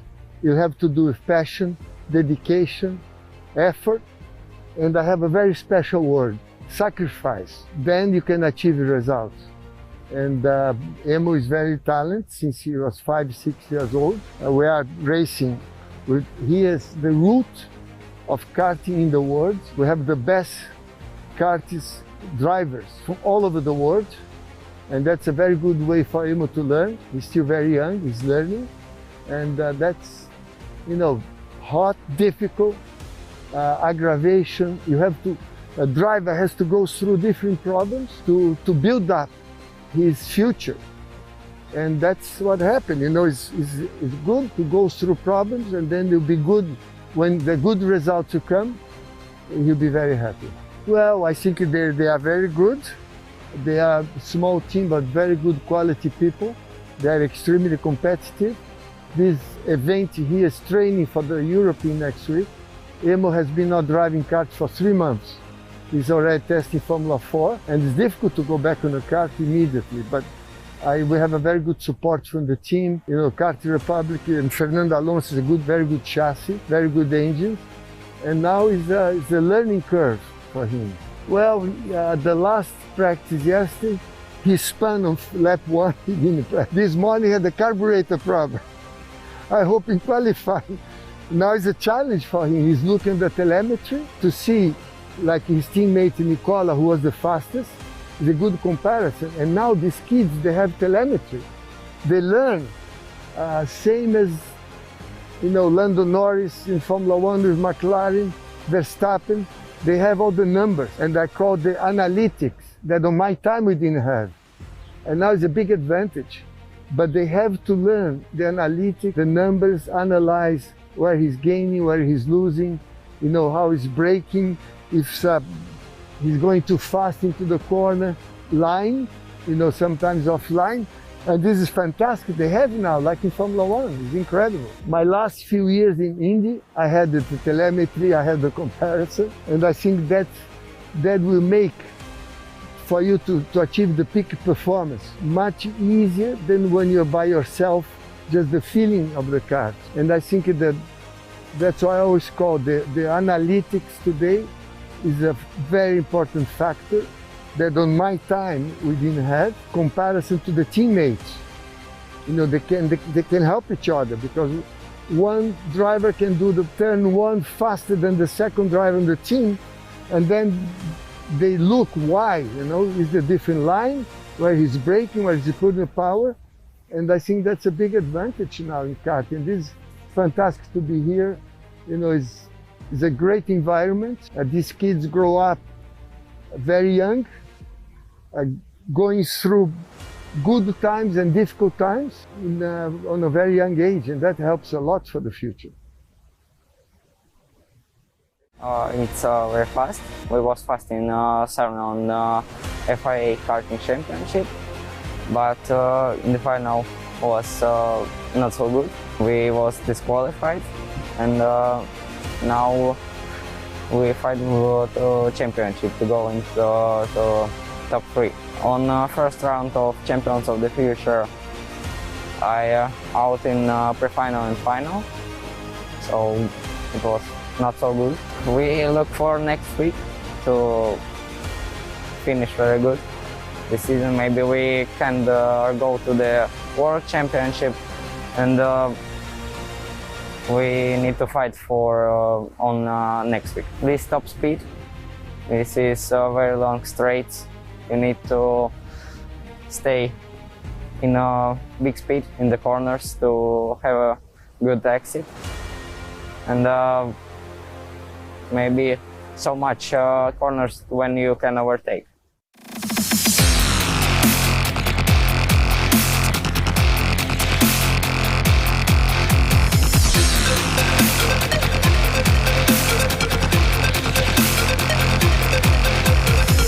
The Champions of the Future karting series prepares the OK and OK Junior drivers from around the world for the intensity of the European Championships. The first event of 2021 sends the paddock to Karting Genk, the home of champions, in the Dutch side of Belgium. A circuit famous for turning kart racers into legendary names of motorsport, this weekend will be no exception. With the weather threatening to throw a spanner in the works, and MG being announced as the tyre choice for 2021 days before the racing begins, everybody treads into unfamiliar territory, where the best will do battle and the heroes will triumph.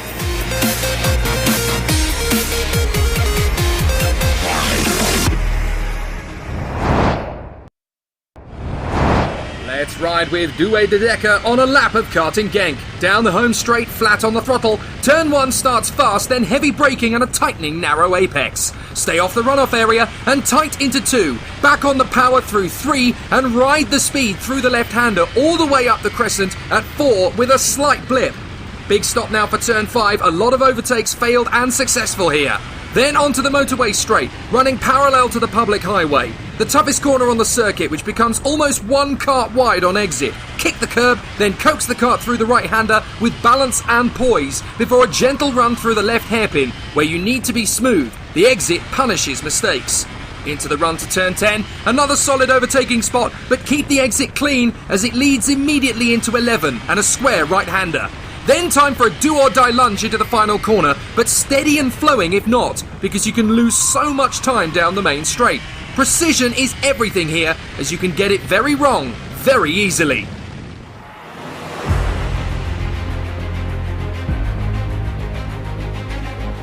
The team has been working very collectively this weekend. Also, it's more difficult for only one day of testing. So we've been working hard, so hopefully it pays off, and then the big one is on Sunday. So it will be great to start off the season like this, or the Champions of the Future season with a good finish and hopefully a win. And just looking forward to get the best results as possible so we can carry those points into the next round. Just when I think I know everything, they come and tell me one more thing. And even everybody in Kart Republic, the mechanics, the data guys, they're still telling me things that I didn't know. So I'm definitely learning a lot, and hopefully just by that learning and that experience, all the experience that I'm getting from more experienced drivers in the past and just experienced people all together in the motorsport world, hopefully I can carry that on and carry that peace in mind onto the track, and then it'll just be a dogfight on Sunday. But hopefully we can take that and hopefully get a good finish.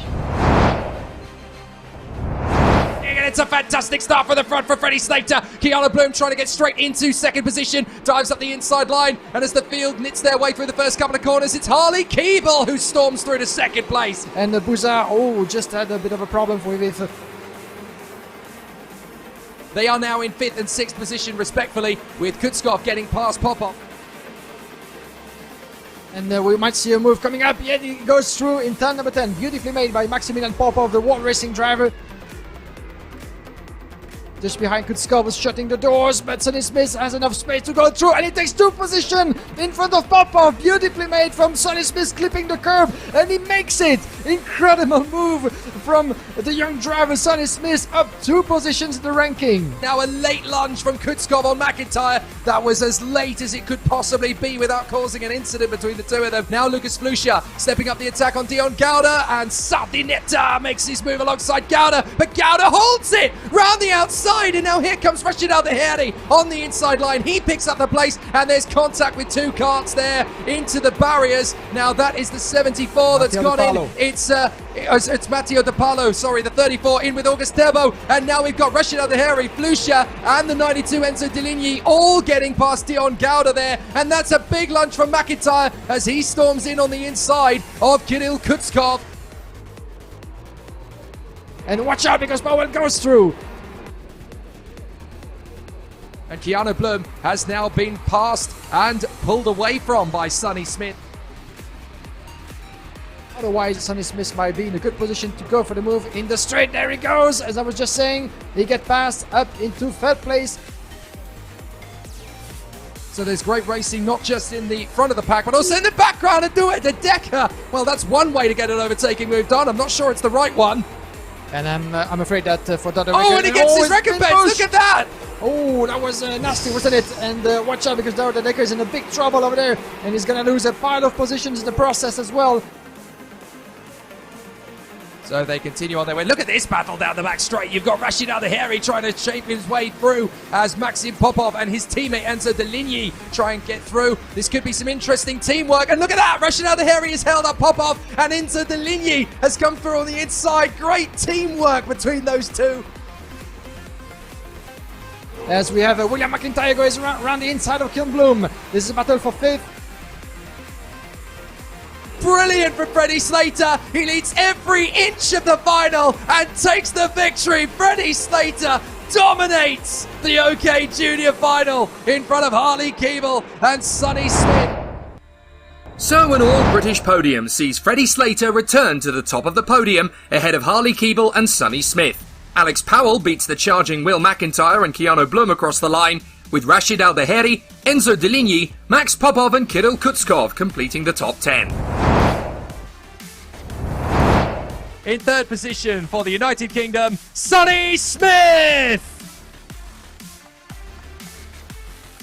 And in second position, also for the United Kingdom, Harley Keeble! But your winner here at round one again, Champions of the Future for the United Kingdom, Freddie Slater!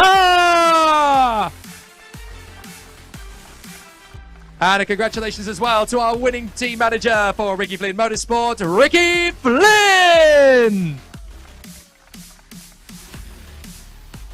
Definitely a hard race, starting off pole, went into the first corner, had to defend. The rest of the lap I managed to open up the course and kind of got on with it. And I kept the gap pretty much the same, kept coming at me and it kept getting further away, so it was a hard race. And then last two laps definitely was kicking in a little bit, like I was ready to win and I was just glad to come over the line first.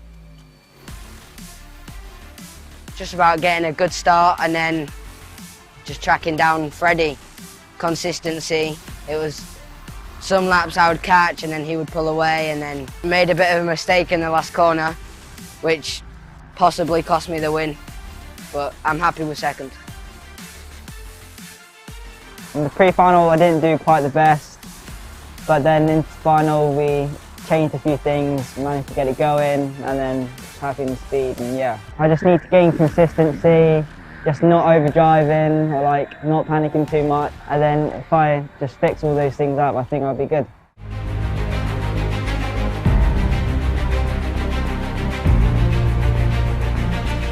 Really happy to be back, also because we didn't really ended up as I want to in the World Championship, and yeah, I had a crash and I broke my leg, but yeah, I'm really happy to be back here. This race will be really important because as you know, it's the test race before the European Championship. So yeah, this race will be really important because we need to set the chassis and the engine for the European Championship. So yeah, really fast recovery. We didn't really expect that because yeah, it was a big hit. But yeah, this year will be harder because we got stronger opponents, but yeah, it will be a nice challenge. Just work harder than the others and yeah, do the best that we can. We just discovered something new about the tires, so yeah, also this race will be really important for understand as much as we can the tire for be ready for the European Championship. No, for me, I think I don't feel any pressure. I'm just you know, I'm happy because other driver has the same luck as me to be promoted in junior F1 team, and yeah, it will be a nice challenge because you know, they're a good driver, but yeah, no, I don't feel any pressure. Down to the grid. Yes, we're racing. Here we go. Kimi Antonelli into the first corner. Rafael Kamara coming sideways. Joe Turney coming side by side with him. There was a little bit of contact, but they just about get away with that one. And so it's Antonelli. Kamara driving right round the outside. Can he hold it? Yes, he can. Rafael Kamara goes right round the outside of Antonelli. What a move for the lead. Well, let's wait for the last corner. Turney's going to go around the inside. Yes, he does. And it's a bit of a push from Antonelli.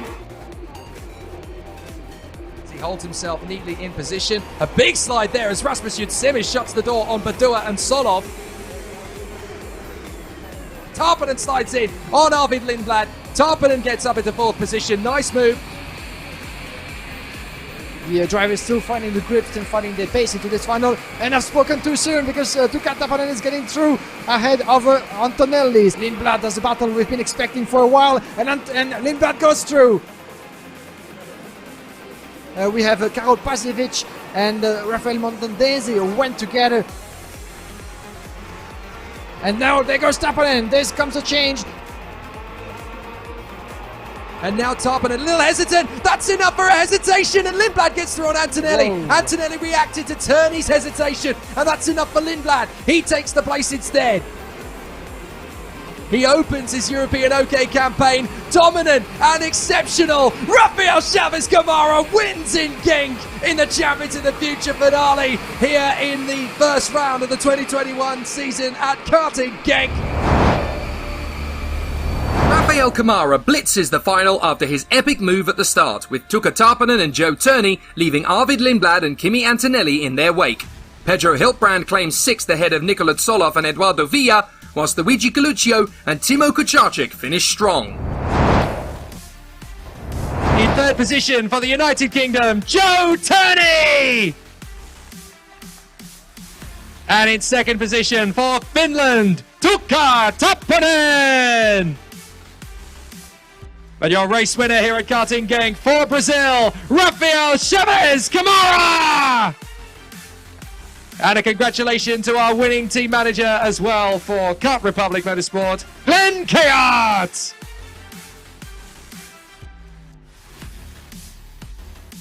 The time, the qualifying, really close. And then the heat, all the time we are in the top 3. In the pre-final, we missed the speed a little bit, but it's okay. And then in the final, I did a really good start and I managed the gap to finish the race. At the beginning was difficult. We wasn't so fast, but then we improved all the time and we get good result in the final. We had a good weekend altogether and did very well with the team having 2nd and 3rd. We made really good progress because I think in the start of the week we were a little bit behind and we did what we needed to do in order to have 2 of the karts on the podium. So now the seeds are sown in place for the European Championships, which will take place 2 weeks from now here in Genk. For the next event of Champions of the Future, head to championskarting.com for all the latest news and the next step in the 2021 season. From me, Jake Sanson, and the whole RGMMC crew, see you next time.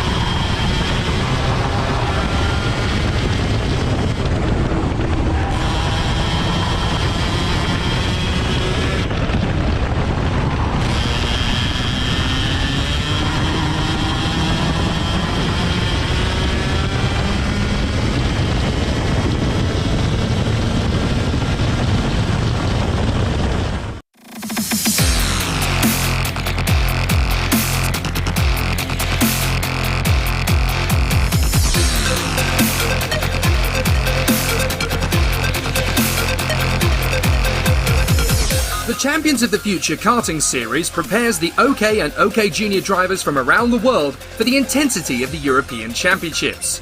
The first event of 2021 sends the paddock to karting Genk, the home of champions, in the Dutch side of Belgium. A circuit famous for turning kart racers into legendary names of motorsport, this weekend will be no exception. With the weather threatening to throw a spanner in the works, and MG being announced as the tyre choice for 2021 days before the racing begins, everybody treads into unfamiliar territory, where the best will do battle and the heroes will triumph.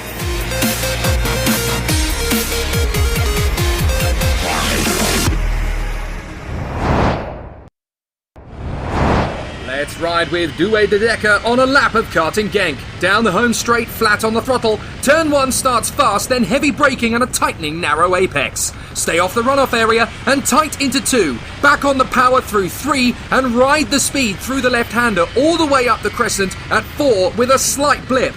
Big stop now for turn 5. A lot of overtakes failed and successful here. Then onto the motorway straight, running parallel to the public highway. The toughest corner on the circuit, which becomes almost one kart wide on exit. Kick the curb, then coax the kart through the right-hander with balance and poise before a gentle run through the left hairpin, where you need to be smooth. The exit punishes mistakes. Into the run to turn 10, another solid overtaking spot, but keep the exit clean as it leads immediately into 11 and a square right-hander. Then time for a do-or-die lunge into the final corner, but steady and flowing if not, because you can lose so much time down the main straight. Precision is everything here, as you can get it very wrong very easily.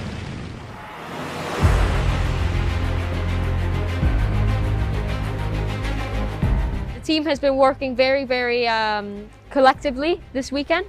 Also, it's more difficult for only one day of testing. So we've been working hard, so hopefully it pays off, and then the big one is on Sunday. So it will be great to start off the season like this, or the Champions of the Future season with a good finish and hopefully a win. And just looking forward to get the best results as possible so we can carry those points into the next round. Just when I think I know everything, they come and tell me one more thing. And even everybody in Kart Republic, the mechanics, the data guys, they're still telling me things that I didn't know. So I'm definitely learning a lot, and hopefully just by that learning and that experience, all the experience that I'm getting from more experienced drivers in the past and just experienced people all together in the motorsport world, hopefully I can carry that on and carry that peace in mind onto the track, and then it'll just be a dogfight on Sunday. But hopefully we can take that and hopefully get a good finish. And it's a fantastic start for the front for Freddie Slater. Keanu Bloom trying to get straight into second position, dives up the inside line, and as the field knits their way through the first couple of corners, it's Harley Keeble who storms through to second place. And Buza, just had a bit of a problem with it. They are now in 5th and 6th position respectively, with Kutskov getting past Popov. And we might see a move coming up. Yeah, he goes through in turn number 10. Beautifully made by Maximilian Popov, the World Racing driver. Just behind Kutskov is shutting the doors, but Sonny Smith has enough space to go through, and he takes 2 position in front of Popov. Beautifully made from Sonny Smith, clipping the curve, and he makes it. Incredible move from the young driver Sonny Smith, up 2 positions in the ranking. Now a late lunge from Kutskov on McIntyre. That was as late as it could possibly be without causing an incident between the two of them. Now Lucas Flusha stepping up the attack on Dion Gauda, and Sardinetta makes his move alongside Gauda, but Gauda holds it round the outside. And now here comes Rashid Al-Daheri on the inside line. He picks up the place, and there's contact with 2 karts there into the barriers. Now that is the 74 that's gone in. It's Matteo De Palo, sorry, the 34 in with August Turbo. And now we've got Rashid Al-Daheri, Flusha, and the 92 Enzo Deligny all getting past Dion Gauda there. And that's a big lunge from McIntyre as he storms in on the inside of Kirill Kutskov. And watch out, because Bowen goes through. And Keanu Bloom has now been passed and pulled away from by Sonny Smith. Otherwise, Sonny Smith might be in a good position to go for the move in the straight. There he goes. As I was just saying, he gets passed up into 3rd place. So there's great racing, not just in the front of the pack, but also in the background. And do it to Decker. Well, that's one way to get an overtaking move done. I'm not sure it's the right one. And I'm afraid that for that. Oh, and he gets his recompense. Look at that. Oh, that was nasty, wasn't it? And watch out, because Dorota Decker is in a big trouble over there, and he's going to lose a pile of positions in the process as well. So they continue on their way. Look at this battle down the back straight. You've got Rashid Al-Daheri trying to shape his way through as Maxim Popov and his teammate Enzo Deligny try and get through. This could be some interesting teamwork. And look at that. Rashid Al-Daheri has held up Popov, and Enzo Deligny has come through on the inside. Great teamwork between those two. As we have William McIntyre goes around the inside of Keanu Bloom. This is a battle for 5th. Brilliant from Freddie Slater. He leads every inch of the final and takes the victory. Freddie Slater dominates the OK Junior final in front of Harley Keeble and Sonny Smith. So an all-British podium sees Freddie Slater return to the top of the podium ahead of Harley Keeble and Sonny Smith. Alex Powell beats the charging Will McIntyre and Keanu Bloom across the line, with Rashid Al-Daheri, Enzo Deligny, Max Popov and Kirill Kutskov completing the top 10. In third position for the United Kingdom, Sonny Smith. And in second position, also for the United Kingdom, Harley Keeble. But your winner here at round one again, Champions of the Future for the United Kingdom, Freddie Slater! And a congratulations as well to our winning team manager for Ricky Flynn Motorsport, Ricky Flynn! Definitely a hard race, starting off pole, went into the first corner, had to defend. The rest of the lap I managed to open up the course and kind of got on with it. And I kept the gap pretty much the same, kept coming at me and it kept getting further away. So it was a hard race. And then last two laps definitely was kicking in a little bit, like I was ready to win and I was just glad to come over the line first. Just about getting a good start and then just tracking down Freddie. Consistency.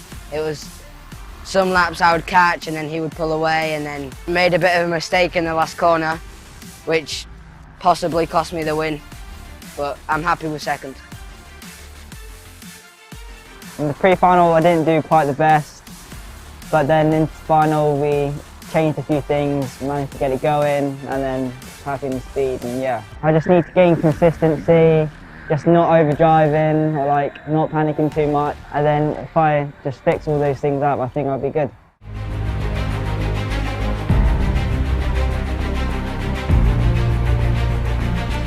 Really happy to be back, also because we didn't really ended up as I want to in the World Championship, and yeah, I had a crash and I broke my leg, but yeah, I'm really happy to be back here.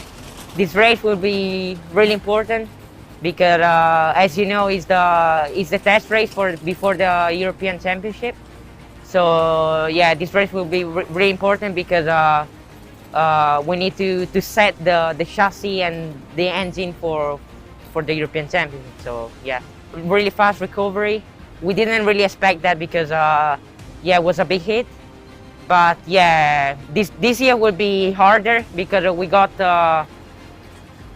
stronger opponents, but yeah, it will be a nice challenge. Just work harder than the others and yeah, do the best that we can.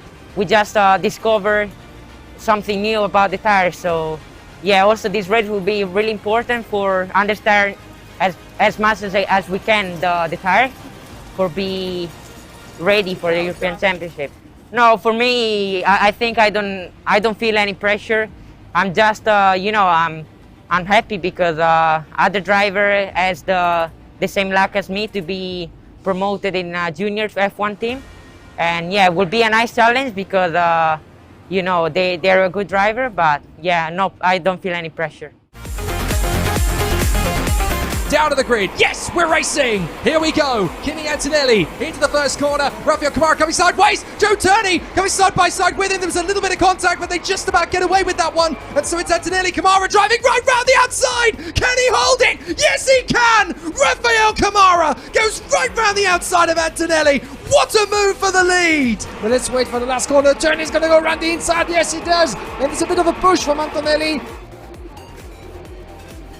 He holds himself neatly in position. A big slide there as Rasmus Yutsimi shuts the door on Badua and Solov. Tarpanen slides in on Arvid Lindblad. Tarpanen gets up into fourth position. Nice move.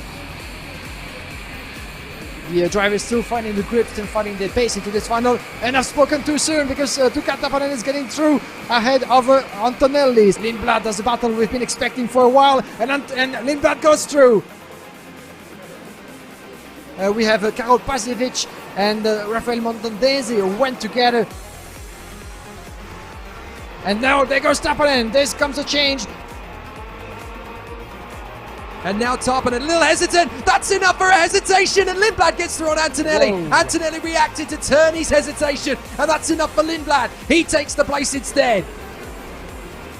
He opens his European OK campaign dominant and exceptional. Rafael Chavez Kamara wins in Genk in the Champions of the Future finale here in the first round of the 2021 season at karting Genk. Rafael Rafael Kamara blitzes the final after his epic move at the start, with Tuukka Tarpanen and Joe Turney leaving Arvid Lindblad and Kimi Antonelli in their wake. Pedro Hiltbrand claims 6th ahead of Nikola Tsoloff and Eduardo Villa, whilst Luigi Coluccio and Timo Kucharczyk finish strong. In third position for the United Kingdom, Joe Turney! And in second position for Finland, Tuukka Tarpanen! And your race winner here at Karting Gang for Brazil, Rafael Chaves Kamara! And a congratulations to our winning team manager as well for Kart Republic Motorsport, Glenn Kayart!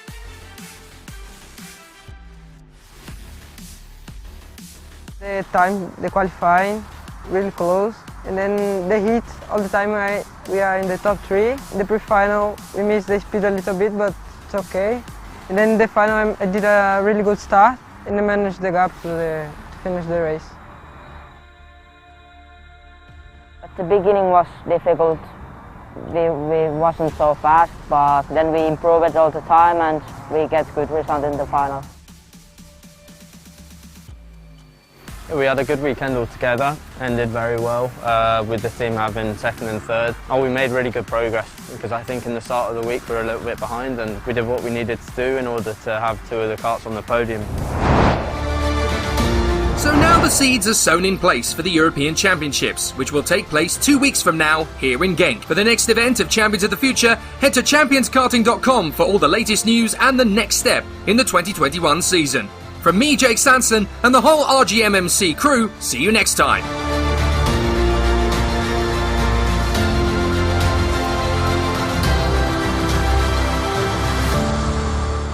I've only done 1 day's testing, so I'm just trying to get used to it at the minute, but so far I'm just improving every session, so it's going quite well. It's a lot faster than what I'm used to back in the UK, so that is something different. And there's a lot more grip because it's obviously sunny. I have been practicing it on the sim just to know my way around, but it is a bit different in real life. But the track's a lot wider here, so it is quite different.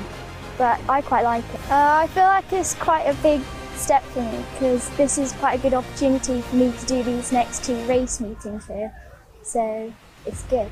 Well, I've just been they're saying that I could just get used to it and try and know my way around, so that's what I'm trying to do this weekend, and I'm just gonna try my best and see what happens. Yeah, I've been trying to get to know the team here as well as I'm in it back in the UK, so it's been quite good.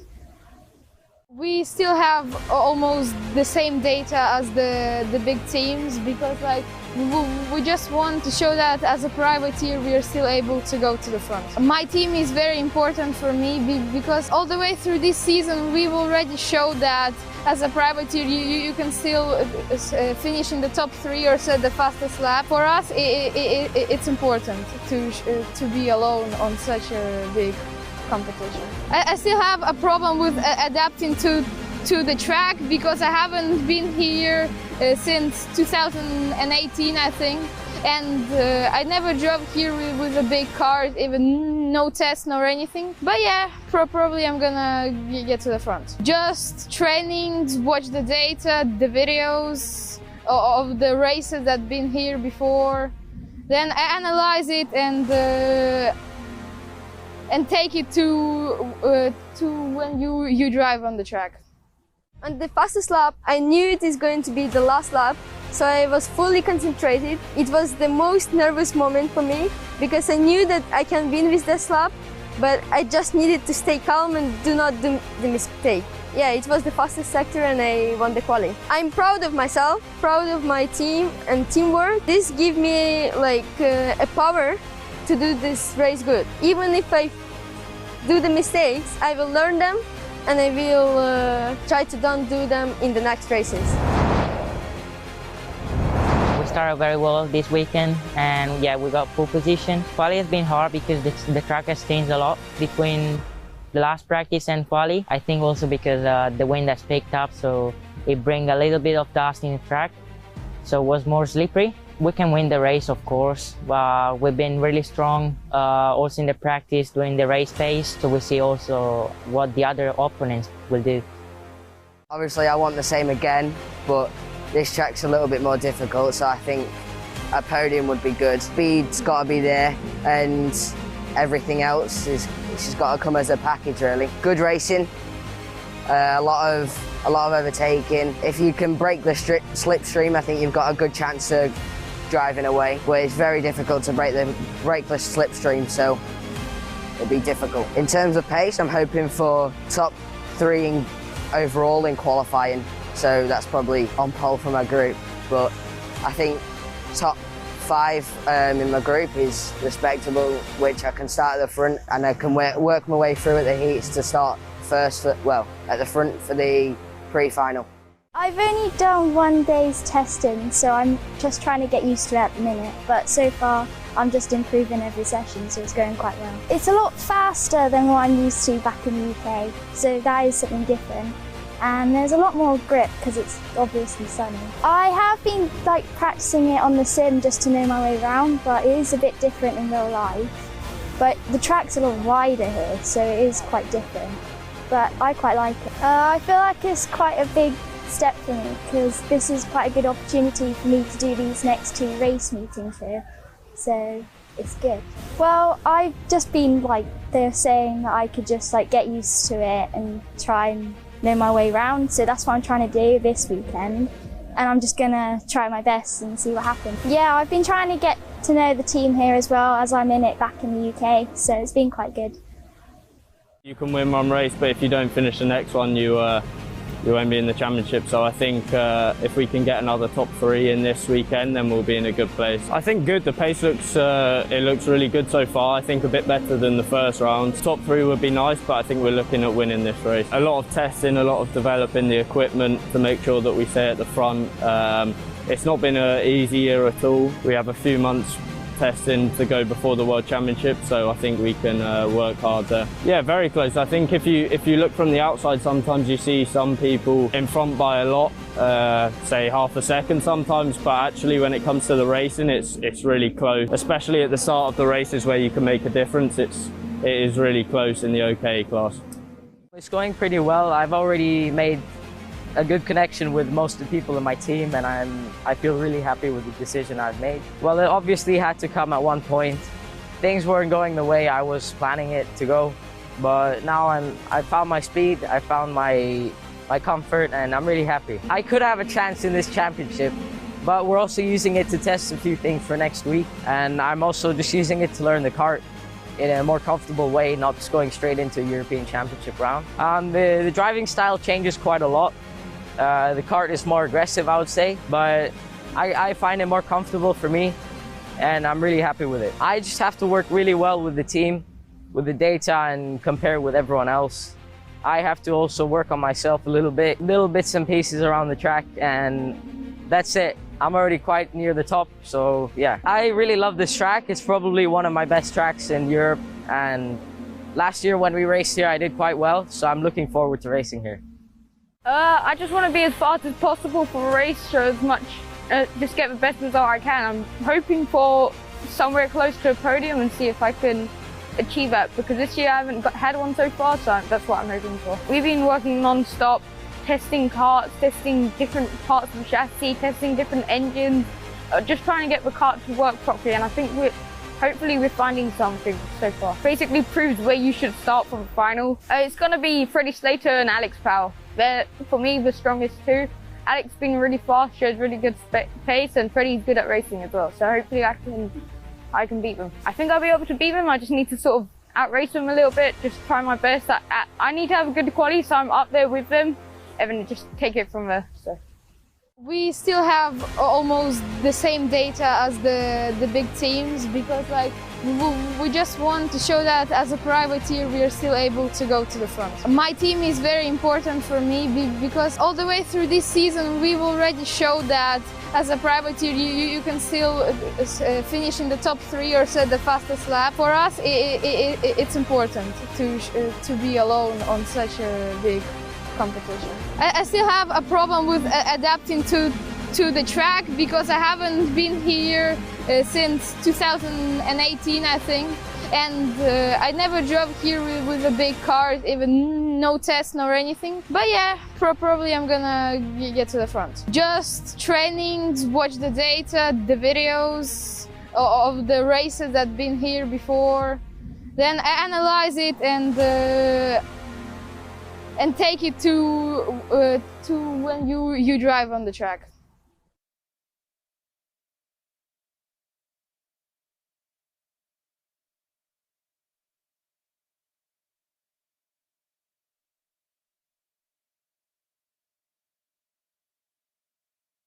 It's pretty challenging. After didn't drive any go-karts for almost 4 months. It has been a very fun time being back on the go-kart track, back to the roots. And I'm enjoying quite a lot driving again with these amazing drivers out there. Nice track, nice weather, and we're getting there to the pace. So basically I just drive as much as I can to get back to the track and do as many laps as I can so I can get back maybe to the 100% on Sunday. I'll try, but it's gonna be a challenging weekend. A lot of steps ahead, but well, I'll try my best. I'll just be happy if I can go to the final. That'll be a very nice result because it's quite challenging. You have to have luck, pace, and very good equipment and everything that I have. So yeah, I'm looking for the top 10, if that would be the best. Even better, a top 5, but it's gonna be a lot of hard work until getting there.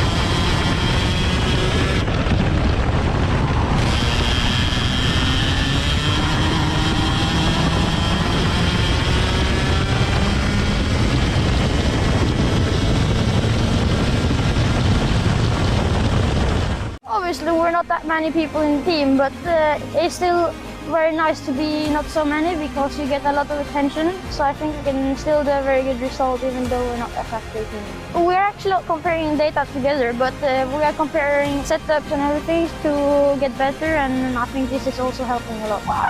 I don't know. I've been struggling in Sarno. I didn't have a good round. I crashed in the formation lap, but I think this week we can be better.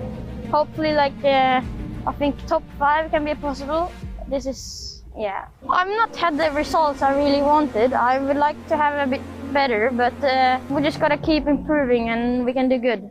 I just want to be as fast as possible for a race, so as much, just get the best result I can. I'm hoping for somewhere close to a podium and see if I can achieve that, because this year I haven't had one so far, so that's what I'm hoping for. We've been working non-stop, testing karts, testing different parts of the chassis, testing different engines, just trying to get the kart to work properly, and I think hopefully we're finding something so far. Basically proves where you should start for the final. It's going to be Freddie Slater and Alex Powell. They're, for me, the strongest two. Alex being really fast, shows really good pace, and Freddie's good at racing as well, so hopefully I can beat them. I think I'll be able to beat them. I just need to sort of outrace them a little bit, just try my best. I need to have a good quali, so I'm up there with them, and then just take it from there. So it's going pretty well. I've already made a good connection with most of the people in my team, and I feel really happy with the decision I've made. Well, it obviously had to come at one point. Things weren't going the way I was planning it to go, but now I found my speed, I found my comfort, and I'm really happy. I could have a chance in this championship, but we're also using it to test a few things for next week, and I'm also just using it to learn the kart in a more comfortable way, not just going straight into a European Championship round. The driving style changes quite a lot. The kart is more aggressive, I would say, but I find it more comfortable for me. and I'm really happy with it. I just have to work really well with the team, with the data, and compare with everyone else. I have to also work on myself a little bits and pieces around the track, and that's it. I'm already quite near the top, so yeah. I really love this track. It's probably one of my best tracks in Europe, and last year when we raced here I did quite well, so I'm looking forward to racing here. On the fastest lap, I knew it is going to be the last lap, so I was fully concentrated. It was the most nervous moment for me because I knew that I can win with this lap, but I just needed to stay calm and do not do the mistake. Yeah, it was the fastest sector and I won the quali. I'm proud of myself, proud of my team and teamwork. This gives me like a power to do this race good. Even if I do the mistakes, I will learn them and I will try to don't do them in the next races. We started very well this weekend, and yeah, we got pole position. Quali has been hard because the track has changed a lot between the last practice and quali. I think also because the wind has picked up, so it brings a little bit of dust in the track, so it was more slippery. We can win the race, of course. We've been really strong also in the practice during the race pace, so we see also what the other opponents will do. I've only done 1 day's testing, so I'm just trying to get used to it at the minute, but so far I'm just improving every session, so it's going quite well. It's a lot faster than what I'm used to back in the UK, so that is something different. And there's a lot more grip because it's obviously sunny. I have been practicing it on the sim just to know my way around, but it is a bit different in real life. But the track's a lot wider here, so it is quite different. But I quite like it. I feel like it's quite a big step for me because this is quite a good opportunity for me to do these next 2 race meetings here. So it's good. Well, I've just been they're saying that I could just get used to it and try and know my way around. So that's what I'm trying to do this weekend. And I'm just gonna try my best and see what happens. Yeah, I've been trying to get to know the team here as well as I'm in it back in the UK. So it's been quite good. Obviously I want the same again, but this track's a little bit more difficult, so I think a podium would be good. Speed's got to be there, and everything else is just got to come as a package, really. Good racing, a lot of overtaking. If you can break the slipstream, I think you've got a good chance of driving away. But it's very difficult to break the slipstream, so it'll be difficult. In terms of pace, I'm hoping for top 3 overall in qualifying. So that's probably on pole for my group, but I think top 5 in my group is respectable, which I can start at the front and I can work my way through at the heats to start first, at the front for the pre-final. It's going pretty well. I've already made a good connection with most of the people in my team, and I feel really happy with the decision I've made. Well, it obviously had to come at one point. Things weren't going the way I was planning it to go. But now I found my speed, I found my comfort, and I'm really happy. I could have a chance in this championship, but we're also using it to test a few things for next week, and I'm also just using it to learn the kart in a more comfortable way, not just going straight into a European Championship round. The driving style changes quite a lot. The kart is more aggressive, I would say, but I find it more comfortable for me, and I'm really happy with it. I just have to work really well with the team, with the data, and compare with everyone else. I have to also work on myself a little bits and pieces around the track, and that's it. I'm already quite near the top, so yeah. I really love this track. It's probably one of my best tracks in Europe, and last year when we raced here I did quite well, so I'm looking forward to racing here. Well, definitely for the heat races, it's a bit of a sprint because the heat races are going to be very few laps. Definitely the heat races, it's a bit of a sprint, trying to get away from everybody and get as many spots as you can immediately because, like I said, it's not a long heat race. But the final, considering how long the track is and how many laps there are, it's definitely a bit of a marathon. You're going to want to save your tires for it because it's going to be a long one. Yeah, the heats are going to matter just as much as always because the pre-final is nearly as important as the final because the pre-final decides your condition for the final. Because if you win the pre-final, then you start first for the final, which is ideal. So you want to start up in the front for the pre-finals in order to be able to win the pre-final. So yes, I would say the heats matter quite a lot. I mean, if I see I have a big enough gap, of course I'm going to save my tires a bit, but if I have pressure, I'm going to drive it hard because it's necessary. Obviously we're not that many people in the team, but it's still very nice to be not so many because you get a lot of attention. So I think we can still do a very good result even though we're not a factory team. We're actually not comparing data together, but we are comparing setups and everything to get better, and I think this is also helping a lot. I don't know. I've been struggling in Sarno. I didn't have a good round. I crashed in formation lap, but I think this week we can be better.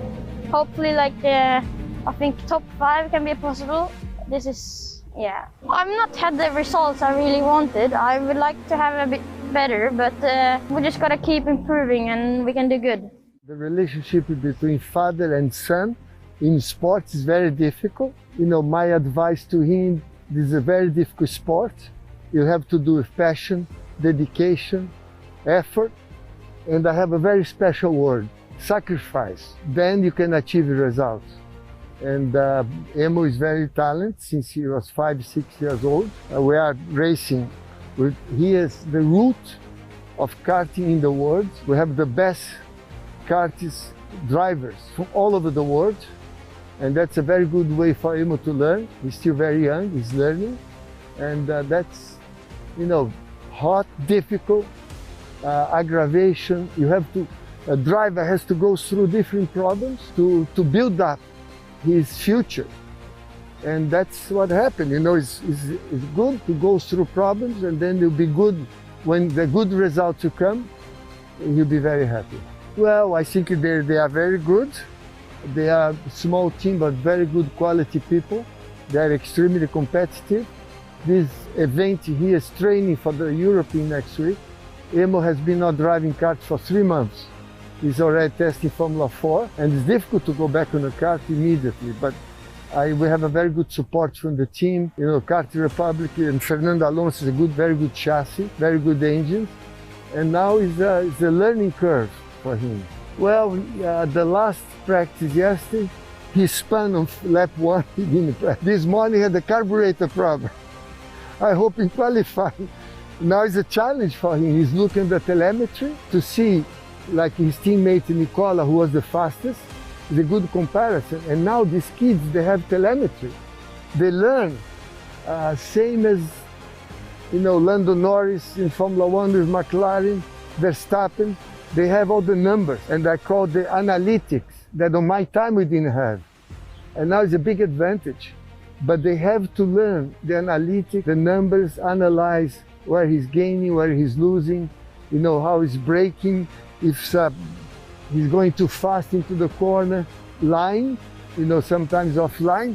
And this is fantastic. They have now, like in Formula 1, it's incredible. My last few years in Indy, I had the telemetry, I had the comparison, and I think that will make for you to achieve the peak performance much easier than when you're by yourself, just the feeling of the car. And I think that's why I always call the analytics today is a very important factor that on my time we didn't have. Comparison to the teammates, they can help each other, because one driver can do the turn 1 faster than the second driver in the team, and then they look why, is the different line, where he's braking, where he's putting the power.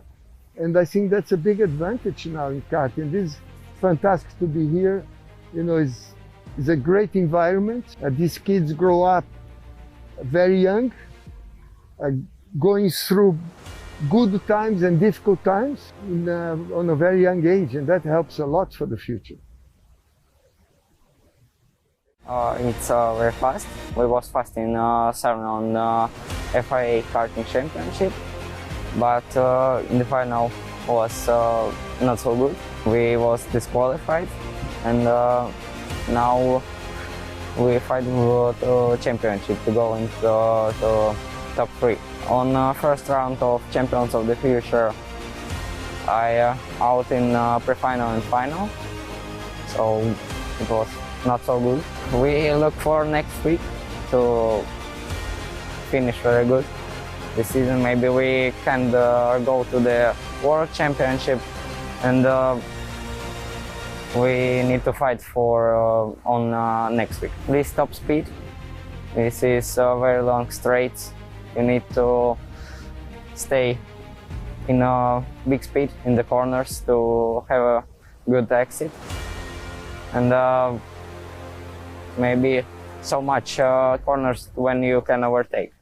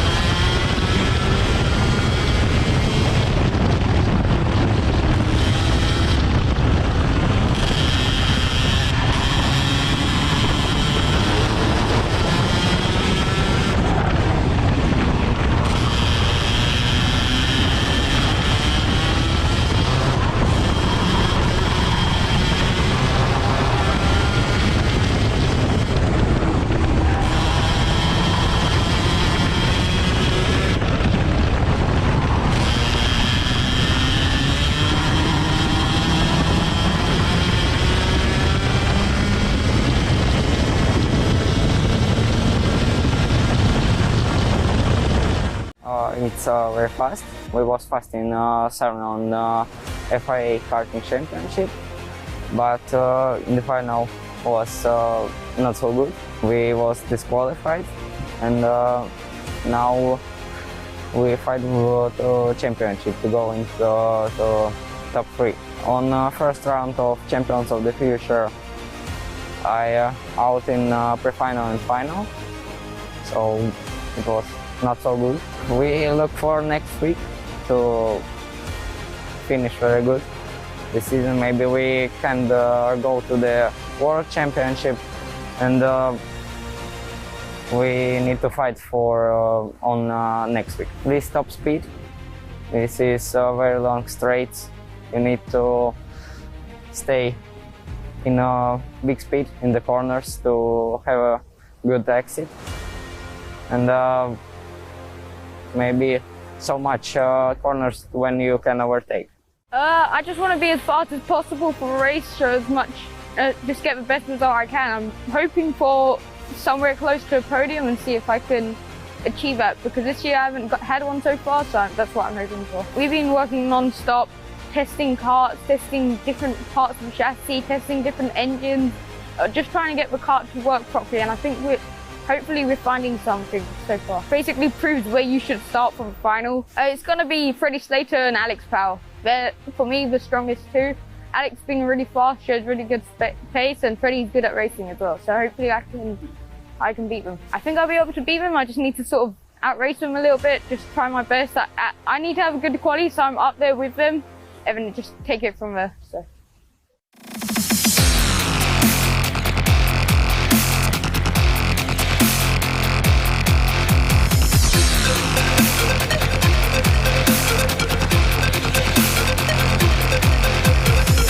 The Champions of the Future karting series prepares the OK and OK Junior drivers from around the world for the intensity of the European Championships. The first event of 2021 sends the paddock to Karting Genk, the home of champions, in the Dutch side of Belgium. A circuit famous for turning kart racers into legendary names of motorsport, this weekend will be no exception. With the weather threatening to throw a spanner in the works, and MG being announced as the tyre choice for 2021 days before the racing begins, everybody treads into unfamiliar territory, where the best will do battle and the heroes will triumph.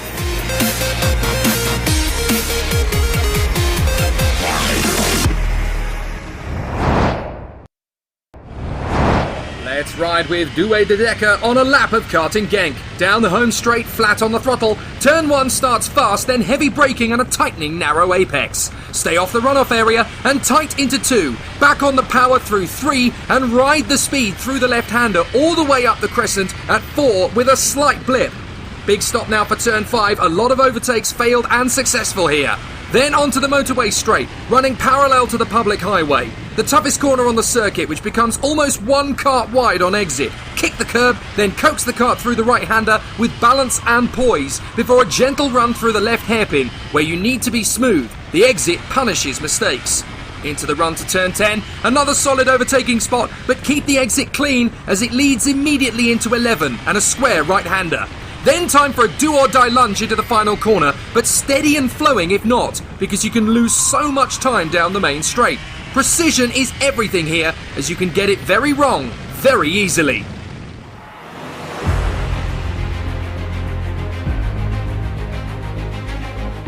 The team has been working very collectively this weekend. Also, it's more difficult for only one day of testing. So we've been working hard, so hopefully it pays off, and then the big one is on Sunday. So it will be great to start off the season like this, or the Champions of the Future season with a good finish and hopefully a win.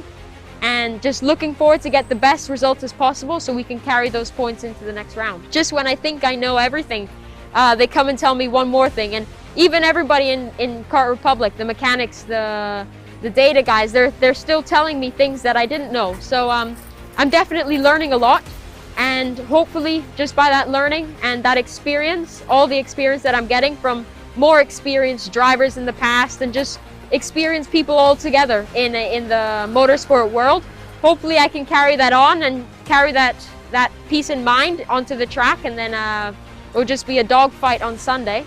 But hopefully we can take that and hopefully get a good finish.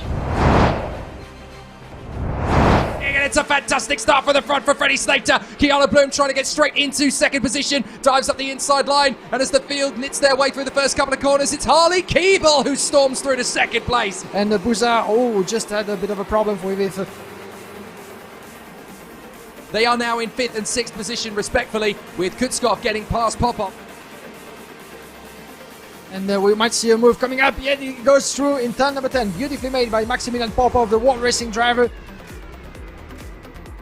Just behind Kutskov is shutting the doors, but Sonny Smith has enough space to go through, and he takes 2 position in front of Popov. Beautifully made from Sonny Smith, clipping the curb, and he makes it. Incredible move from the young driver Sonny Smith, up 2 positions in the ranking. Now a late lunge from Kutskov on McIntyre. That was as late as it could possibly be without causing an incident between the two of them. Now Lucas Flusha stepping up the attack on Dion Gauda, and Sardinetta makes his move alongside Gauda, but Gauda holds it round the outside. And now here comes Rashid Al-Daheri on the inside line. He picks up the place, and there's contact with 2 karts there into the barriers. Now that is the 74 that's gone in. It's Matteo De Palo, sorry, the 34 in with August Tebo. And now we've got Rashid Al-Daheri, Flusha, and the 92 Enzo Deligny all getting past Dion Gauda there. And that's a big lunge from McIntyre as he storms in on the inside of Kirill Kutskov.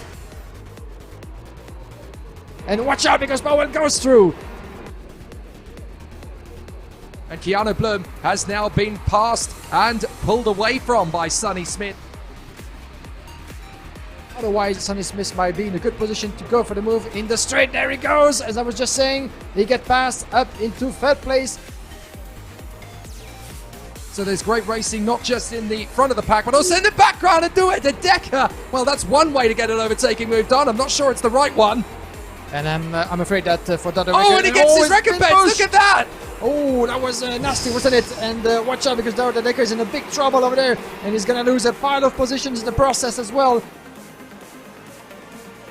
So they continue on their way. Look at this battle down the back straight. You've got Rashid Al-Daheri trying to shape his way through as Maxim Popov and his teammate Enzo Deligny try and get through. This could be some interesting teamwork. And look at that. Rashid Al-Daheri has held up Popov, and Enzo Deligny has come through on the inside. Great teamwork between those two. As we have William McIntyre goes around the inside of Kian Bloom. This is a battle for 5th. Brilliant from Freddie Slater. He leads every inch of the final and takes the victory. Freddie Slater dominates the OK Junior final in front of Harley Keeble and Sonny Smith. So an all-British podium sees Freddie Slater return to the top of the podium ahead of Harley Keeble and Sonny Smith. Alex Powell beats the charging Will McIntyre and Keanu Bloom across the line, with Rashid Al-Daheri, Enzo Deligny, Max Popov and Kirill Kutskov completing the top 10. In 3rd position for the United Kingdom, Sonny Smith! And in 2nd position, also for the United Kingdom, Harley Keeble! But your winner here at round 1 again, Champions of the Future for the United Kingdom, Freddie Slater! And a congratulations as well to our winning team manager for Ricky Flynn Motorsport, Ricky Flynn! Definitely a hard race, starting off pole, went into the first corner, had to defend. The rest of the lap I managed to open up the course and kind of got on with it. And I kept the gap pretty much the same, kept coming at me and it kept getting further away. So it was a hard race. And then last 2 laps definitely was kicking in a little bit, like I was ready to win and I was just glad to come over the line first. Just about getting a good start and then just tracking down Freddie. Consistency. It was some laps I would catch and then he would pull away, and then made a bit of a mistake in the last corner, which possibly cost me the win, but I'm happy with second. In the pre-final I didn't do quite the best, but then into the final we changed a few things, managed to get it going, and then happy in the speed, and yeah. I just need to gain consistency, just not overdriving, or like not panicking too much, and then if I just fix all those things up, I think I'll be good.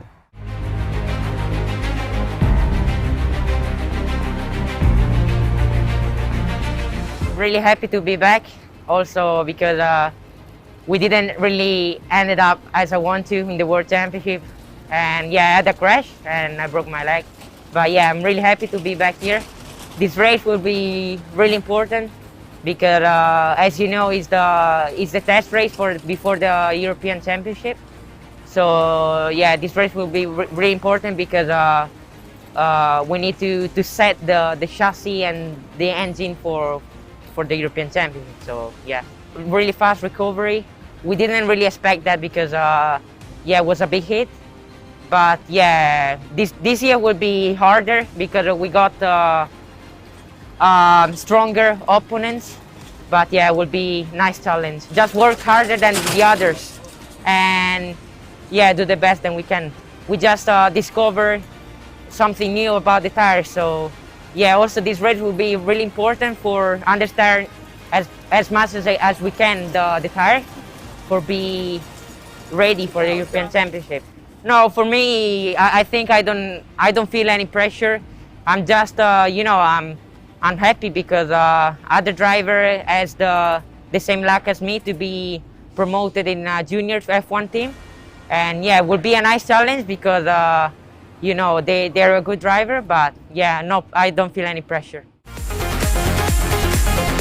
Down to the grid. Yes, we're racing. Here we go. Kimi Antonelli into the first corner. Rafael Kamara coming sideways. Joe Turney coming side by side with him. There was a little bit of contact, but they just about get away with that one. And so it's Antonelli. Kamara driving right round the outside. Can he hold it? Yes, he can. Rafael Kamara goes right round the outside of Antonelli. What a move for the lead. But let's wait for the last corner. Turney's going to go around the inside. Yes, he does. And it's a bit of a push from Antonelli. Holds himself neatly in position. A big slide there as Rasmus Jutsemis shuts the door on Badua and Solov. Tarpanen slides in on Arvid Lindblad. Tarpanen gets up into 4th position. Nice move. The driver is still finding the grip and finding the pace into this final. And I've spoken too soon because Ducat Tarpanen is getting through ahead of Antonelli. Lindblad does the battle we've been expecting for a while, and Lindblad goes through. We have Karol Pasevich and Rafael Montandese who went together. And now there goes Tarpanen. There comes a change. And now Tarpanen, a little hesitant. That's enough for a hesitation. And Lindblad gets through on Antonelli. Whoa. Antonelli reacted to Turney's hesitation. And that's enough for Lindblad. He takes the place instead. He opens his European OK campaign dominant and exceptional. Rafael Chavez Kamara wins in Genk in the Champions of the Future finale here in the first round of the 2021 season at karting Genk. Rafael Kamara blitzes the final after his epic move at the start, with Tuukka Tarpanen and Joe Turney leaving Arvid Lindblad and Kimi Antonelli in their wake. Pedro Hiltbrand claims 6th ahead of Nikola Tsolov and Eduardo Villa, whilst Luigi Coluccio and Timo Kucharczyk finish strong. In Third position for the United Kingdom, Joe Turney! And in second position for Finland, Tuukka Tappanen! And your race winner here at Karting Gang for Brazil, Rafael Chavez Camara! And a congratulations to our winning team manager as well for Kart Republic Motorsport, Glenn Kayart!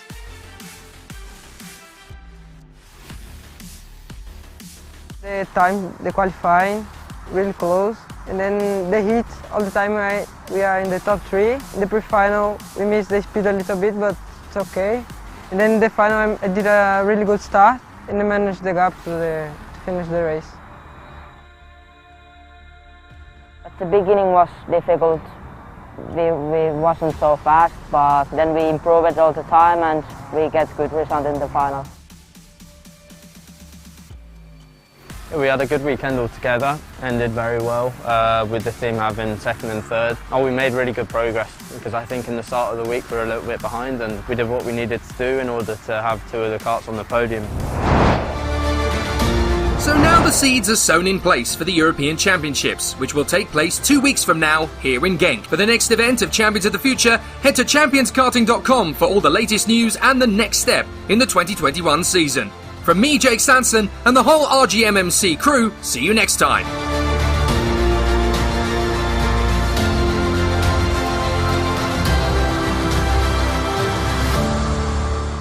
Obviously I want the same again, but this track's a little bit more difficult, so I think a podium would be good. Speed's got to be there, and everything else is just got to come as a package, really. Good racing, a lot of overtaking. If you can break the slipstream, I think you've got a good chance of driving away. But it's very difficult to break the slipstream, so it'll be difficult. In terms of pace, I'm hoping for top 3 overall in qualifying. So that's probably on pole for my group.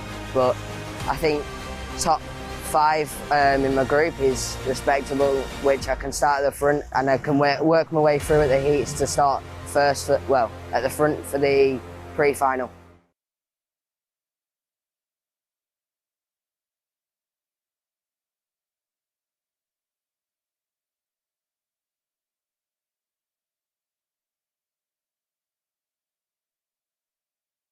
Well, definitely for the heat races, it's a bit of a sprint because the heat races are going to be very few laps. Definitely the heat races, it's a bit of a sprint, trying to get away from everybody and get as many spots as you can immediately because, like I said, it's not a long heat race. But the final, considering how long the track is and how many laps there are, it's definitely a bit of a marathon. You're going to want to save your tires for it because it's going to be a long one. Yeah, the heats are going to matter just as much as always because the pre-final is nearly as important as the final because the pre-final decides your position for the final. Because if you win the pre-final, then you start first for the final, which is ideal. So you want to start up in the front for the pre-finals in order to be able to win the pre-final. So yes, I would say the heats matter quite a lot. I mean, if I see I have a big enough gap, of course I'm going to save my tires a bit, but if I have pressure, I'm going to drive it hard because it's necessary.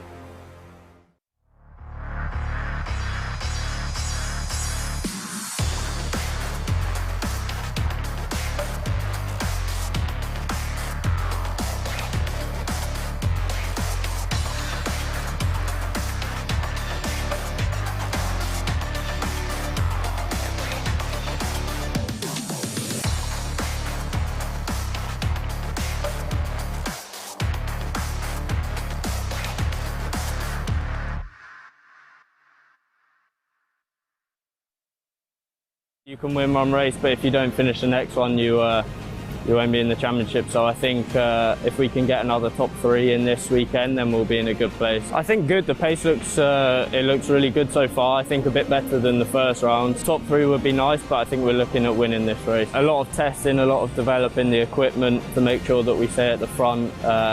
It's not been an easy year at all. We have a few months testing to go before the World Championship, so I think we can work hard there. Yeah, very close. I think if you look from the outside, sometimes you see some people in front by a lot, say half a second sometimes, but actually when it comes to the racing, it's really close, especially at the start of the races where you can make a difference. It is really close in the OK class.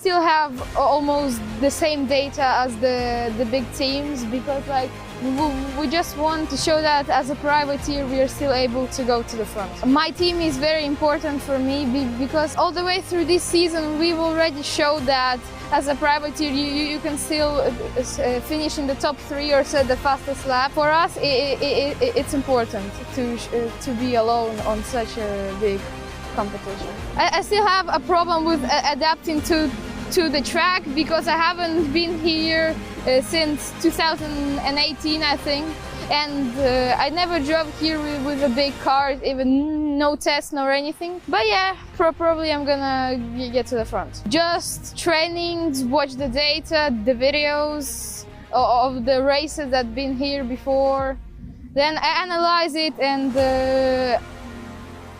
take it to when you drive on the track. On the fastest lap, I knew it is going to be the last lap, so I was fully concentrated. It was the most nervous moment for me because I knew that I can win with this lap, but I just needed to stay calm and do not do the mistake. Yeah, it was the fastest sector and I won the quali. I'm proud of myself, proud of my team and teamwork. This gives me like a power to do this race good. Even if I do the mistakes, I will learn them and I will try to don't do them in the next races. We started very well this weekend and yeah, we got pole position. Quali has been hard because the track has changed a lot between the last practice and quali. I think also because the wind has picked up, so it brings a little bit of dust in the track, so it was more slippery. We can win the race, of course. We've been really strong also in the practice during the race pace, so we see also what the other opponents will do. The relationship with father and son in sports is very difficult. You know, my advice to him, this is a very difficult sport. You have to do with passion, dedication, effort, and I have a very special word, sacrifice. Then you can achieve results. And Emo is very talented since he was 5-6 years old. We are racing. He is the root of karting in the world. We have the best karting drivers from all over the world. And that's a very good way for Emo to learn. He's still very young, he's learning.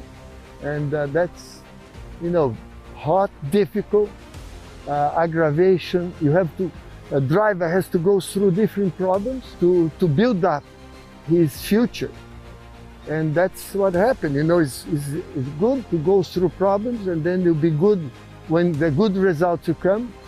You'll be very happy. Well, I think they are very good. They are a small team, but very good quality people. They are extremely competitive. This event here is training for the European next week. Emo has been not driving karts for 3 months. He's already testing Formula 4, and it's difficult to go back on the kart immediately, but we have a very good support from the team. You know, Kart Republic and Fernando Alonso is a very good chassis, very good engines, and now it's a learning curve for him. Well, the last practice yesterday, he spun on lap 1, he didn't practice. This morning he had a carburetor problem. I hope he qualifies. Now it's a challenge for him. He's looking at the telemetry to see, like his teammate Nicola, who was the fastest. It's a good comparison. And now these kids, they have telemetry.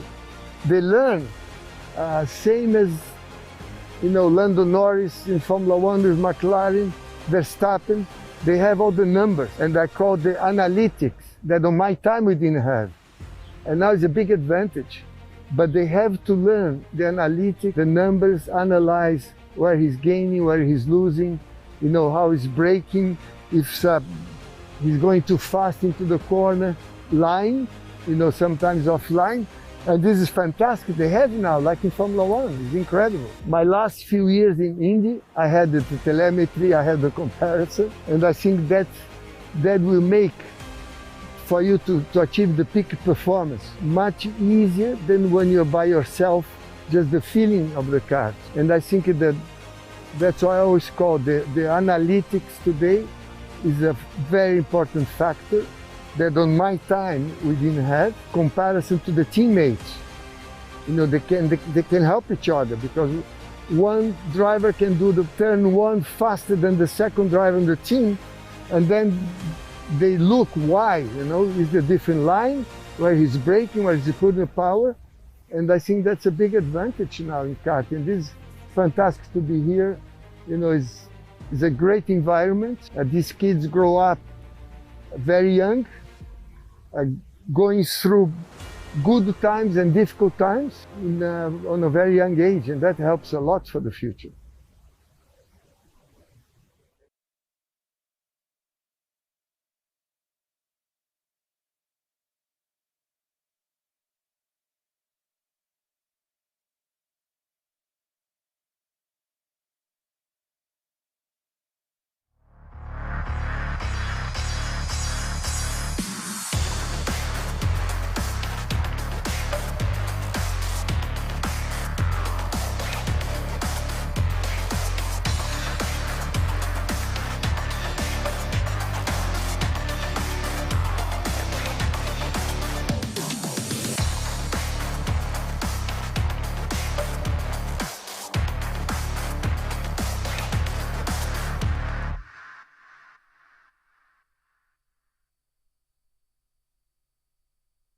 Welcome back to the Circuito Internacional Zuera. We are ready for the second half of the day's activity here on the Saturday afternoon that precurses us into tomorrow's finals of the Champions of the Future, second round of 2021. After Genk in Belgium in the spring, we are here in sunny Spain for a fabulous second round of this 2021 championship, and it is a great battle that we are in for this afternoon.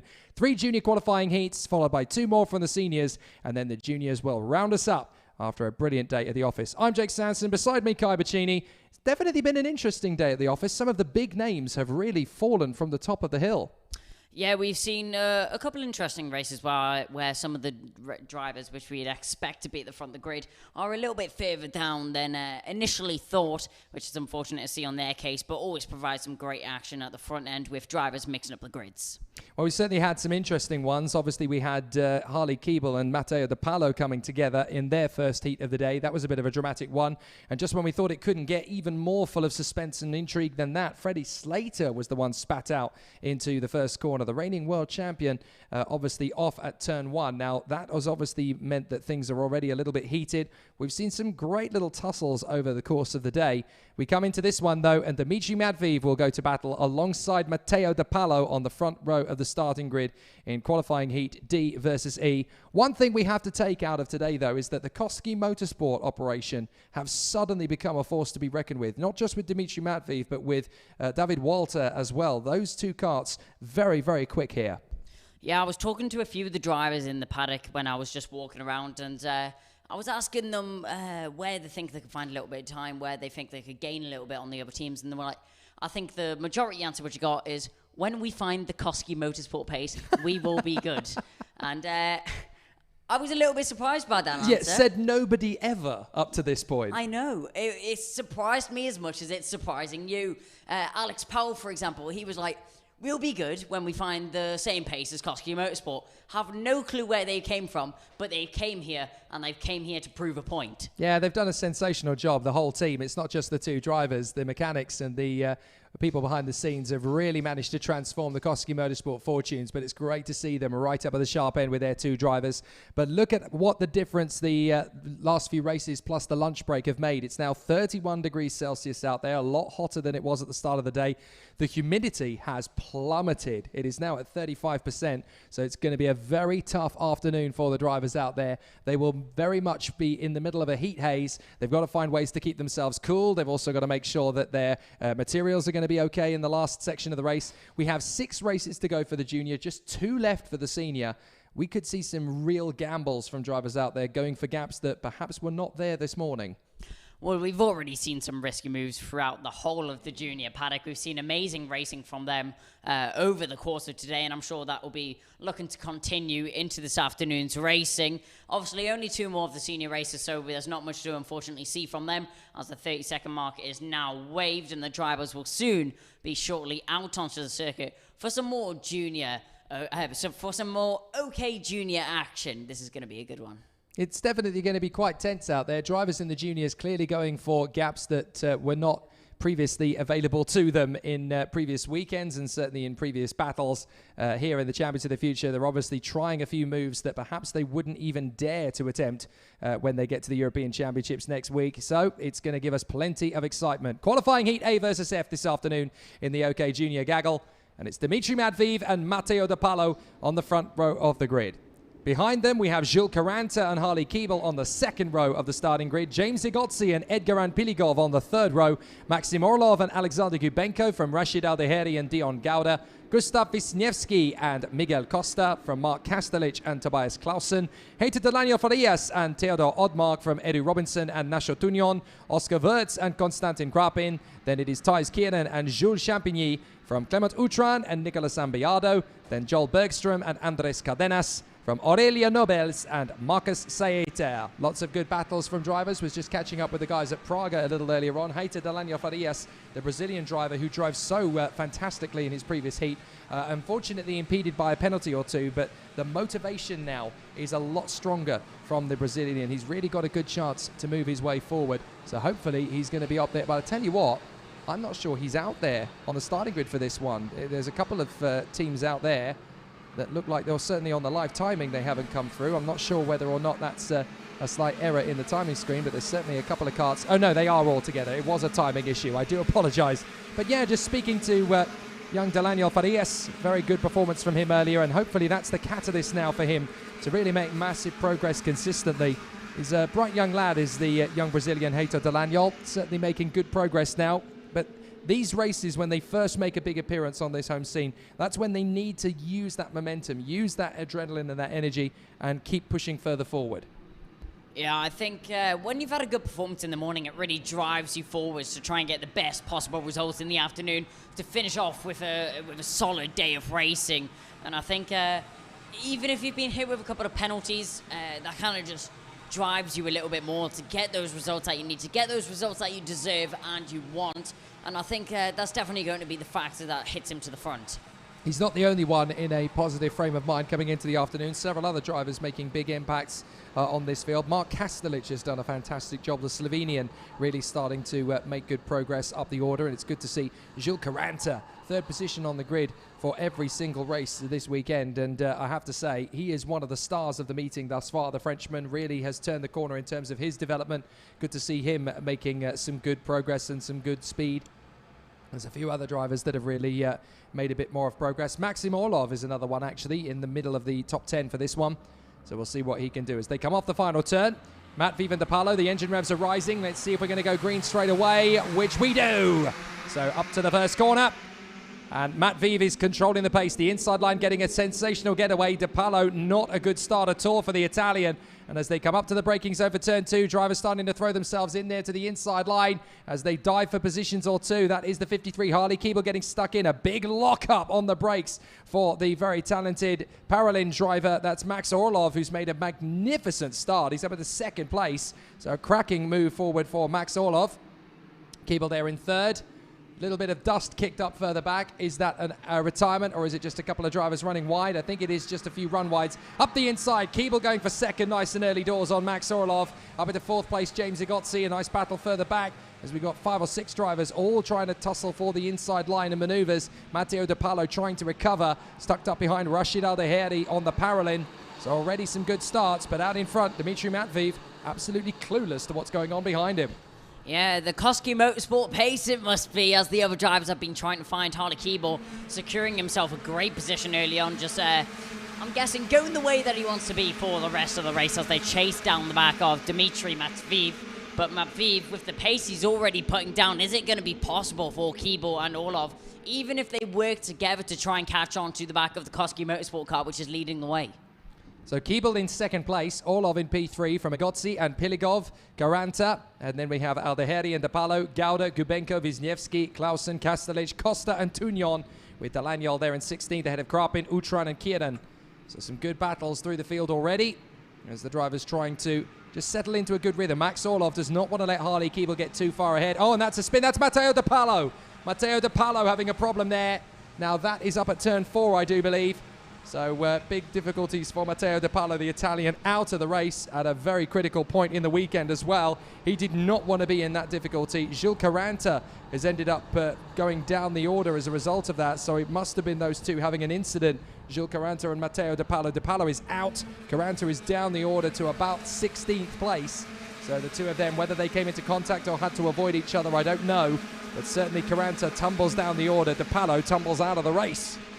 Yeah, that's such a shame to see there from a driver that was looking to make his way forwards through the grid and getting a good result for the rest of the day.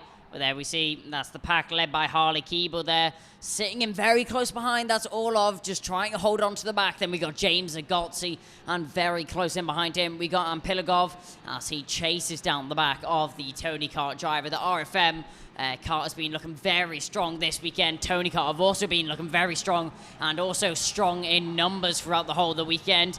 But Agozzi now arriving on the back of Orlov. Is he going to be able to get an overtake sometime soon? Agozzi, we know he's an aggressive driver. We know he's one driver that goes forwards and not backwards, but we're just waiting to see this move to be placed.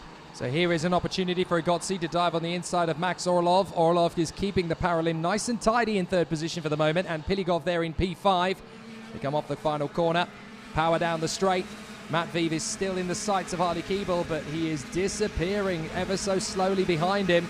Here's Agozzi with a little bit of assistance from Ampilagov. Let's see if Ampilagov can guard the inside with him. Yes, indeed. Agozzi and Ampilagov both go through, but Ampilagov runs wide. Orlov is going to cut straight back in on the inside. Retakes the place. Agozzi slows down. You can see a little bit of a tap there on the back of Orlov's kart. Orlov is actually shaking his fist now a little bit there at Ampilagov. Stop tapping me into the braking zones. I need to really start going up for the move on Agozzi. Dion Gauda's closing in on them as well. The young man from Singapore up into P6. Really starting to hustle. A bit of a defensive move, but that's not going to keep Ampilagov at bay. He gets by. They both drift wide. Dion Gauda's going to try and squeeze Orlov to the inside line, but he gets squeezed himself. It's very, very clear. It's intimidate or be intimidated out there. And up the inside, Gauda now does get the move done on Max Orlov on the exit. So the Ricky Flynn team have managed to get both of their karts in that little gaggle past Max Orlov. Gauda finally makes his way past Orlov after an intense battle for nearly half a lap between the two Ricky Flynn Motorsport drivers and the Paralin, which now falls in behind both of them. But Agozzi in a great position right now. He's chasing onto the back of his teammate Harley Keeble. But where has Dimitri Matveev gone? 2 seconds up the road, and we're not even halfway into the race. Yeah, I'm not sure that gap is going to be decreased any, as the two teammates now together there for 4th and 5th. And Piligov and Gauda, they're going to want to work together, join forces and charge their way further forward onto the back of James Agozzi in the hope that there's a chance to come by. But Agozzi is not exactly making life easy for them as they come off the turn and now charging up towards the hairpin once again. Orlov could have had a chance there really on Dion Gauda. Left it a little bit too late to consider the opportunity on the inside line. And that's left Gauda to chase after his teammate Ampilagov. There might be a little bit of a move here from Gauda. He has to think about it, but his teammate chops across the nose. No chance at all. The front fairing's not going to come loose on Dion Gauda's Cosmic if he can possibly help it. So really exciting run. They come into the final turn, back on the power, and out of that final stretch. Across the line once again. Dimitri Matveev checking out to the tune of 2.5 seconds now to Keeble. So there's nothing they can do about the Russian up front. This is absolutely phenomenal pace. Here we go on the inside. That is Ampilagov and Agozzi, and at the same time it's Orlov on Gauda. So 2 moves made in the same apex. And now they're coming back at him. So again, Ampilagov retakes Agozzi. Gauda retakes Orlov. So a great little tussle for the drivers as they chill together. And there is the 52 Kubenko working with Dion Gauda. Now turns rogue on him and gets him through on the inside. Rashid Al-Daheri manages to get past his teammate Max Orlov in the same breath. So some brilliant little tussles. And now Al-Daheri is going to make his dive on the inside of the Ricky Flynn kart. Makes it through. So does Max Orlov. Now Rashid has got to try and chop across. And he does on Max Orlov. But the gap is still there for Dion Gauda to cut through on the inside of the pole. And then you've got Wisniewski in front of Kastelic, Clausen, Utran and Delanyol. So some really good battles in this one. But Dimitri Matveev is now 3 seconds clear of Harley Keeble. Where have they found that pace? Wow, that's a massive gap there. But we saw that was Al-Daheri made that move, made that bid on the inside, and that just cost that pack so much time to the group ahead of them. So that's not what you want to see there. Even though he did gain a position from that, he did unfortunately maybe even lose out on of a possible overtake. Talking about possible overtakes, Dion Gowda makes a move on Rashid Al-Daheri. So Al-Daheri, his bid obviously doesn't last very long as Gowda makes his way past and now gets himself in a 6th position, now chasing down the back of Gubenko. Fastest driver in the first sector on this lap is Alex Gubenko, 20.282, so he is actually even quicker than Dmitry Matveev at the moment. It was quite funny, he was chatting to a couple of the guys at the side of the circuit. Oh, that looks like Hector Delagnol. Oh dear, another strong run for the Brazilian comes to a stop there. He was making up progress and making up positions, but unfortunately the Brazilian has come off the road. Not quite sure where that is, but there is the 112, the Praga. Oh, it's up at the hairpin, actually. It's up at turn 5. So a rather obscure place for the race to end for Delagnol. But unfortunately, his race has indeed come to an end. The Praga has spun around, and that is the Brazilian very much out of luck. And he was fighting for the top 10 earlier this weekend. So unfortunate that Delagnol now has to watch the rest of the race from the sidelines. He's actually walked across the circuit to the Marshal Post 1. So unfortunate for the Brazilian, and he's so frustrated, so irritated. But there's the move. That's Gowda. Oh, sorry, that's Anpiligov trying to shake off James Igotzi, who is there in 4th position. They come onto the straight again, and Keeble has now got Anpiligov to deal with. No, that's Anpiligov getting past Keeble. I do apologize. So that's for 2nd place. I completely missed out that one. Keeble's going to get it back again.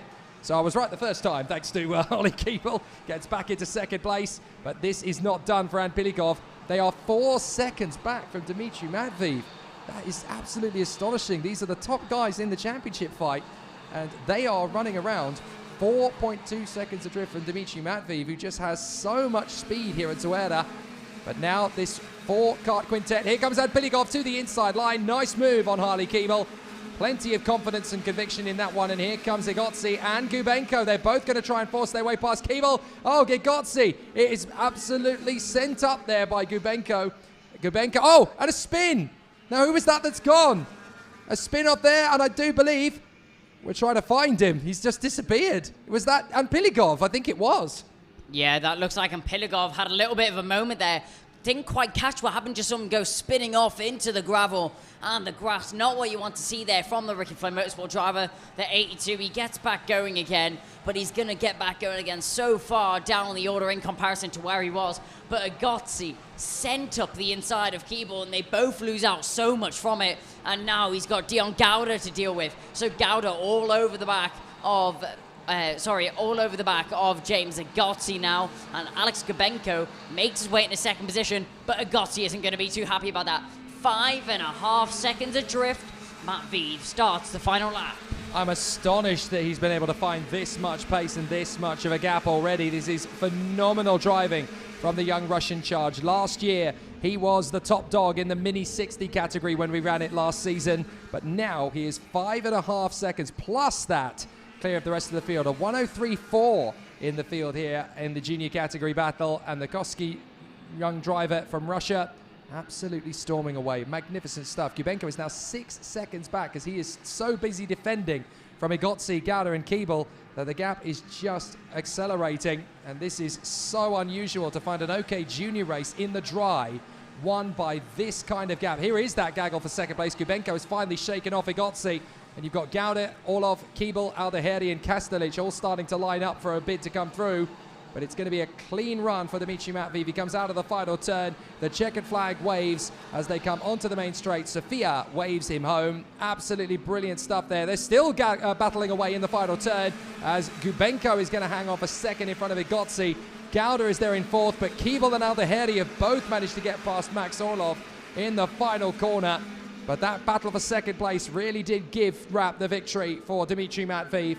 An astonishing advantage and a massive lead. What an incredible run from Dmitry Matveev. 6.7 seconds clear. Even Freddie Slater can't hold a candle to that kind of gap. Where on earth do you see 6.7 seconds separating the top 2 in such a close and competitive field? Matveev and Koski Motorsport just on another level in comparison to every other team. Gubenko was showing great pace, but just nothing in comparison to the 23 that won the race there. Igotzi manages to hold on to 3rd, and Keeble, it all kind of went away in those last couple of laps. Well, I was speaking to the team in the lunch break, and I said, you found all this pace from? And 2, today is not an important day. Tomorrow is the... sustain this tomorrow, then we know we've done the right things. Dmitry Matveev and Alexander Kubenko at the front end. Kubenko holding off the attention of James Igotzi, Dion Gauda and Harley Keeble. Then Rashid Al-Daheri and Max Orlov from Mark Kastelic, Nasho Tunyon and Konstantin Krapin. Tobias Clausen in front of Gustav Wisniewski, Joel Bergström and Clement Utran. Then it's Miguel Costa in front of Marcus Saeta and Edu Robinson. Jules Caranta in 18th place in the end, tumbling his way down the order. Oscar Wirtz in front of Nicolas Ambayado. Then Jules Champigny and Aurelia Nobels. Edgar Pitigov recovering and ending up 23rd after a very strong race prior to that. And then Thijs Kierden is the next one home, the last one home in fact. And then the retirements, Andres Cadenas, Theodor Odmark, a very unhappy Heito Delagnol and Matteo De Palo, who went off on the second lap. So some big drama in that one, some big names to fall, and it's some very interesting battles and some tough stuff from the competitors in the field. So we're going to have a really interesting scrap from the drivers as they continue to make progress. So very exciting stuff then in the OK Junior category. A big battle for Dmitry Matveev. He takes the victory. An absolute canter ahead of the rest of the field. Absolutely phenomenal stuff. But now we are obviously going to be continuing our race battle as we continue on into the next OK Junior race. That is qualifying heat D versus E. Some good battles over the course of proceedings, and the race will continue in fine style for the drivers. But now obviously we're going to continue talking to some of the racers that we caught up with yesterday. One of those was the man who was battling there in the top 5, Harley Keeble, who did a fantastic job, of course, last week. We managed to catch up with him after a thrilling battle last week. We heard what he has to say coming into this one.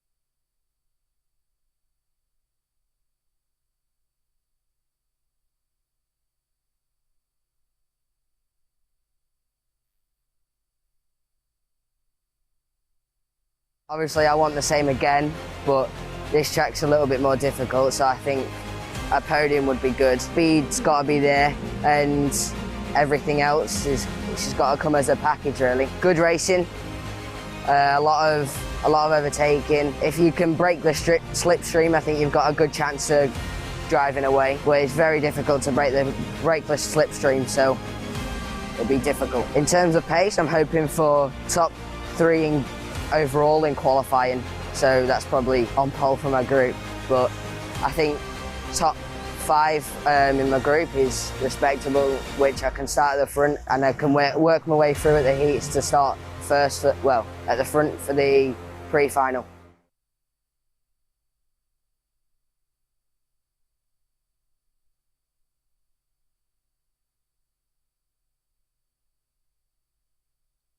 Great stuff from Harley Keeble over the course of last week, and he comes into this one with a very solid grounding so far. Obviously a DNF this morning, but he's been very strong all the way since then, so he could have enough results strung together for a really solid battle as the competitors continue to find speed and skill around the course.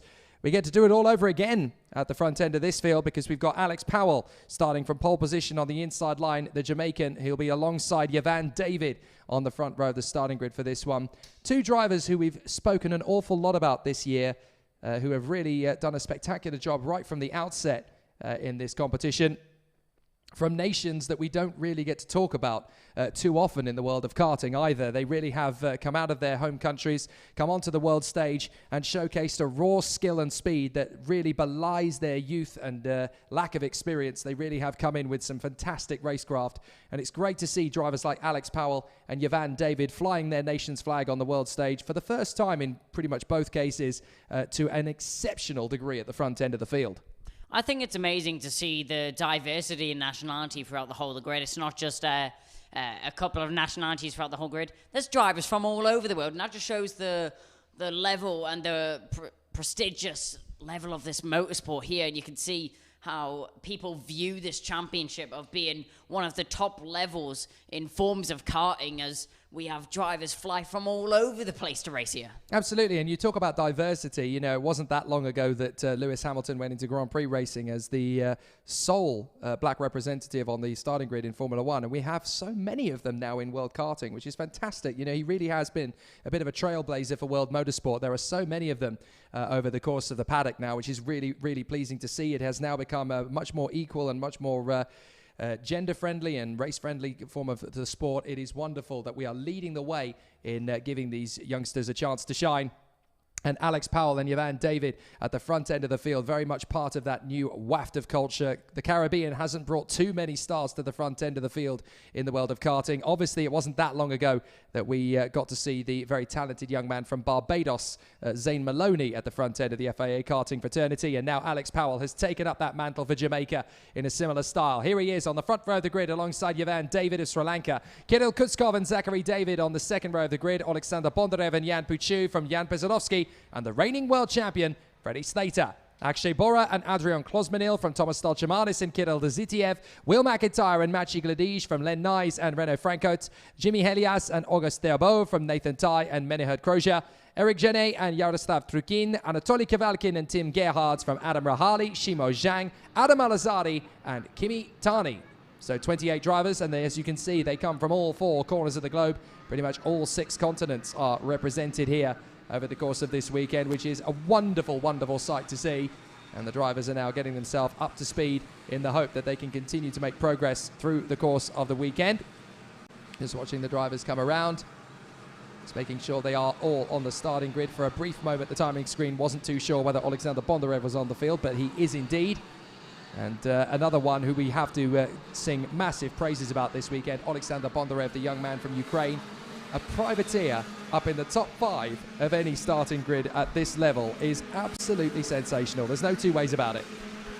It's not very often that you see a privateer in the field of such a big championship and level of motorsport. Never mind being at the front of that grid as well. It's pretty much unheard of, but in the field and in the story of Alexander Bondarev, he's here to prove everyone wrong. You don't need to be part of a big team. You don't need to be spending loads of money on being part of a big corporation. You can, if you have enough talent, you could do it as a dad and lad thing. Absolutely. It's street smarts that gets you to the front end of the field, and clearly Alexander Bondarev has the talent to make that count. Now, Alex Powell's slowing them up. Again, very, very early around the second formation lap. Slows them up, gets back on the power again. Them a little bit backed up once again, so interesting tactics here from Alex Powell. Slows them down a lot earlier than the other competitors who have started from the front end of the grid in the OK Junior category have done. Different interpretations, nothing wrong with it, of course. It's absolutely his decision. It's up to him to control the pace of the pack, but he keeps everything nice and cool and congested. So the drivers will now be in close proximity as they battle away off the start of this one. So they will come together. It's going to be a very interesting competition for all of the drivers as they come through. They are waved down by the marshals, the Orange Army here, who are absolutely formidable. The team of marshals and officials here at Zuera, very, very impressive indeed, and makes the weekend very enjoyable. It's a phenomenal team of people they've got here. Off the final turn, Powell and David, Kutskov and Zach David, then Bondarev, Chu, Pesarovsky, Slater, Bora, Klosmanil. The engine revs rise. Are we going to go started away? Yes, we are. Here we go. Up to the first corner. No problems at all for Powell.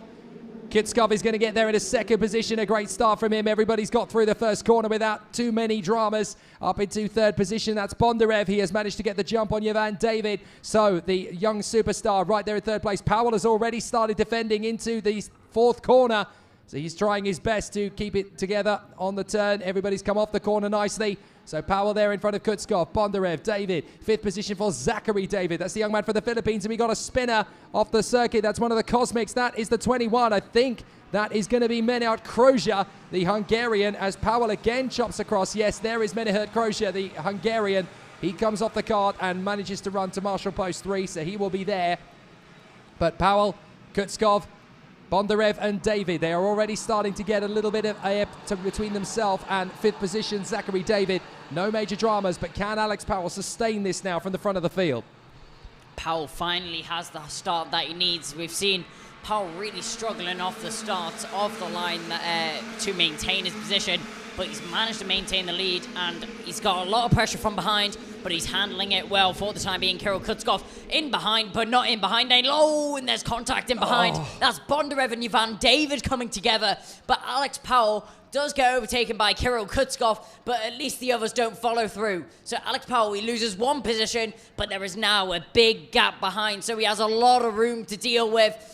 All he has to do is catch onto the back of Kutskov and try and maintain the position. I think we've lost Bondarev and Pisatovsky. I think the two of them may have ended up dropping way down the order. They've certainly run wide at a particular point, but on the inside, that is the move on Jan Puchu from Ivan David to get back into position, I do believe. No, sorry, that is a little further up the road for fourth position. That is Jan Pisatovsky. So Pisatovsky is now up in P4.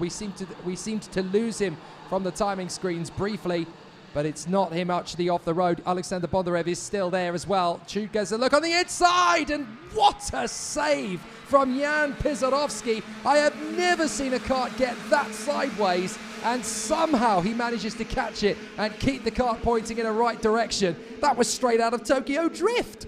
Well, I think that's one way of putting it nicely. Oh, and that's very wide there from Ivan David as he leads the pack now. And that's a move there. That's going to be a nice move there from Freddie Slater to make his way to the front of this pack. Slater's finally back on form as he leads from Jan Puchu. Not Jan Puchu, Ivan David in this pack.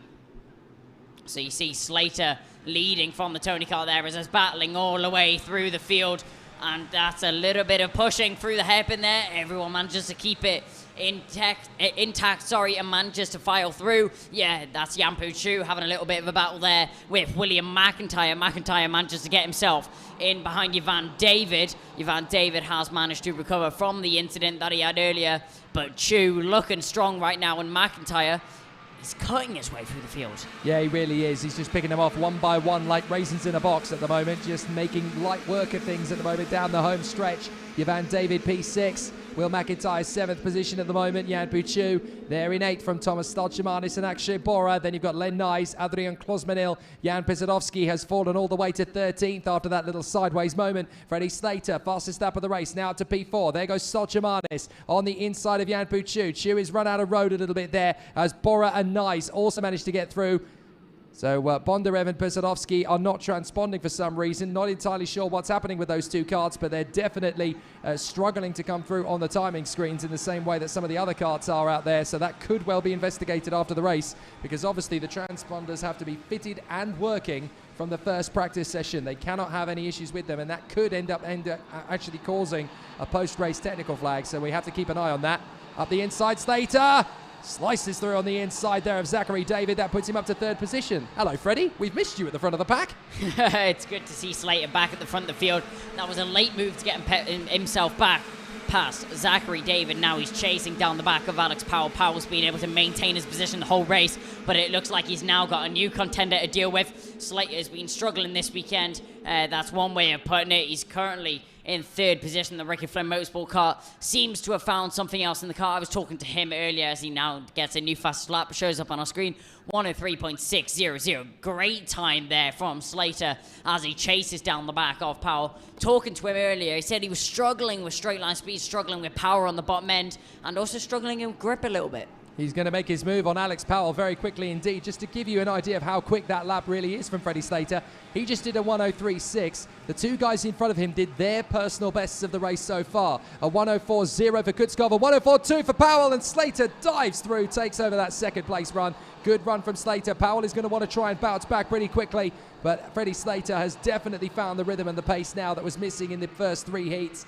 and he is back up to his main strength. Now he will complete lap 5, and he's got 5 laps left to close up on Kirill Kutskov. A 103.9 for Kutskov, a 103.4 for Slater. He's off a second quicker than his opponents around him. Freddie Slater's back, everybody. Slater has found the Koski pace. Yes, he has.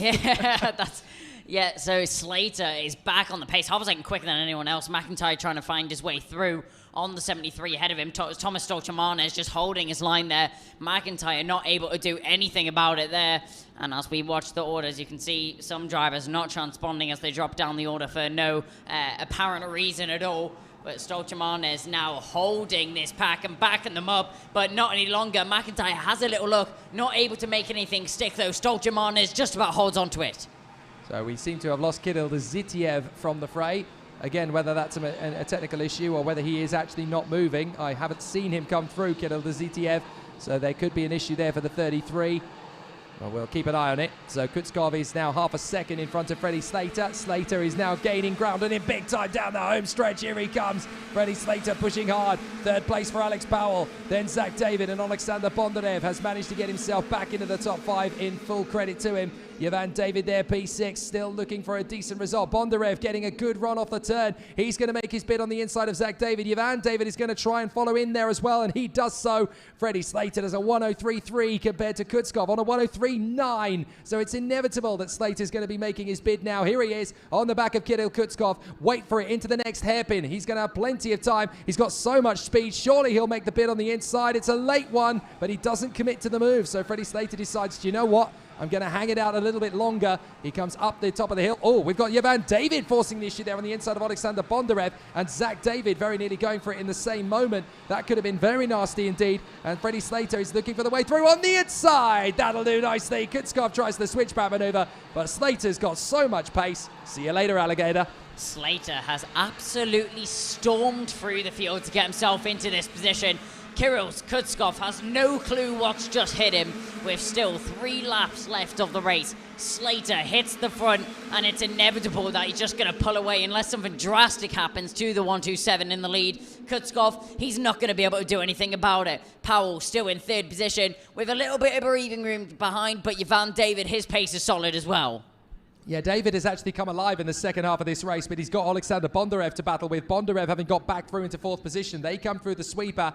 And with Slater out in the front, Kutskov in 2nd place. Powell is 3rd from Bondarev, Yvan David and Zach David. Thomas Stolchaman is still in the mix there as well in 7th position in front of Will McIntyre. Then Nizan Yanpuchu, then Nathan Tai, who has again had another comeback drive here in 11th position. Nathan Tai really working his magic as he comes through. So some good battles from the drivers as they continue in solid effort. And the drivers now making their way onto lap 9 as they come out of the final turn. It'll be Freddie Slater not only getting into the lead, but as you can see, he is already starting to stretch out that advantage. Excellent stuff from Freddie Slater, 0.4 of a second to the line. And he's got the faster car. 103.3 compared to a 103.7 for Kirill Kutskov.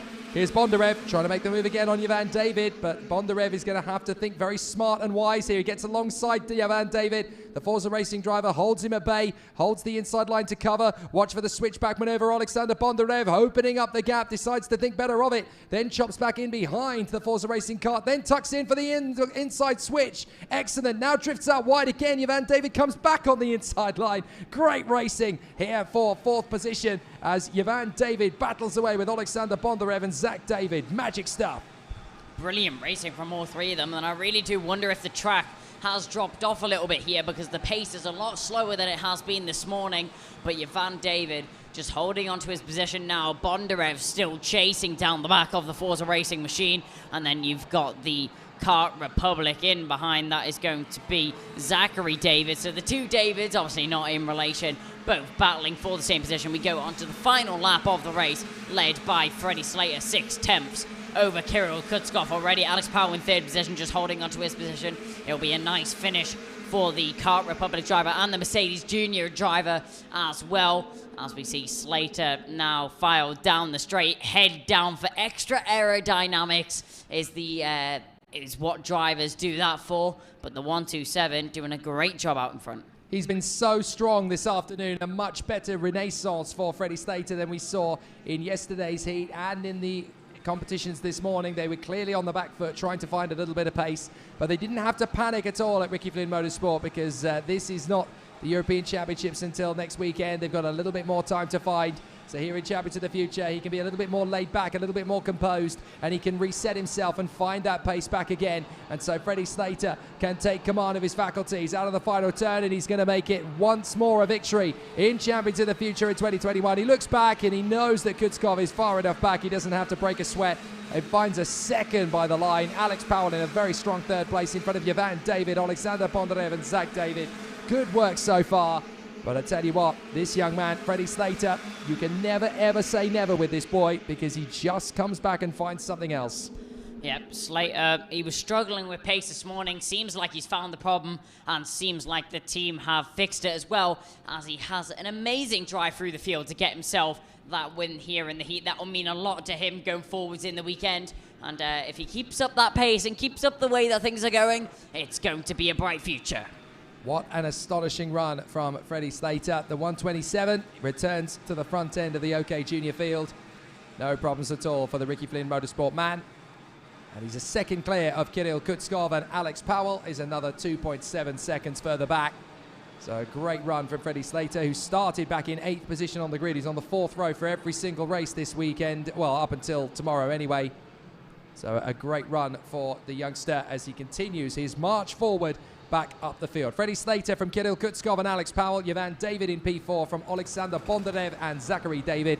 Thomas Stalchemanis in front of Will McIntyre. That's more like it for Adrian Klosmanil, finally in the top 10 where he deserves to be, and Anatoly Kivalkin in 10th place. Lenais in front of Kirill the ZTF. Nathan Tai comes through in 13th place. A good run from him. Renaud Franco and Jimmy Helias doing a good solid job there as well. Akshay Bora, a real struggle in that heat as he drops to 16th. Kimi Tani makes his way up to 17th in front of Adam Rahali. Jan Puchu struggles, as does Jan Pisarovsky. Adam Alazari, 21st in front of August Therbo, Eric Genet, Yaroslav Trukin, Tim Gerhards, Shimo Zhang, and Maciej Gledij. So not a bad run there from Adam Alazari at all to work his way through that field. Only Menet Crozier was the sole retirement from that particular race, and he went out on the very opening lap of proceedings. So a very interesting challenge for the competitors here this weekend. They've definitely given us plenty of battles around the course. And what a course it is here at Zuera. A magnificent. It really has given us plenty of excitement and drama so far. Yeah, we've had some amazing action throughout Zuera. You think it being such a fast and flowing circuit that there isn't going to be many overtaking opportunities for the drivers, but somehow they managed to find a way. They're always going to find a way to get past their opponents, and there's a few major overtaking zones. We've seen a few more risky moves. Some have paid off, some haven't, but you've always got to test the limits of a track. Well, I always like to get a driver's eye view of the circuit. So, Kai, I wonder if you'd indulge us. We're going to have a look around the circuit here on board with the Spanish driver, Nacho Tunion. I'd love to get a driver's take on this. Obviously, being a race driver, you obviously know what the driver is going through behind the wheel of the kart. So we're going to run the VT. From a driver's point of view, Kai, talk us through what Nacho Tunion will be doing on this lap of Zuera. Put me in the spotlight, don't you say? Put me under the pressure. Now we'll shortly go on a hot lap with Nacho Tunion for a lap around the Zuera circuit. It's a very technical circuit. You can't see it from the bird's eye, but it's very difficult. It's very easy to make mistakes around this track. And with it being such a high-speed track, when you do make a mistake, it really does hit you. Okay, well, from the Spanish local Nacho Tunion, who knows his way around this place, let's take a look at the Zuera circuit.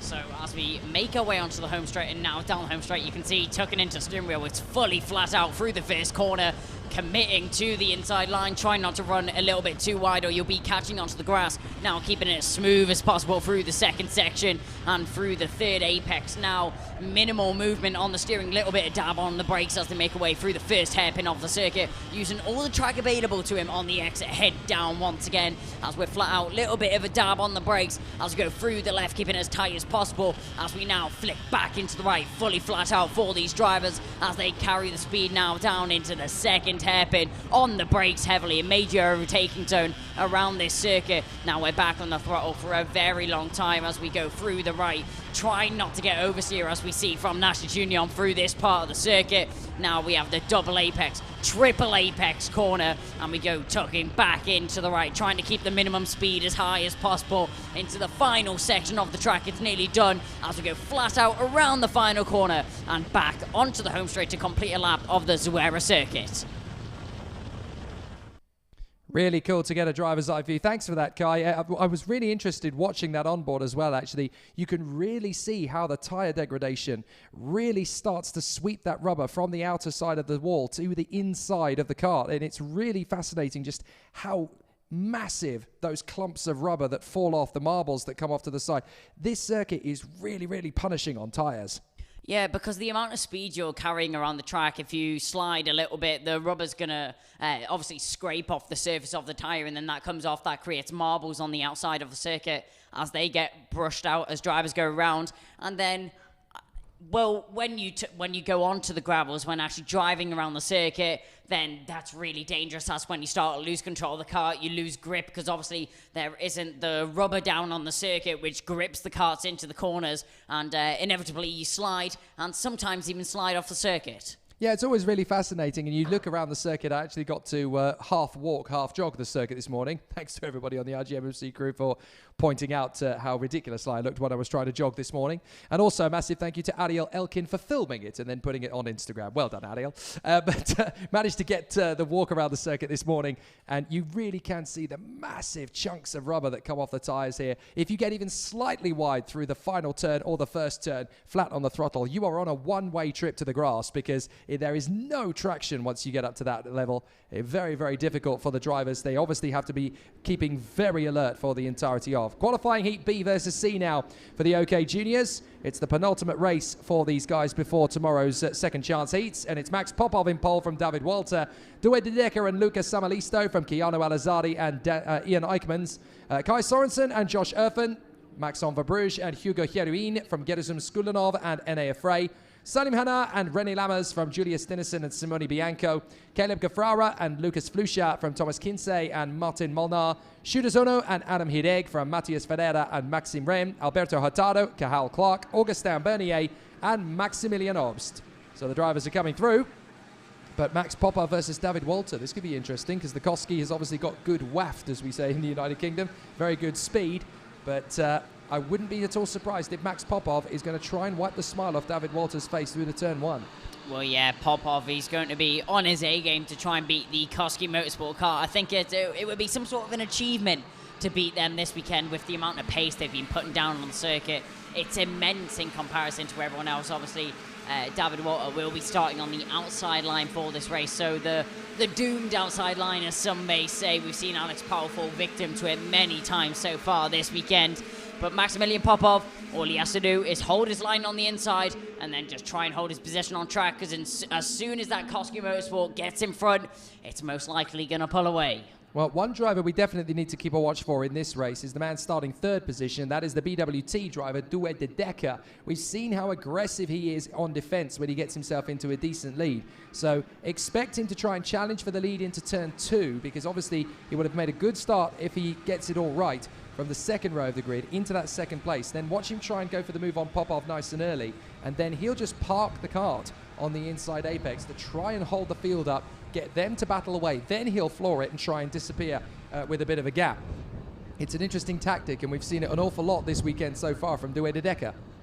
Yeah, De Decker, he just gets into a good position, and as soon as he gets a good line, as soon as he gets into a good position, knowing that drivers around him are, if not quicker than him, also on the same pace as him, he just parks the bus and puts down the anchor defense from the other driver. So we round the final corner now. Are we going to go green this time round? We go down onto the straight now, foot flat to the floor. We will go green this time round. Yes, we will. We're here and racing out in Zuera. Great stop there from Popov. He pulls away from the rest of the field. Walter left out hanging there. De Decker gets himself into second position as we have drivers squabbling for position all the way through the field. As now going back on the attack is David Walter. De Decker, as you said, defending for that position as we have going very wide there. That was one of the CRG carts. As we file through the order, you can see defensive on the inside. That's David Walter, clearly not feeling the pace that he's had so far today, but still holding on to that third position after not the best start from the second row of the grid. Looks as though some dust has been kicked up on the exit of turn 4, but I don't think it's actually ended up in anybody parking their kart for the race. So they are going to continue as they swarm through together in position. Max Popov still holding it in front of Due De Decker, who has made that good start. Third place for David Walter. Really good to see Keanu Alazadi keeping himself nice and strong there in front of Lucas Samalisto. Up in fourth and fifth position, those two. Due De Decker looking for a charge to creep up on Max Popov. I think he's going to need some assistance. And who's there to help him but David Walter with that rapid Koski Motorsport run Tony kart underneath his right foot. He's clearly got some decent power as he charges after the man in second place, Due De Decker. De Decker is going to have the toe, though, of Max Popov. He runs a little bit deep into turn 2. That could have been a nasty hold-up for David David Walter. Walter is not going to wait around here. De Decker is going for a late move on Popov. That was so late on the Ward Racing car, but he just can't quite squeeze it through. Now Walter is going to use the straight line advantage. He does get through on De Decker, so Walter is going to be the man to go after Popov. After all, De Decker just leaving it too late. He needed to go for a bolder strategy than that, a bolder move, and I think he just waited too long. Here's Alizardi on the inside, and there's enough room as well for Lucas Samalisto, then Josh Erfen, to start making grains on the inside line. Here's Ian Eichmans making his bid. Josh Erfen loses out further back, by the way, to Maxon for Bruges, but De Decker loses ground to his countryman, Ian Eichmans. So Eichmans gets through into the position. That puts him up at a P5. But Popov and Walter on the main straight. David Walter is going to be charging for the lead of this one. He might even get there before they even get to turn one. He has a think about it, then decides to work with Popov through the first corner. A last-minute decision, but he can get clear. Here he comes to the inside line, and that's an easy overtaking move from David Walter. Now, none of the other drivers in this race will see which way he went if his earlier pace is anything to go by. Yep, Walter makes his way past Maximilian Popov, signals to his head to work together with him. That's if Maximilian Popov has the right pace to keep on the back of the Koski Motorsport car, as David Walter clearly thinks that he does, but look at the gap he's already pulled over Popov behind. That immense speed there from the Koski Motorsport car. I'm really trying to find out what they found out over everyone else. Is there some sort of secret in the car? Or is it some sort of secret that the drivers found on the track, as Ian Eichmans is getting swarmed by drivers? Sorry, not Ian Eichmans. De Decker is getting swarmed by drivers as he tries to defend for his position. Well, so far, the Koski Motorsport duo, Dmitry Matveev and David Walter, have been the class of the field over one lap. And watch David Walter as he comes across the line. He has already pulled out half a second in one lap, plus an overtake. That is phenomenal pace from David Walter. And now he's got into the lead. He's going to try and stretch away. Here's Keanu Alizardi closing up on Max Popov. And this will be the bid for second position. He's not going to go for a stupid move. He's going to think about it, work up to it, and close in on the Russian driver up in front of him. A very smooth driver is Keanu Alizardi. He knows when to hunt for the maneuver, but he's also a very diverse and very reactive racing driver. He can sense when things are starting to cook a ramp around him, and he can sense when there's a good chance for a move. He'll know that right on his tail now is Lucas Samalisto. He will not want to lose ground to the Finn particularly easily around the course. Ian Eichmans is queuing up for a run as well. They're in fifth position. So we'll watch to see when Alizardi goes for the move. He may even find the move on the inside line here. Eichmans is certainly thinking about it on Samalisto. Oh, and that looks like Thomas Stolchamanis. Oh, no, sorry, that is his teammate. I do apologize. That is going to be Shudazono. Shudazono, the Japanese driver, so the Energy Course driver, going off the circuit there. The marshals obviously attending to the scene. But here comes Keanu Alizardi closing up on Popov. Meanwhile, Eichmans is going to get his run on Lucas Samalisto. He gets there in a fourth position. No problems there. Can Keanu Alizardi make the move onto Max Popov? It's certainly looking more and more increasingly likely as David Walter opens up the tab. So 103.9 at this early phase of the race. Everybody else is still scratching at the 104s and 104 deads. Yeah, that's amazing pace set down there by Walter. Popov just not able to respond with the same pace, but Alizari's now came here to play as he's arrived on the back of the Ward Racing car. Keanu Alizari, drove amazingly since he's made the switch to the Tony Kart factory team. His performance has just went up through the roof, and he's showing that here today out in Zuera as he chases down the back of Maximilian Popov and hopefully will be into that second position soon. Well, this is fascinating because in previous weekends in Europe and Genk, and then obviously in the European Championship earlier this season when we had them racing out in Sarno last week, and obviously after that we had them at the second round of Rony-le-Bois. It's been all about Kart Republic. That's been the chassis to be on, and everybody's really been talking them up. But here at Zuera, it's the Tony Kart teams, not just the factory team, but also the satellite teams of Ward Racing and Koski Motorsport that have really seemed to find pace in the Tony Kart chassis. It really seems to go well here in Zuera, and it's benefiting all of the teams on this chassis. They really seem to have good, strong pace here. So Keanu Alizardi now lining up Max Popov. Here he comes on the inside line. No worries at all, and the young man from Dubai squeezes through to the inside line, grabs second place, and now watch out because here comes Ian Eichmans, ironically another driver from the OTK group, running there on the Cosmic. Having a look to the inside line, can't quite make it stick on the inside line there of Max Popov. Tries again, Eichmanns is getting very racy behind him, but Popov holding that inside line. He does not want to let Ian Eichmanns through. Yeah, it seems like the Tony Kart and also its sister chassis are also very popular throughout this whole field. It seems like it also performs very well around this track. I think Tony Karts are a lot more aggressive.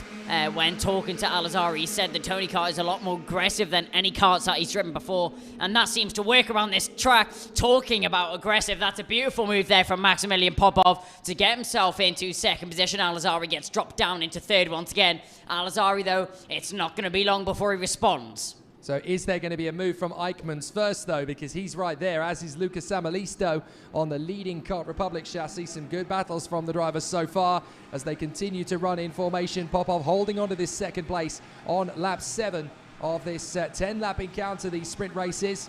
Kai Sorensen on the X-Prix is closing up as well there onto Maxon for Bruges on the Cosmic. So a really solid effort so far. Josh Erfen, Due de Decker and Gerasim Skulinov are there.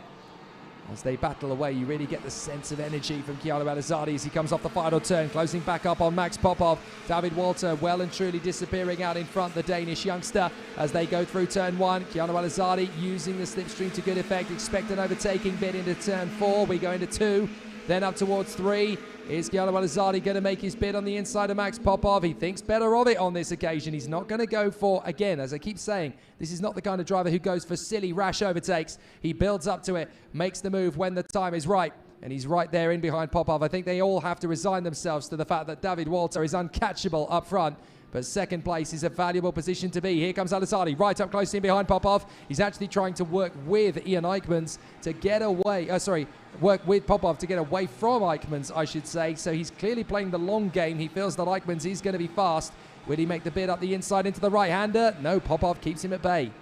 Popov parking the car on the inside. On the inside white line, he doesn't want to let Al-Azhari even have a look at the inside line, because he knows as soon as Al-Azhari sees a gap, as soon as he sees an opportunity to make his way into that position, he'll take it, and he'll take it for granted through the first corner now. Al-Azhari basically pushing Popov through the corner. We go down through the second corner now, still very close together. Nose to tail are these drivers as they make their way through the circuit, and Al-Azhari up the inside makes the move there, makes the bid and takes it with a pinch of salt as Maximilian Popov is dropped down into third. Popov, though, knows it's the penultimate lap. He's still got one more lap to get himself back into that position. Ian Eichmanns, though, he can see that something's going to happen between these two. Sweet overtake from Al-Azhari there into turn 4. It's a stereotypical overtake, but he was very careful to shut the door on the exit to keep himself solidly and firmly in that second place. Good run so far, 3 seconds clear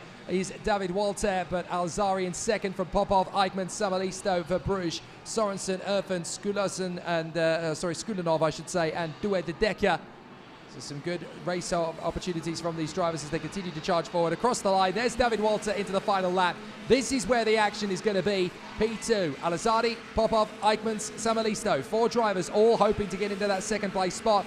Al-Azhari checks over his shoulder. You don't want to be looking back too often on this lap. It's too big an invitation for the driver behind. Al-Azhari protects the car on the inside line. Popov tries to squeeze him to the inside apex. No problem at all. Good defensive strategy from Al-Azhari. Backs Popov into Eichmanns and Samalisto. They're going to start getting racy. Eichmanns tries again. Popov gets a little bit closer to the back bumper of Keanu Al-Azhari. Can't overhaul him at the moment, though. Al-Azhari too strong, too fast as he exits the corner. So now Popov has got to defend from Eichmanns up to the hairpin. No chance for Eichmanns to get through there. That's going to open the door for Lucas Samalisto. He's got a little bit of an opportunity, but he gets squeezed on the far side by Ian Eichmanns, and that's going to leave Al-Azhari to run out on his own in second place. Well covered by the young man from Dubai. He really has been very sensible and very mature in this battle to hold his second place in a good effort, but now David Walter is going to come through for the checkered flag for the second time today. The boys in black, white and red doing an amazing job here. Al-Azhari second, third for Popov, fourth for Eichmanns, from Samalisto over Bruges, Sorensen, Erfen and Skulinov. Excellent racecraft so far, but this man, David Walter, he and Dmitry Matveev must be the biggest smilers in this paddock. They just cannot believe how they've transformed this in a week. Their pace has been outstanding Freddie Slater, he did a 1:03.4 was his quickest lap time. A 1:03.2 was set by David Walter throughout that race. The Koski Motorsports just tenths quicker than the reigning world champion in OKJ. Slater is nowhere near these two drivers, which no one would have expected to be near the front. They've came here and surprised everybody, and not just surprised everyone, but blew them away. Yeah, it's been really impressive so far from the Koski Motorsport duo. David Walter picks up another victory here at Zuera in qualifying Heat B versus C. An excellent performance and display from him. Keanu Alizardi up into second place. Max Popov in third. Ian Eichmann's in P4 from Lucas Samalisto, Maxon Verbruge, Kai Sorensen and Josh Erfen. Gerasim Skulinov in the top 10 along with Douwe de Decker. Maxim Rem finishes up 11th in front of Lucas Flusha. Enea Frey and Hugo Hieruin with Max Obst in 15th and Julius Dennison P16. Salim Hernandez, the Colombian, in 17th in front of Augustin Bernier. Then René Lammers and Cahal Clark are next up in the mix from Caleb Cafrara and Adam Hideg. Martin Molnar, 23rd in front of Alberto Hurtado Gonzalez. Matias Ferreira, where's the pace gone? 25th position. That is not where he needs to be finishing in these races. Thomas Kinsey is 26th in front of Simone Bianco. And then the only one to fail to finish in that race was the Japanese star Shudazono.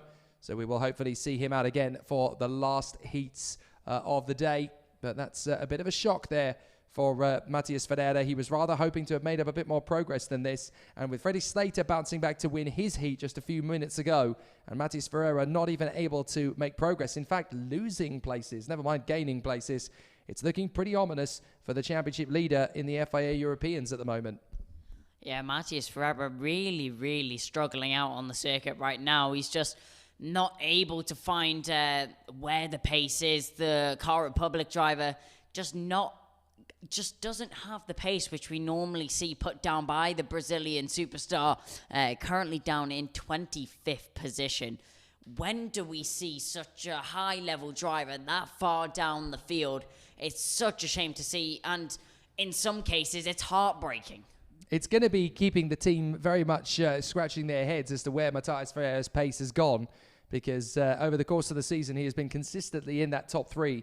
All the way through the season, he's always been at the sharp end. So why he's not there this weekend, it really is baffling. Look at the temperatures. It's gone up to 32 degrees Celsius now, so it's still climbing the air temperature here. It's getting hotter and hotter all the time. And so the circuit really is starting to bite back when there's an opportunity for a driver to make an interesting play of it. One of the drivers we got to speak to yesterday, a welcome return to the paddock, in fact, having last seen him a couple of seasons ago. And last year, of course, he was here at Zuera Racing, and it's great to see him back as he prepares for a shot at the World Championship in December on his home circuit, Speed Park Biragoy in Brazil. We managed to catch up with a very familiar and very welcome returning face to the paddock here. That is young Emo Junior Fittipaldi. We spoke to him yesterday. It's pretty challenging. After didn't drive any go-karts for almost 4 months, it has been a very fun time being back on the go-kart track, back to the roots, and I'm enjoying quite a lot driving again with these amazing drivers out there. Nice track, nice weather, and we're getting there to the pace. So basically I just drive as much as I can to get back to the track and do as many laps as I can so I can get back maybe to the 100% on Sunday. I'll try, but it's gonna be a challenging weekend. A lot of steps ahead, but well, I'll try my best. I'll just be happy if I can go to the final. That'll be a very nice result because it's quite challenging. You have to have luck, pace, and very good equipment and everything that I have. So yeah, I'm looking for the top 10, if that would be the best. Even better, a top 5, but it's gonna be a lot of hard work until getting there. It's always very difficult when you haven't done a full season in karting to then bounce back after several months out of the kart and be strong and competitive. So good to see Emo Junior Fittipaldi making a play of it, and it's him running as a privateer outfit over the course of the weekend as well. They have an Alonso kart chassis at their disposal, and he's making good use of it. But he is one of the senior drivers to watch out for in the latter stages of this weekend, because he could well be fighting for a decent place in the finals. Those are the remaining races that we're going to see over the course of the afternoon. As you can see, 2 senior races and 3 junior races to go. The last ones that will set the tone. And here at Champions of the Future, it's only the top 30 drivers that are guaranteed a place in the pre-final tomorrow. So only the top 30 drivers qualify. Everybody else will be placed into a second chance heat tomorrow, 31st through to 66th in the rankings. They will go through to a second chance heat tomorrow in both the junior and senior categories, and then it will be the top 6 drivers across the finish line in that race, which is the same length as the heats. They will be the ones that progress through to the pre-finals tomorrow. And then they have 2 races tomorrow, pre-final and a final, which actually gives you a little bit more track time. It also gives you a little bit more time to dial in the kart and get yourself up to speed. But it's going to be tough, because these are the last heats now for every driver in the competition, and they'll all want to be at the sharp end, and there's not a lot to choose between these drivers at the sharp end of the field in this battle, especially when you consider the front 2 drivers on the grid in this qualifying heat, Kimi Antonelli versus Joe Turney. These 2 have won both of their heats coming into this one, both of them at a canter. Who's going to be the fastest one when they go against each other, though? That's a very good question, and I don't think it's a question I can really answer. Turney, he's been consistently quick. He's been very, very quick out on the track, but so is Antonelli. Antonelli's won by massive margins in both of his heats. Can he keep it up, though, especially over Turney? Such a fierce competitor. Well, this is a sneak preview of tomorrow's pre-final and final, essentially. Kimi Antonelli and Joe Turney on the front row of the grid from Luigi Coluccio and Rintaro Sato. Alfio Spina and Brando Badoa, Timo Kucharczyk and Ariel Elkin from Martini Estension and Rafael Modanese. Juho Valtonen and Evan Gilter from Nicolas Bertolatti and Bruno Del Pino. Marlon Hernandez and Artem Sevrukin. Laurence de Sertois and Olin Galli. Christian Bertucca and Sebastian Gravlund. Jessica Raskedo and Ruben Moya. Nicola Lacorte, Michael Bora, Kuba Raschke, Frederick Lunt and Oscar Pedersen. 27 drivers. They'll all be fighting to get up to that front end of the starting grid. But Antonelli versus Turney, it won't be the first time they go, it won't be the last time they go to battle this weekend, I should say, but certainly their first major confrontation of the weekend. 12 laps of racing around this circuit, but we know how strong Antonelli is. He's in the form of his life at the moment. Turney is in a Tony kart, which this weekend is the chassis to be on, as what we've seen from the first 2 categories. So who is going to have the upper hand? It's too close to call. It is way too close to call. Turney, he's in the optimal team. He's on the optimal strategy. The Tony Kart factory team and the chassis have been looking so strong all weekend, and they've been the biggest contender. Apart from Koski Motorsport, they've been the ones that have always been at the front. But then you've got Kart Republic. They've been performing brilliantly with Antonelli, brilliantly with Lindblad. They've had some amazing results over the weekend. But the thing is, with Antonelli and Turney, they've won both of their heats. One of them now has to drop down. Yeah, and the other thing as well to remember is that Joe Turney is one of the only men in this field that you could ask to be on the outside of the front row of the grid and not lose a position going through turn 1. He just has this incredible mentality. You back him into a corner, he's still going to come out swinging and fighting. He's an amazing racer, is Joe Turney, and he is the captain of the ship at Tony Kart these days. Obviously, he and Tuka Tarpanen flying the flag for the team in the senior category. Lots of strong young juniors to come through the ranks. But this is going to be the first major test of the weekend for Joe Turney. We know how fast he is, but he's now got to topple the European Championship leader, the man he could be battling for the title with had things gone his way a little better at Sarno in Italy. So this is almost going to be a what might have been. But this is also for Joe Turney. I was talking to him earlier today. Every single race from here on in is a build-up to the World Championships in Brazil. So let's see how he takes it. Here we go. No problems at all from the start. Joe Turney's going to lose ground a little bit. Coluccio's going to get alongside of him. But is he going to lose the place? Joe Turney is going to go. No, he's not. I told you. Joe Turney's so good from the front row of the starting grid. He holds on to second place. Now it's going to be a straight fight between him and Antonelli. Drivers breaking down into the hairpin. Couple of drivers running wide and going off there. That is one of the Cosmics. That is the 213. That, unfortunately, is Kuba Raschke, the pole. Oh, and off the road in the middle of the course. That is one of the Tony Karts. That, I'm afraid, is Bruno Del Pino. The home hero has been spat out of the queue and now is facing the wrong way. up at turn 5. What a shame for the Spaniard. Bruno Del Pino spat out of the queue. Yeah, that's a shame to see there from Del Pino. Gets it very wrong, as you can see. He went miles off the track and very far into the dirt. I think that's fair to say. But Rintaro Sato gets an amazing start, and so did Antonelli. Antonelli pulling away from the field right now. Turney in second, though. He'll try to keep on the rear. Look at this squabble for third position already. We've got Spina having worked his way up to third place. Coluccio, Kucharczyk, Sato, Stenshore, Valtonen, Bertolatti, and Adiel Elkin. Up the inside comes Coluccio. Turney's already starting to attack Antonelli. Watch out for the move. We've got an issue up at the hairpin already, and Turney goes for the lead. Turney takes the lead away from Antonelli. Looks like we've had a crash up at the third corner, though, up at turn 2, so someone's gone wide there.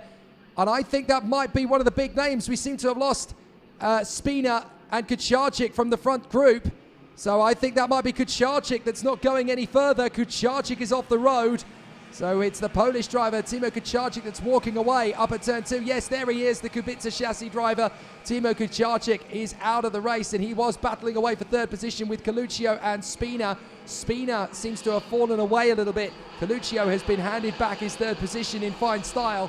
But this is not good news for Timo Kucharczyk. He's out of the race after his battle for third. But look at Turney. This is the first warning shot for Antonelli. He is charging away up front.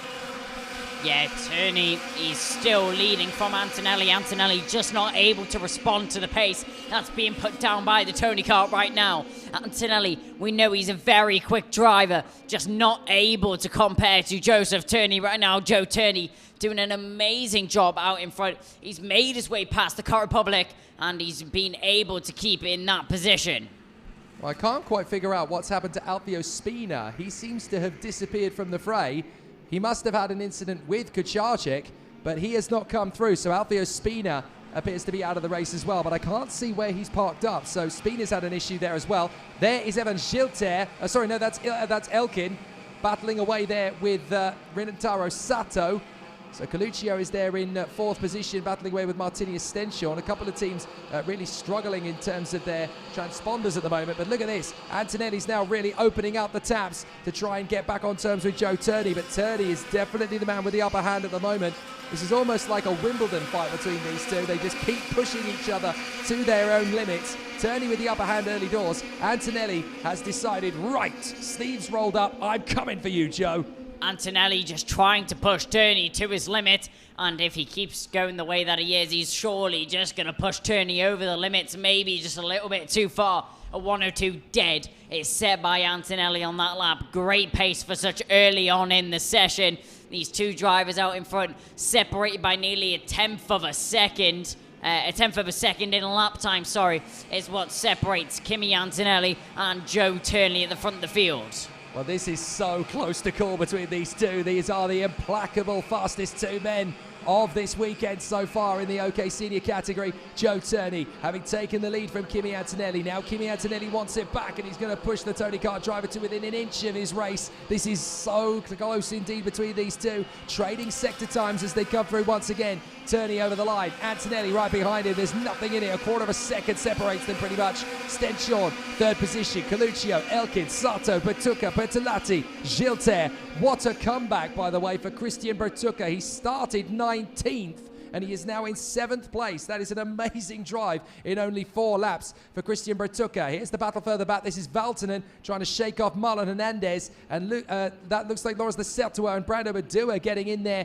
with the Praga driver, I think that is, of Rafael Modenese. So Modenese has worked his way forward through the field. Several more battles coming up, though, as we've lost several drivers in the fray, duking away. I think Christian Bertucca has lost some ground there. No, in fact, he's actually made up some ground. I do apologise. Nicolas Bertolatti is now in the mix, although the timing screen is getting a little bit rock and rolly at the moment. A few drivers up the order and then getting put back into position. So the timing screen is keeping us guessing at the moment. But it's Stenshore in third, Coluccio in fourth from Adiel Elkin in P5, Sato in P6 from Bertolatti, and Christian Bertucca. We're watching these three together. Turney and Antonelli still. Again, they trade sector times. Joe Turney sets the fastest third sector of anyone in the race. Yep, Turney picking up the pace now. That's a move there for a position that's going to be one of the SK cars. That'll be Ariel Elkin making a move on Luigi Coluccio. Coluccio will be looking for that position back as soon as possible. The driver for the Cosmic chassis has been doing a great job all weekend. Didn't have the best time last time out in Sarno, but he's came to Zuera and he started to deliver something different. Well, Turney is now just trying to eke out that gap a little bit to Kimi Antonelli in the lead of the race. It's not going to be so easy from here on out to try and find that little bit of extra pace and that little bit of speed. But they are working very hard there to try and find a little bit of an extension. Oh, and off the road. That is one of the Kart Republics going off there. Now, I think that is going to be Nikhil Bora, who has wandered off the road there. That is unfortunate for the young man from Singapore. We'll have to wait until the dust clears to get a proper handle on the number. But certainly with 6 laps done, it is that man, Joe Turney, who leads the way in front of Kimi Antonelli. Charging forward in the first corner. You can see the dust is still clearing from that incident. It's Marlon Hernandez, I do believe, actually. Marlon Hernandez, who was fighting up in the top 10. So Marlon Hernandez, the Frenchman, is actually the one caught up. And the gap left open there by Luigi Coluccio. That's enough for Sato and Bertolatti to squeeze through on the inside line. Christian Bertucca is stepping up the attack as well on the inside. Can he get there? Coluccio makes it very difficult for him to, and keeps the kart very much present on the right path of the course. So Coluccio keeping his position. There is Antonelli still charging after Joe Turney as the field continues to battle through. But Turney is extending the gap now. He's finally given Antonelli a little bit of opportunity to rest easy. So this is going to be Joe Turney taking pole position in tomorrow's pre-final, don't forget, because that is what is made of this particular battle. Well, it was Marlon Hernandez who has recovered, I should point out. He has decided to get going again, Marlon Hernandez. It was Nikhil Bora who had parked his kart, so I was right. Nikhil Bora, the man out of the race, along with Alfio Spina, Timo Kucharczyk and Bruno Del Pino. There is the Kubica chassis parked up on the side of the road. Timo Kucharczyk. Now we're watching Coluccio gunning under pressure from Bertucca. Bertucca on the inside. 2 of the star Italians in this field. Christian Bertucca battling with Luigi Coluccio. These two are practically grown up racing against each other, these two. And now they are battling once again. Birolard versus Cosmic. Bertucca versus Coluccio. And it's a great squabble again. Coluccio will be looking for that position back as soon as possible. Bertucca makes his way past for now, but Coluccio in the Cosmic, it looks like he's just lost a little bit of pace since we last saw him at the front of the field. At the front of this pack, that is Rintaro Sato leading from Ariel Elkin. And then we've got Bertucca and Coluccio, these two drivers battling for position right now. They're still very close together, but look at the gap that has been pulled between Joe Turney and Kimi Antonelli right now. 0.6 of a second. It's being led by Turney right now, and with only 4 laps left of the race, it's looking like not much is going to change. I wonder if Antonelli's just keeping a little bit in reserve. And as I say that, Antonelli's found some pace again. A 1 minute 1.6 to go just a few hundredths of a second faster. Oh, Laurence de Certua has picked up a black flag. Now, I'm not entirely sure what that is for. We didn't see anything in particular from the young Belgian. But Laurence de Certua, who has worked his way up into 7th position of late, clearly something has not quite worked out in his favour. The officials have seen something they don't like. And so Laurence de Certua has been given a black flag. Now, I didn't see a mechanical flag for him. There might well have been one given. But no, it's gone straight to a black flag for Laurence de Certua. He's clearly done something that the officials are not happy with. So the Belgian has now got to return to the pits. His race is over, essentially. What a shame for Laurence de Certua, who was fighting very strongly in the top 10. He was up as high as 9th, I think. But Laurence de Certua now dropping behind Juho Valterman, and now he receives the black flag. He's not going to be too happy with that at all. But out in front, Joe Turney responds. He finds the fastest lap on 101.563 to Kimi Antonelli's 101.595. Now, this is an interesting one because Joe Turney would not necessarily have been the man that Kimi Antonelli might have been most concerned with coming into this weekend. So this has definitely given Kimi a lot to focus on heading into tomorrow's pre-final and final, because Joe Turney has nothing to lose at this point. He can't be European champion, really. So this is a thorn in his side that Kimi Antonelli does not need right now. Yeah, this is really not what Antonelli needs, especially this late in the weekend going into tomorrow. This will also play a mental toll on Antonelli going into the final races of the weekend. on the terms of Lawrence Lacertua, I saw that he did a 57-second lap time. I didn't know if that was an issue with the timing tower or an issue with the driver on track. That may have been the issue that caused the black flag, but we'll never know unless we do get confirmation. It may have been due to contact or something else like that. It may have been an issue with the timing tower, but a 57-second lap time was set by Lawrence Lacertua, which the lap was very quickly removed from the timing towers by the stewards or either the software correcting itself. Yeah, it's a good possibility. So maybe Lacertua has missed a part of the course, and that's what's got him up the order. So maybe that might have something to do with it. We'll find out later, no doubt, as Lacertua stays out on track. He doesn't want to park the car just at the moment, so he could well receive the black flag for a third time of asking. In fact, it looks as though he is going to. Joe Turney in front of Kimi Antonelli, though. Excellent run so far from the British driver for the Tony Kart Factory team. But Kimi Antonelli hasn't given up. He is pushing him all the way, and this really does go to show there is not much at all. Ultima Vuelta as they come across the line, the last lap. But there is not much at all to choose between Turney and Antonelli. Turney could have got through past Antonelli and disappeared into the distance, but he has not done that. He's not been able to pull clear of Antonelli, so these two are going to be so evenly matched come tomorrow. But the race continues on. I didn't see Lawrence Lacertua. Oh, no, I have seen Lawrence Lacertua pulling in, so Lacertua, I do believe, has come into the pits now, having taken the black flag. But Joe Turney, half a second only is what he's able to pull on Kimi Antonelli. This just shows you how closely matched the Tony Kart British driver and the Kart Republic Italian are to each other in terms of raw one-lap pace. But crucially, it's not Antonelli who's out in front in this third heat for the seniors when these two finally get to race each other. And when they were unbeaten, only one of them was going to be able to take control of things from the front end of the field. And on this occasion, it is going to be Joe Turney. He comes out of the final turn. The checkered flag will fly. Sofia will wave him home. And it's a brilliant run from Joe Turney in front of Kimi Antonelli. That's 3 from 3 for the Brit, not for the Italian. First blood to Joe Turney. Turney, brilliant drive there to control the field, made his way past Antonelli early on in the race and then controlled his pace from there, just able to respond whenever Antonelli did a fastest lap went his way next time round. Joe Turney, he may have only won by half a second, but he still did win. That's it. You only need to be a couple of millimeters out in front, as Harley Keeble proved 6 days ago. So they're definitely going to have plenty of great racing to come from the drivers as they continue to move forward. But Joe Turney getting the job done in front of Andrea Kimi Antonelli by just under half a second. So that's a crucial psychological upper hand for Joe Turney this weekend. He's been mighty over the course of proceedings. I was talking to him earlier in the warm-up session this morning and said, how are you with things? Has everything gone according to plan? And he looked quite surprised. His reaction was, yeah, we're third overall in terms of one-lap pace. Wasn't expecting to be there this morning. That was pretty impressive. So he'll be even happier now. 3 wins from 3 for Joe Turney. Kimi Antonelli in second place. Stenshorn in third for Ariel Elkin and Rotaro Sato. Nicolas Bertolatti and Christian Bertucca. Luigi Coluccio and Juho Valtonen. Then we have Artem Severukin in the top 10. Evan Gilter in front of Brando Badua. Oscar Pedersen just a whisker ahead of Ruben Moya. Sebastian Gravlund and Rafael Modanese from Jessica Resquedo and the Brazilian Olin Gali. Nicola Lacorte ahead of Kuba Rashki, Frederick Lunt and Marlon Hernandez after his earlier incident. And then the retirements. There was the Lacertua who pulled in after receiving the black flag, Nikhil Bora. And then Alfio Spina and Timo Kucharczyk had their incident out on the circuit, as did Bruno Del Pino on the very opening lap of the race. Hence why he's not been able to come through on the timing screens.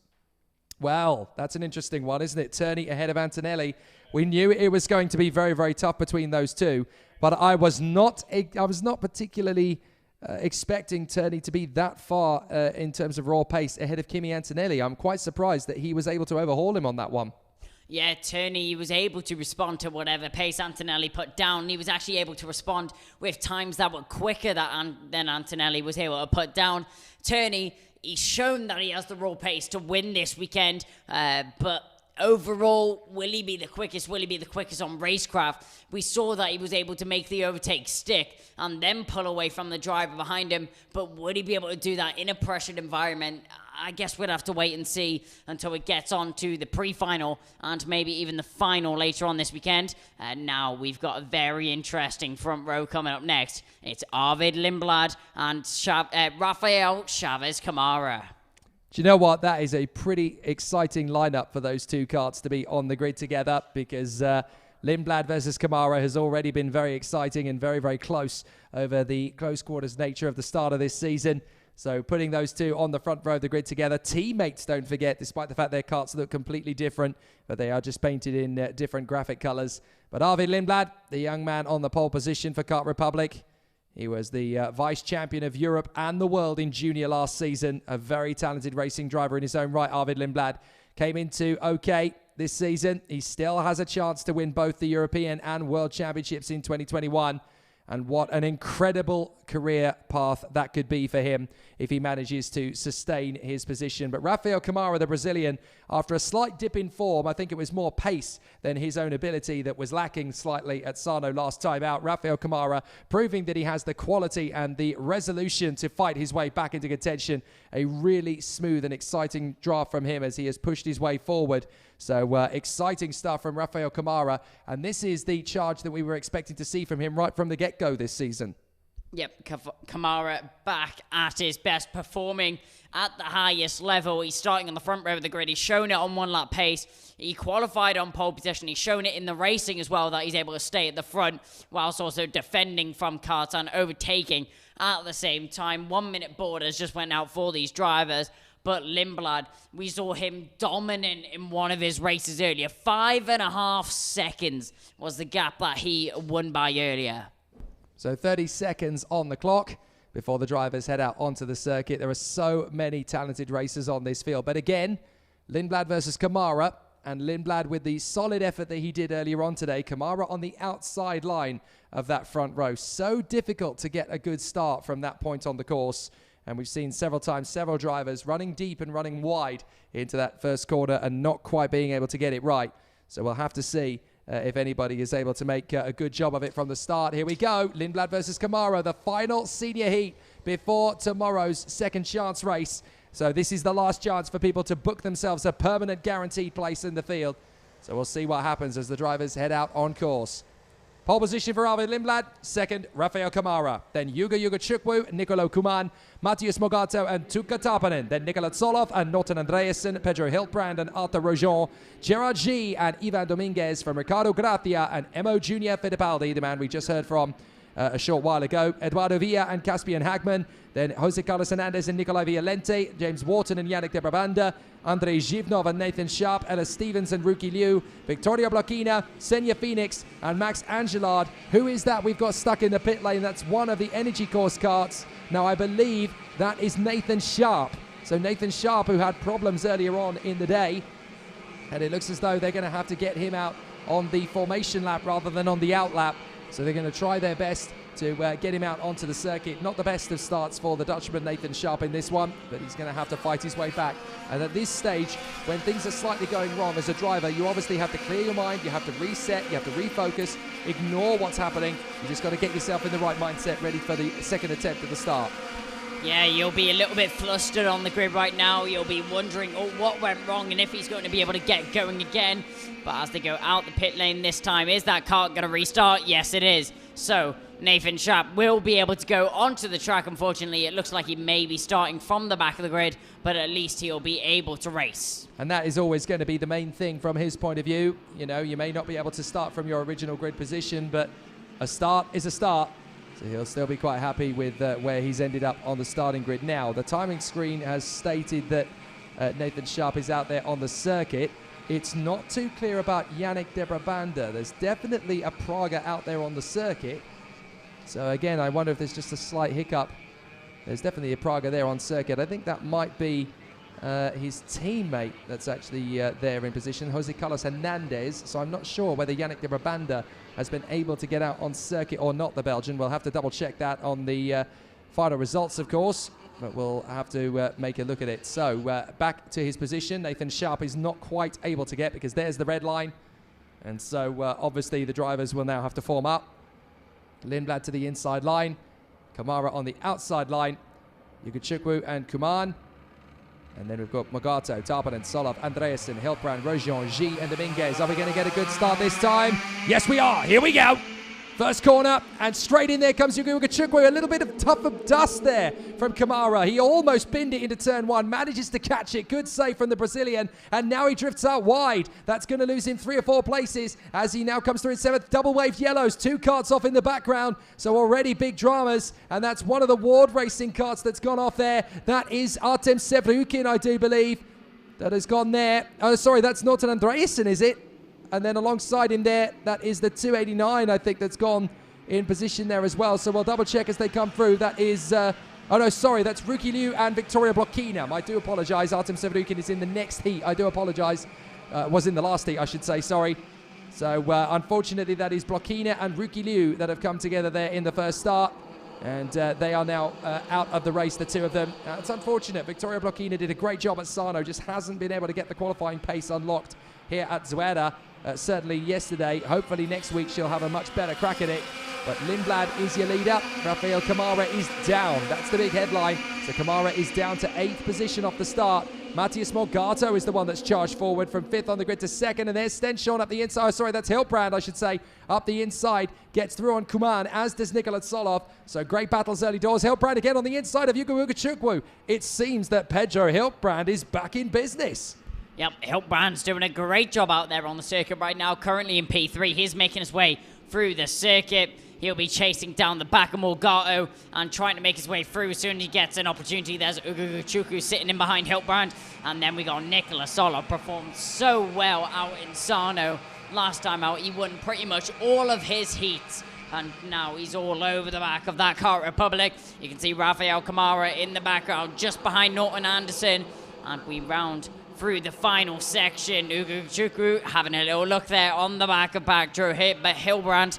But Hilbrand just able to hold the position. Nikola Solov all over the back of Ugachukwu and gets a good enough run to go alongside him down the straight. They go into the first corner and it looks like Solov will take the position. Ugachukwu has to back out. Anderson tries to follow through and Norton Anderson makes his way through as well. On the switchback, can the Kart Republic get it back? Yes, he can. Ugachukwu gets his way back into that position. Now Kamara's all over the back of both of them. Nikola Solov though, this gives him a little bit of a gap. Rafael Kamara, is he going to have a little look at Norton Anderson? Yes, he will. He looks up the inside. Can the Forza follow through? No, he can't. Anderson has to slot in behind Kamara, but that's a position gained. So very exciting stuff then. Pedro Hilbrand does not appear to have come through on the timing screen, but I'm sure he's going to get himself back into his position in a moment. There's Lindblad, there's Morgato, there's Hilbrand, so he is still there in position. A slight trip of the issue there. Still battling away. The Forza's right in there. That is Nicolo Kuman and Gerard G right up in the top 10 there, battling away with Norton Andreasen. Great to see Gerard G really starting to ride the crest of confidence. It's been a long journey from him from his local and regional championships back in 2020 when I was watching in Malaysia a couple of, 18 months ago now. And fabulous to see him now right up there in the sharp end of the OK Senior category. Gerard G putting in some fantastic results. There's Kamara just holding off Nicolo Kuman. And was that a move on Gerard G? Yes, it was. Tarpanen getting through. Gratia trying to come through now as well on his teammate Gerard G. But the door is left wide open for Caspian Hagman to make movements forward. This is such a talented young man, Caspian Hagman. So quiet, so reserved, full of the joys of spring, full of beans. And what an incredible young talent Caspian Hagman is turning out to be. He can just pop him off on the inside line. That is the move from Kuman, I think, on Kamara. So Kuman gets past Rafael Kamara. And that puts him up into 6th position there as he tries to chase down Yugo Ugachukwu, who finds himself now P5. So Rafael Kamara in front of Andreasen, Tarpanen, Gratia and Caspian Hagman, who's in P11 in front of Gerard G, then Eduardo Villa, James Wharton, André Gip, Novanato, Rojon. There's some fabulous battles. Emo Fittipaldi Jr. has just crept into the top 20. So some good battles, still charging forward. But now we've got Ugachukwu under pressure from Nicolo Kuman. Kuman has got lightning pace again on the inside line. That'll do. Thanks very much. I'm going to take another position.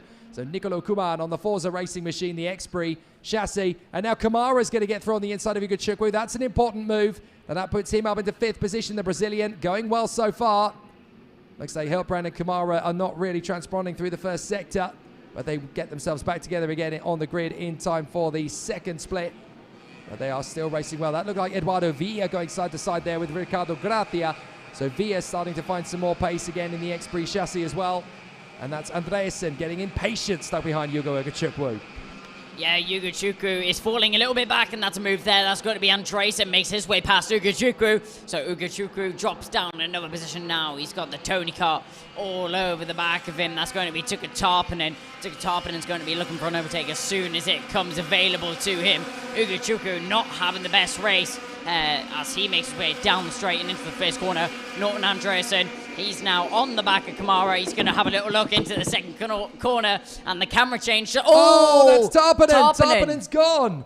That's why the camera changed. He picked up Tarpanen. So Tarpanen going off there into the first corner barrier. What on earth happened to Tuka Tarpanen?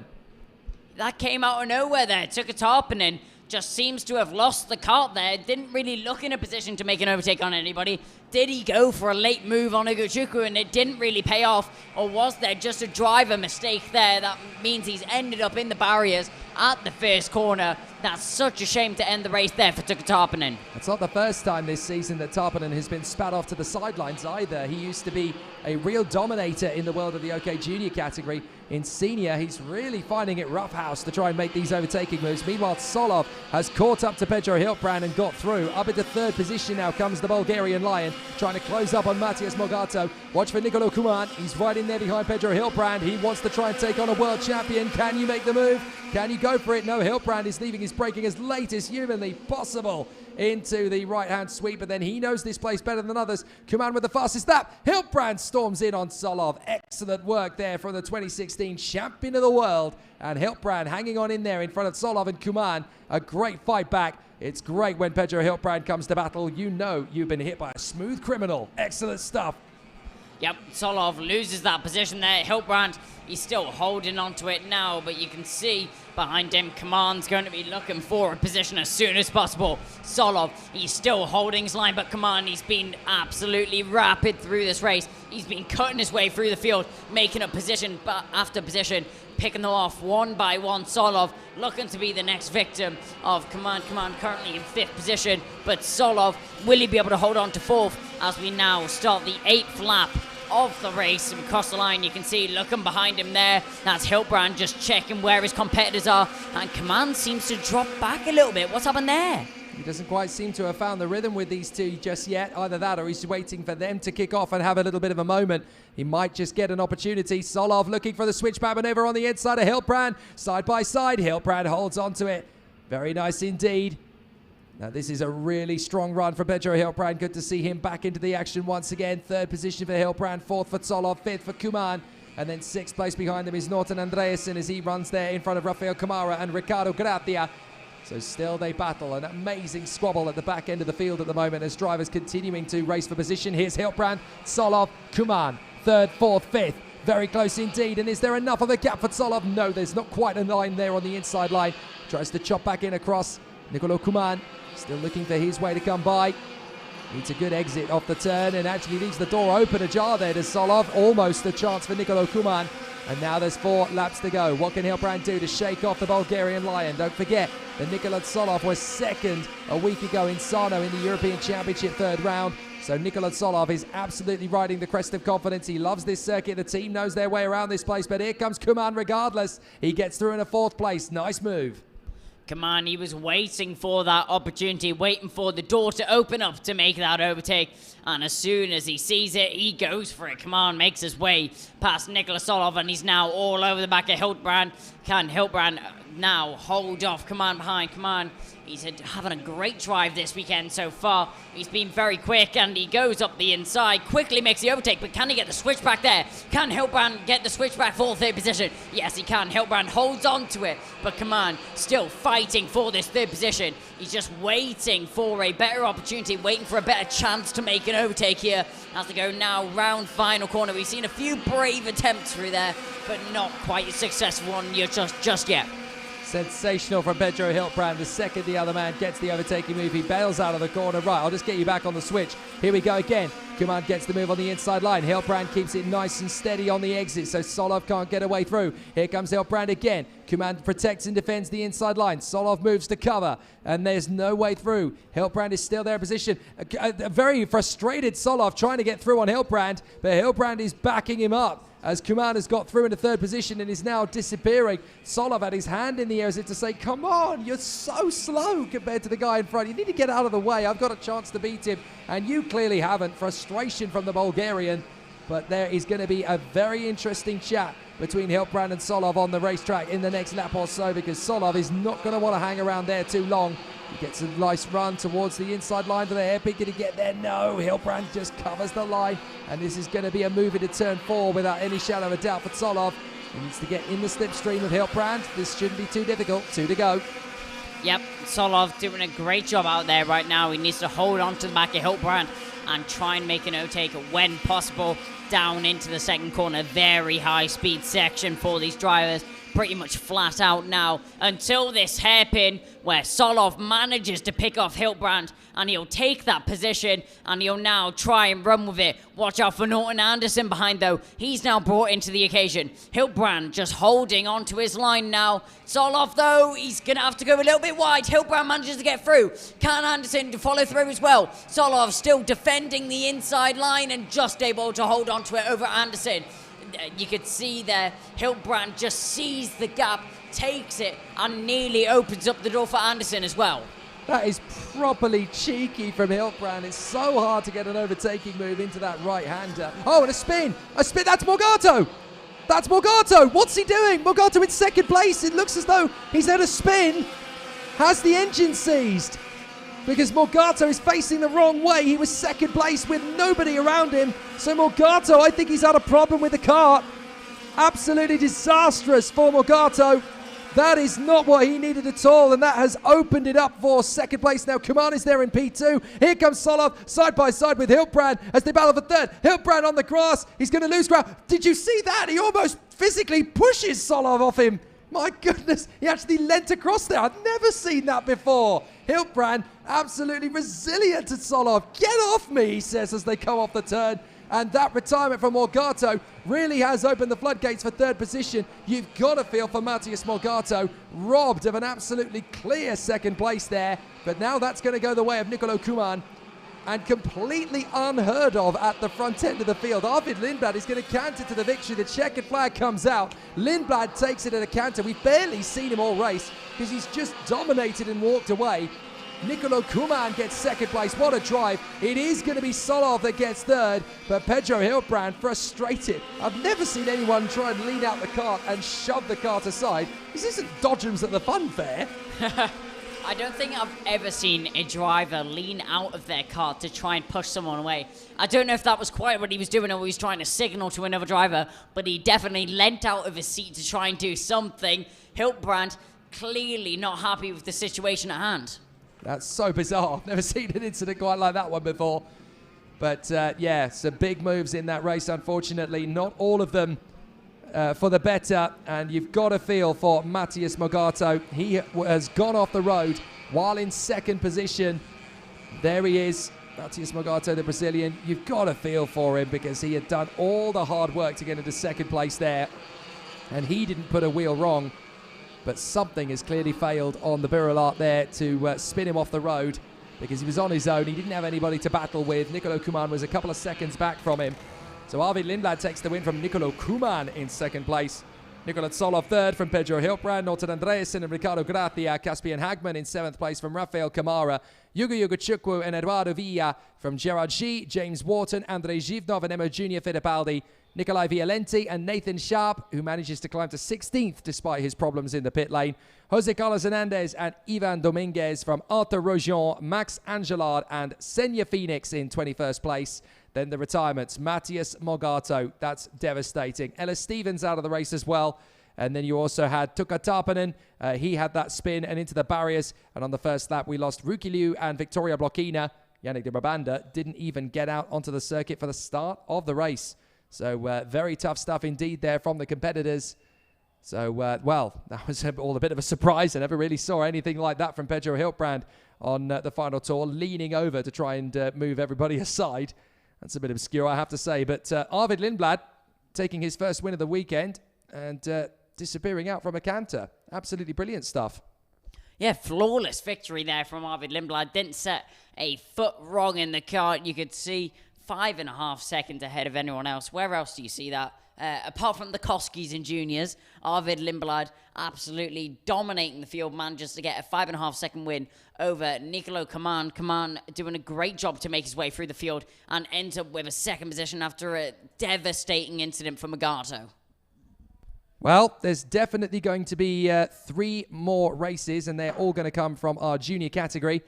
Given us plenty of discussion already over the course of the afternoon. But one man we wanted to catch up with after his move to a new team, having had a fabulous run there so far. We caught up earlier in the weekend with Keanu Alazzari, making his switch to the Tony Kart Factory team. It's going pretty well. I've already made a good connection with most of the people in my team, and I feel really happy with the decision I've made. Well, it obviously had to come at one point. Things weren't going the way I was planning it to go. But now I found my speed, I found my comfort, and I'm really happy. I could have a chance in this championship, but we're also using it to test a few things for next week. And I'm also just using it to learn the kart in a more comfortable way, not just going straight into a European Championship round. The driving style changes quite a lot.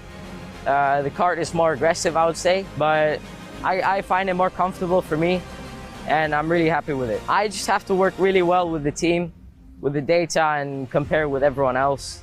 I have to also work on myself a little bits and pieces around the track, and that's it. I'm already quite near the top, so yeah. I really love this track. It's probably one of my best tracks in Europe, and last year when we raced here I did quite well, so I'm looking forward to racing here.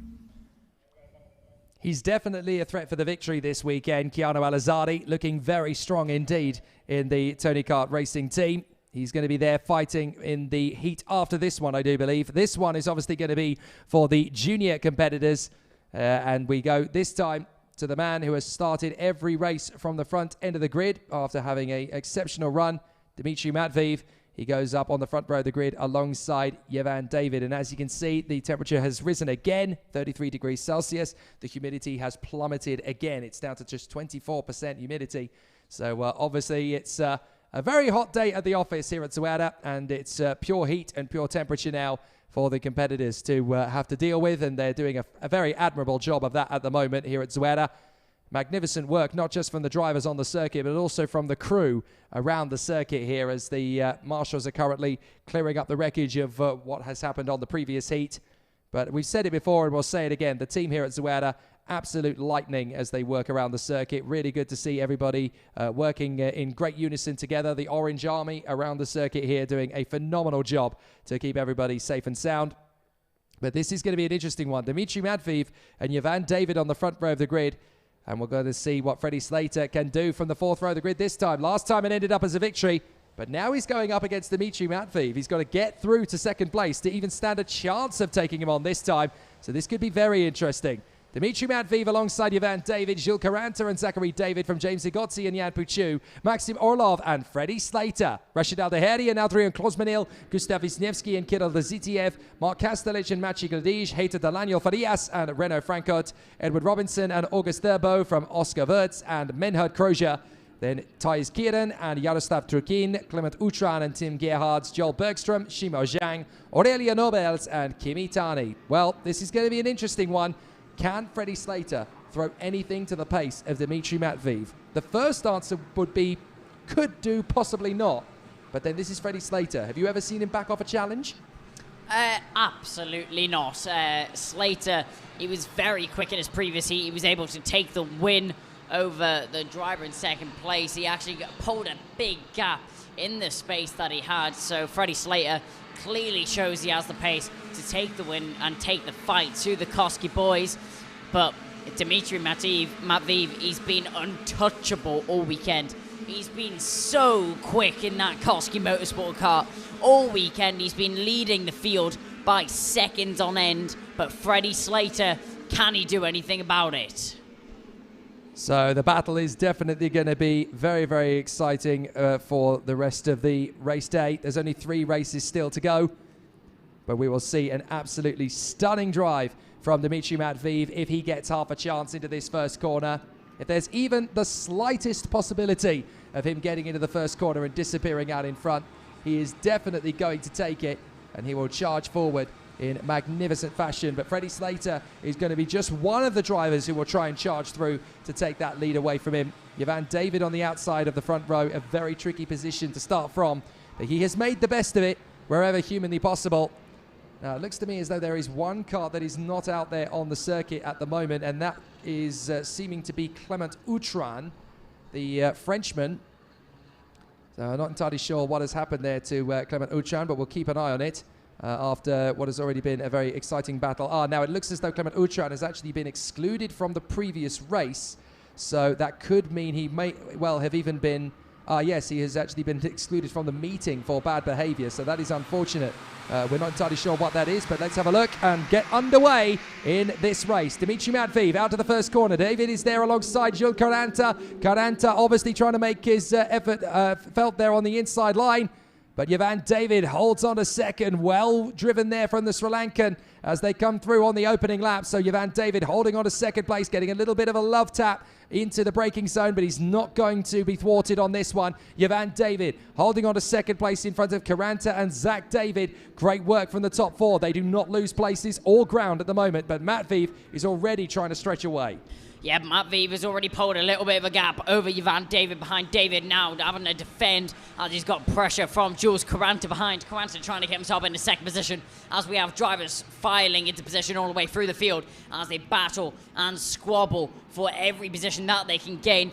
Dmitry Matveev, look at the gap he already has over Yvan David behind. How often do you see this? On the first lap of the race, already pulling such a big gap over the drivers behind around the final corner, and across the start finish line. We'll now see the gap materialize. What's it going to be? 0.8 of a second on the first lap of the race. How often do you see that? Well, certainly not from him anyway. Oh, a bit of a mistake a little further back in the pack. One of the drivers losing a massive amount of ground. That's Gustav Wisniewski. He just overshot there. Meanwhile, Freddie Slater has already started to attack. Max Orlov is the next man for him to go after. James Zigotzi is just in front of him. If Slater can get through past these two, he can set off after the drivers in connection. Next up, Jan Puchu is further back.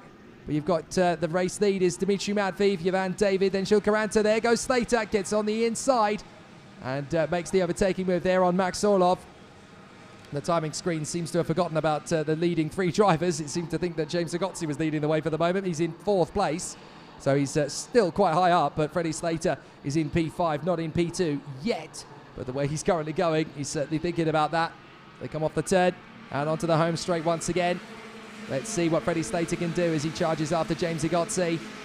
Excellent run to the first corner. Is there going to be a charge through from Slater as he battles forward with the 54 of James Zagotzi? Oh, and there's an off out of the final turn. That's a little bit of an awkward one. A little bit of an incident there with Thijs Kierden, and it's Menehert Krogia and Edu Robinson. Now there's Menehert Krogia walking away, the Hungarian, clearly out of the race there. That's not gone well at all. But as for Edu Robinson, he's gone as well. There he is. So that's out of the final turn. Just 2 or 3 karts not being able to complete the full distance of the race. Here's Freddie Slater having got past James Zagotzi now.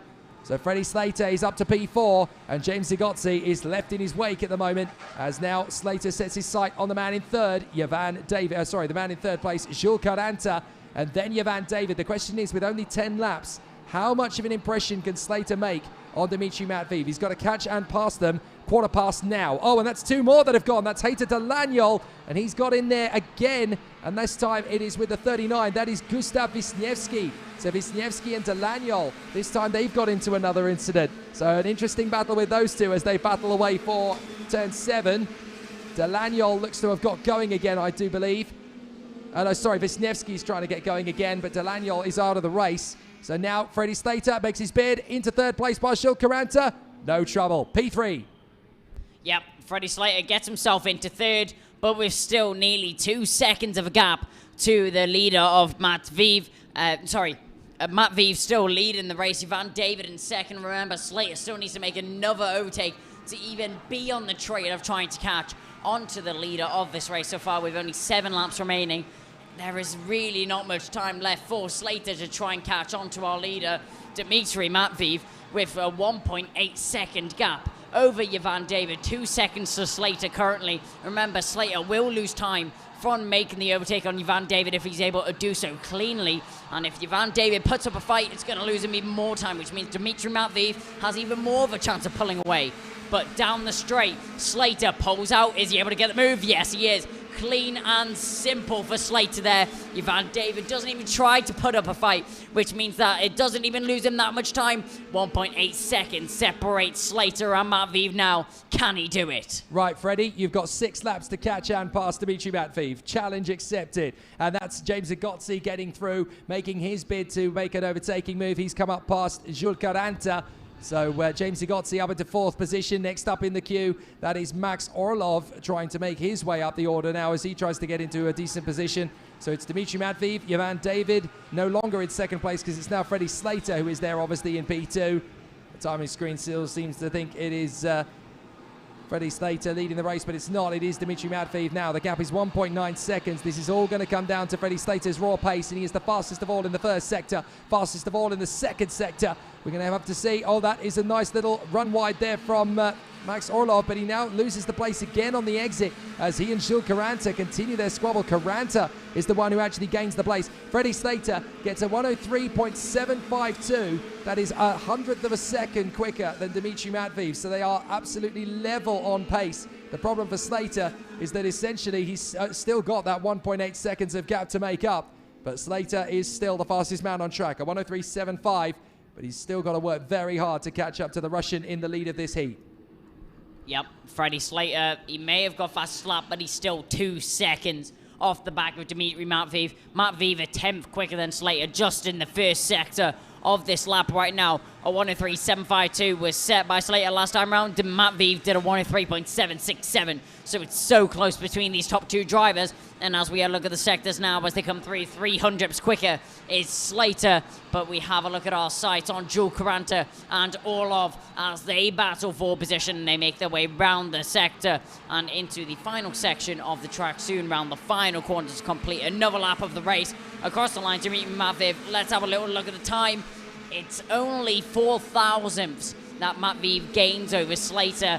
That gap really doesn't look like it's going to change. No, it certainly doesn't. This is a very tight race between Caranta and Orlov still, as they duel away for position. Matveev responds with a new fastest lap. There goes Orlov on the inside of Jules Caranta. Watch out for Rashid Al-Daheri. He's queuing up for his own bid to come through side by side. Orlov once again back on the inside of Caranta. Caranta gets back on the switch on the other side. Excellent responsive maneuver there for Caranta. Caranta and Orlov are switching positions in almost every apex and almost every exit of every corner. Here comes Orlov again. Watch for Rashid Al-Daheri. Storms through past both of them. My goodness. Rashid Al-Daheri pulls off an impossible maneuver out of thin air. Orlov is still raving and ranting with Jules Caranta, but Rashid Al-Daheri pulled off the move of the century there to storm past both of them. Al-Daheri leaves us speechless in the commentary box after that overtake. Warning flag goes out to the 44 of Edward Robinson. Can't quite see what that was for, but he picks up the warning flag, so that is a caution from the stewards for him to not do whatever he did. Again, we go down and back. You can see Al-Daheri still leading from that pack. Orlov, and that's a move there. That's Orlov gaining that position back. And the 2 Paralympians now need to work together to try and pull away from the pack behind. And there's Adrian Klosmanil on the CQR machine getting through into a position as well. So some fascinating battles for the competitors as they continue on their way. And the race continues on. Is there going to be a maneuver on the inside line from Al-Daheri? No, he hasn't quite been able to get one back over on his teammate. So Dmitry Matveev and Freddie Slater, nothing in it between these two in terms of pace. The fastest lap of the race from Dmitry Matveev, a 103.524. Freddie Slater's last lap, a 103.531. Nothing in it really between those two. 7 thousandths of a second. They're trading fastest laps, but by virtually nothing out on the circuit at all. So it really is tough stuff from them. Oh, that's another driver parked up. That's Tim Gerhardt again. So Gerhardt's again in trouble. Parked off at the exit of Marshall Post 8. So problem there for Tim Gerhardt. Freddie Slater again loses the fastest lap to Dmitry Matveev, but Matveev's time, get this, is a 103.445 as Zagotsi gets on the inside of Ivan David for P3. Dmitry Matveev's lap was a 103.445. Slater's a 103.4 8-0. There's nothing, absolutely nothing in their pace at all. So it's all going to come down to how close Freddie Slater can get to Dimitri Matveev on the start of the pre-final. If he can get close to him, they could have a rip-roaring battle in the final. As soon as Matveev leaves off the front of the grid, he checks out from anybody else until Slater's being able to get within this proximity of our leader. 2.1 seconds is still the gap as we see Orlov and Aldaheri still squabbling for position. As the camera just quickly cuts away, we see Agozzi and Ivan David all over the back of Agozzi as our leader crosses line now to start the final lap of the race. Slater checks behind him, has nobody near him, but a new fastest lap from Dimitri Matveev is completed that time round. Matveev just a little bit quicker than Slater each time round, so the gap just extending little by little, lap by lap. As you can see, that is confirmation, the new fastest lap there from Matveev. But look at how close Ivan David is onto the back of James Agozzi. Agozzi doing a great job in third position. He's going to defend on the inside. But Ivan David, he's going to try and go the long way round. Not able to make anything stick, though. They come out the left, into the right now. Can Agozzi hold it? They go down into the hairpin. Is he going to look for an overtake? Ivan David, Agozzi holds the inside. David not able to do anything. Can he do it on the switchback? Yes, he can. David, he secures the position on the switchback, and James Agozzi loses the position, and Ivan David up into third. Agozzi just caught the curb. That's all it took to unsettle the back end of the cart. So here comes Dimitri Matveev. He is still untouchable, still unbeatable, but Freddie Slater has been matching him for pace in the second half of the race. If you can get close to him in the start of the pre-final, or at least for the final, close at the line between Ivan David and James Agozzi. Agozzi thought he could pull a Harley Keeble. Didn't quite happen on this occasion. Rashid Aldaheri fighting back beautifully to P5. He was the leader of the rest of the train. Dimitri Matveev looks over his shoulder. I just spanked a world champion. That was very, very good from my side of things. But Freddie Slater was the only one who could get close enough to him there. Excellent work from Freddie Slater to charge after him. 3 seconds between them at the flag as he finally decided, you know what? I've got to concede. I can't quite match him on this one. So what is Freddie Slater going to do tomorrow to get closer to Matveev's pace? They've got to find something, or this guy's going to run away with it. I don't think there's much more that they can do to try and catch on to the Koski boys. Obviously, they can change stuff with the setups, but with risk sometimes come rewards. If they risk changing the setups, it might go good, it might go bad. And if they're risking such a bad setup, then is it really worth it? They're that close to the Koski Motorsport boys, not quite close enough, but is it worth the risk? Well, Dimitri Matveev takes the win from Freddie Slater. Ivan David there in third position. James Agozzi in P4 from Rashid Aldaheri. Maxim Orlov in P6 from Mark Kastelich and Adrian Klosmenil. Kirill Dzitiev in front of Zachary David in the top 10. Jan Pichu, Gilles Caranta, Renaud Francot and Maciej Gledizia next up from Joel Bergstrom, moving up to 15th place then. Oscar Wirtz in front of Kimi Tani and August Theobo. 19th is Shimo Zhang in front of Yaroslav Trukin. Aurelio Nobels in front of Thijs Kieran. And the last one home, Gustav Wisniewski. Problems for Tim Gerhardt. A collision with Heiter Delaniel Ferreras and then Menahert Crozier and Edu Robinson. And not taking part in the restart, Clement Outram, who we feel may have been excluded from the meeting after his incident in the previous race involving the Brazilian driver Heiter Delaniel. So, very interesting stuff between the competitors in OK Junior. That's their last race of the day. They'll obviously come back tomorrow and have another one. But while we're waiting for the drivers to get out on circuit for the next encounter, we can hear from one of the legends of the sport, who's always here and here in the paddock with his son, Emo Fittipaldi Jr. We talked to the 1972 and 1974 world champion about the world of karting and how it is evolving and how he has become a very popular part of that paddock. Emerson Fittipaldi. The relationship between father and son in sports is very difficult. You know, my advice to him, this is a very difficult sport.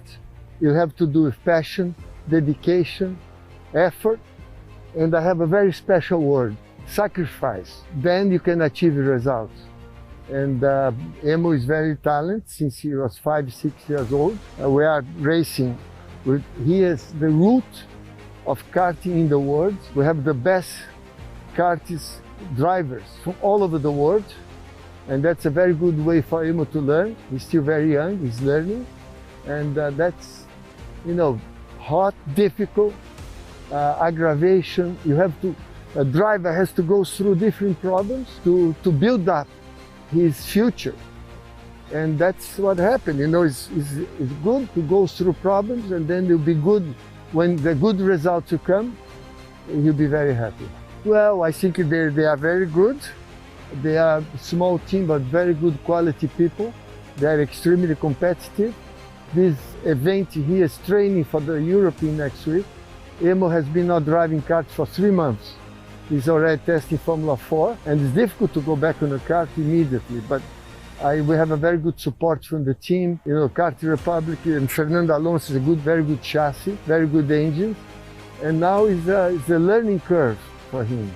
Well, the last practice yesterday, he spun on lap 1. He didn't practice. This morning he had a carburetor problem.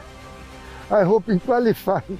Now it's a challenge for him. He's looking at the telemetry to see, like his teammate Nicola, who was the fastest. It's a good comparison. And now these kids, they have telemetry. They learn, same as, you know, Lando Norris in Formula 1 with McLaren, Verstappen. They have all the numbers, and I call the analytics that on my time we didn't have. And now it's a big advantage. But they have to learn the analytics, the numbers, analyze where he's gaining, where he's losing, you know, how he's braking, if he's going too fast into the corner, line, you know, sometimes offline. And this is fantastic. They have now, like in Formula 1, it's incredible. My last few years in Indy, I had the telemetry, I had the comparison, and I think that will make for you to achieve the peak performance much easier than when you're by yourself, just the feeling of the car. And I think that's why I always call the analytics today is a very important factor that on my time we didn't have. Comparison to the teammates, you know, they can help each other, because one driver can do the turn 1 faster than the second driver on the team, and then they look why, you know, is the different line, where he's braking, where he's putting the power. And I think that's a big advantage now in karting. This is fantastic to be here. You know, it's a great environment. These kids grow up very young, going through good times and difficult times on a very young age, and that helps a lot for the future. It's not every day you get to hear from a double world champion in Formula 1 here in the paddock at Champions of the Future, but Emerson Fittipaldi, great to hear from him yesterday. And now we are going to battle in with the OK Juniors once again. The qualifying heat, C versus F, and this is going to put David Walter on the front row of the starting grid alongside Matteo D'Apalo.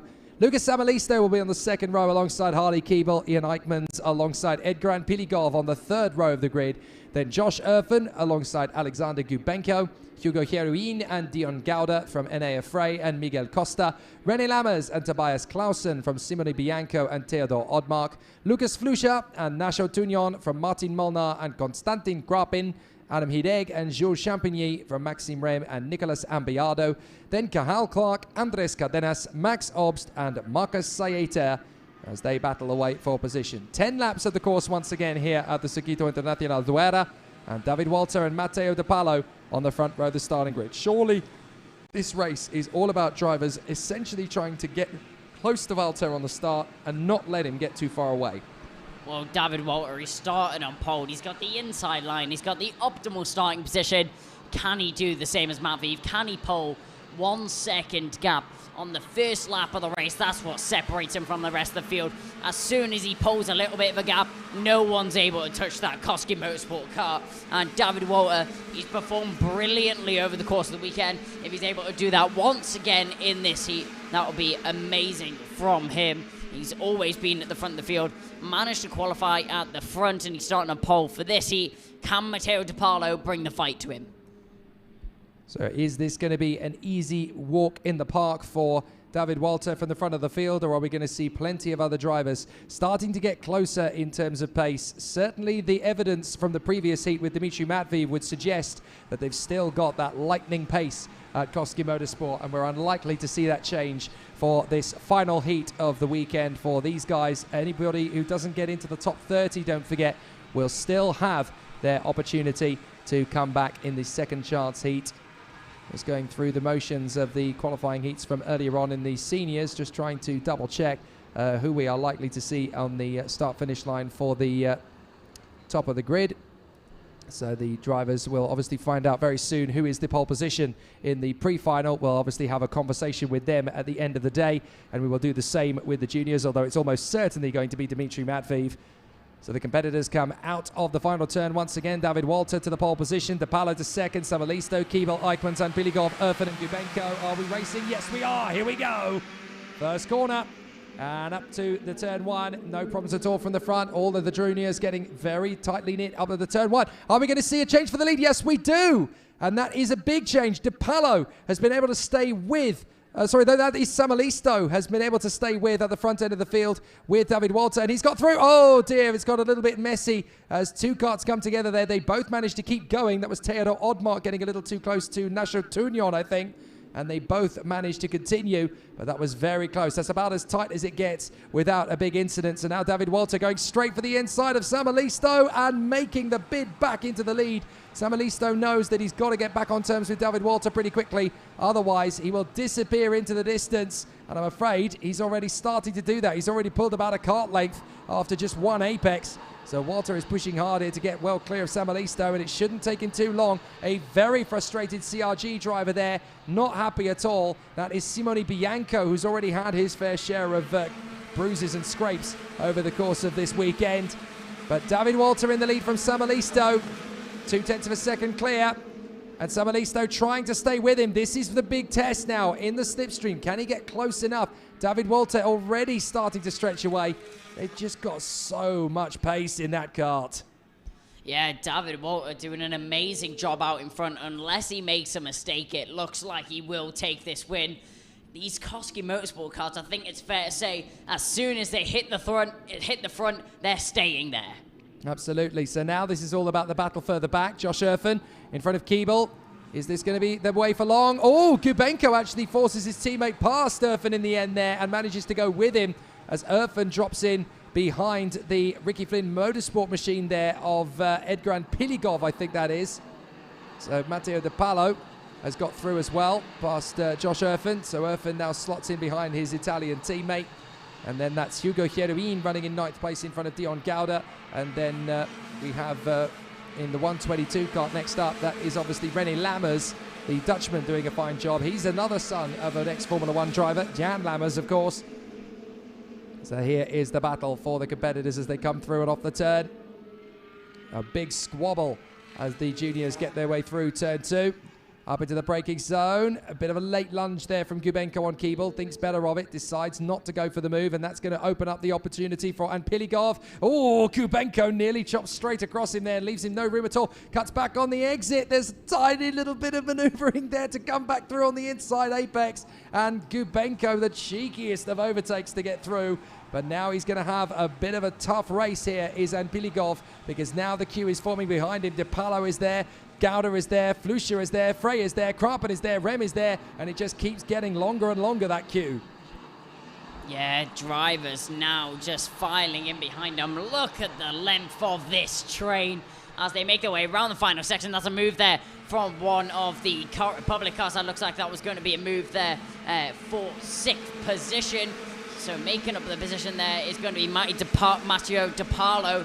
So De Palo, after not the best start, gets himself up another position into 6th. But fighting back there is Dion Gauda going to be able to get that position back. The Ricky Flynn Motorsport car has been performing pretty well all weekend. And he's going to go up the inside. Dion Gauda will take that position back.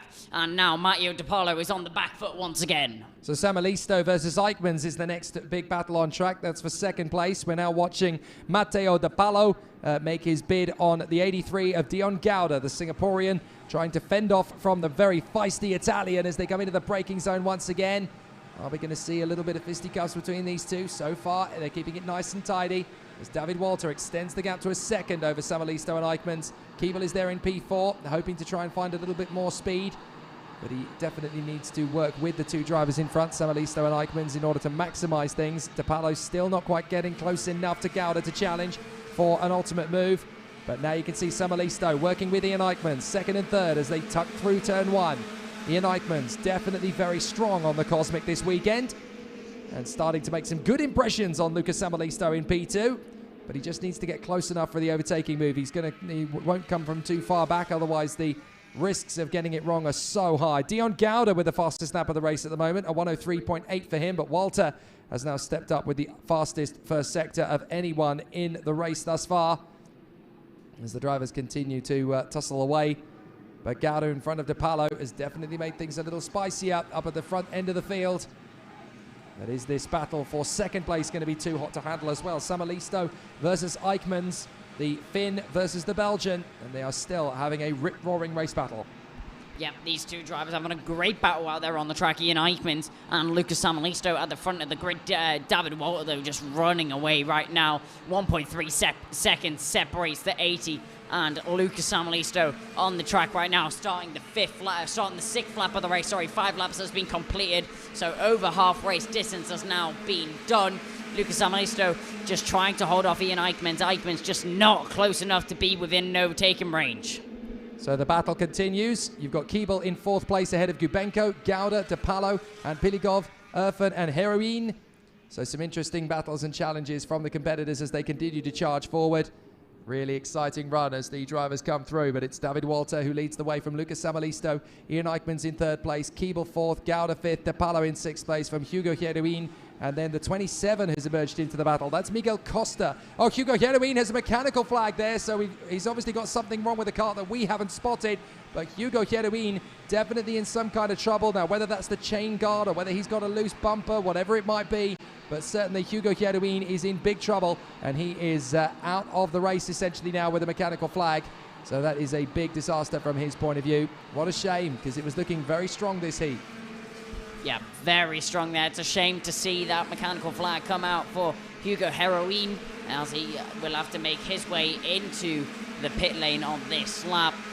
It's a shame to see his final heat of the day end that way, but David Walter, 2 seconds. He's managed to pull out 6/10 just on that previous lap over the rest of the field. Lucas Samalisto, though, still holding off Ian Eichmanns, and then we look back and we see Harley Keeble under pressure from Dion Gouda, and then we also see De Palo in behind, and Maxime Rem. Maxime Rem has been performing very well this weekend as well. We haven't actually mentioned him that much.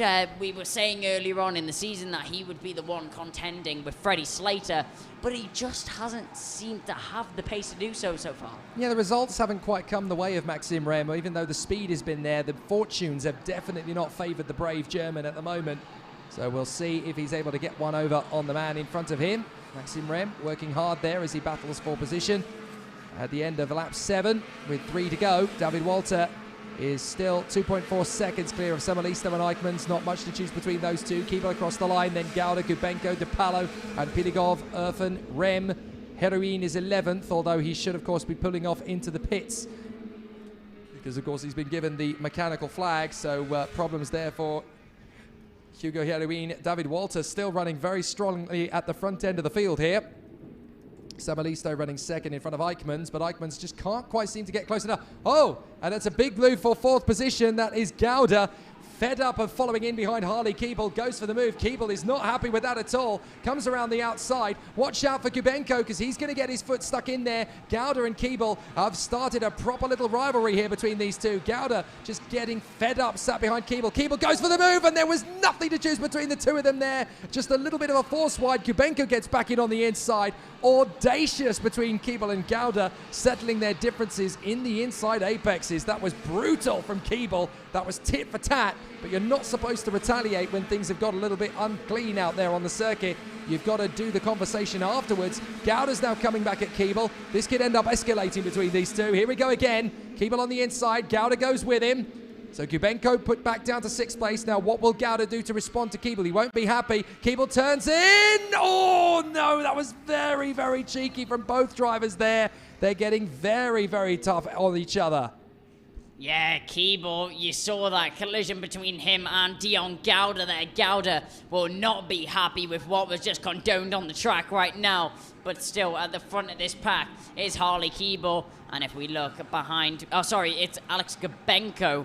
So Gubenko is still leading this pack right now. We look further forward. We see Lucas Samalisto, followed by Ian Eichmanns.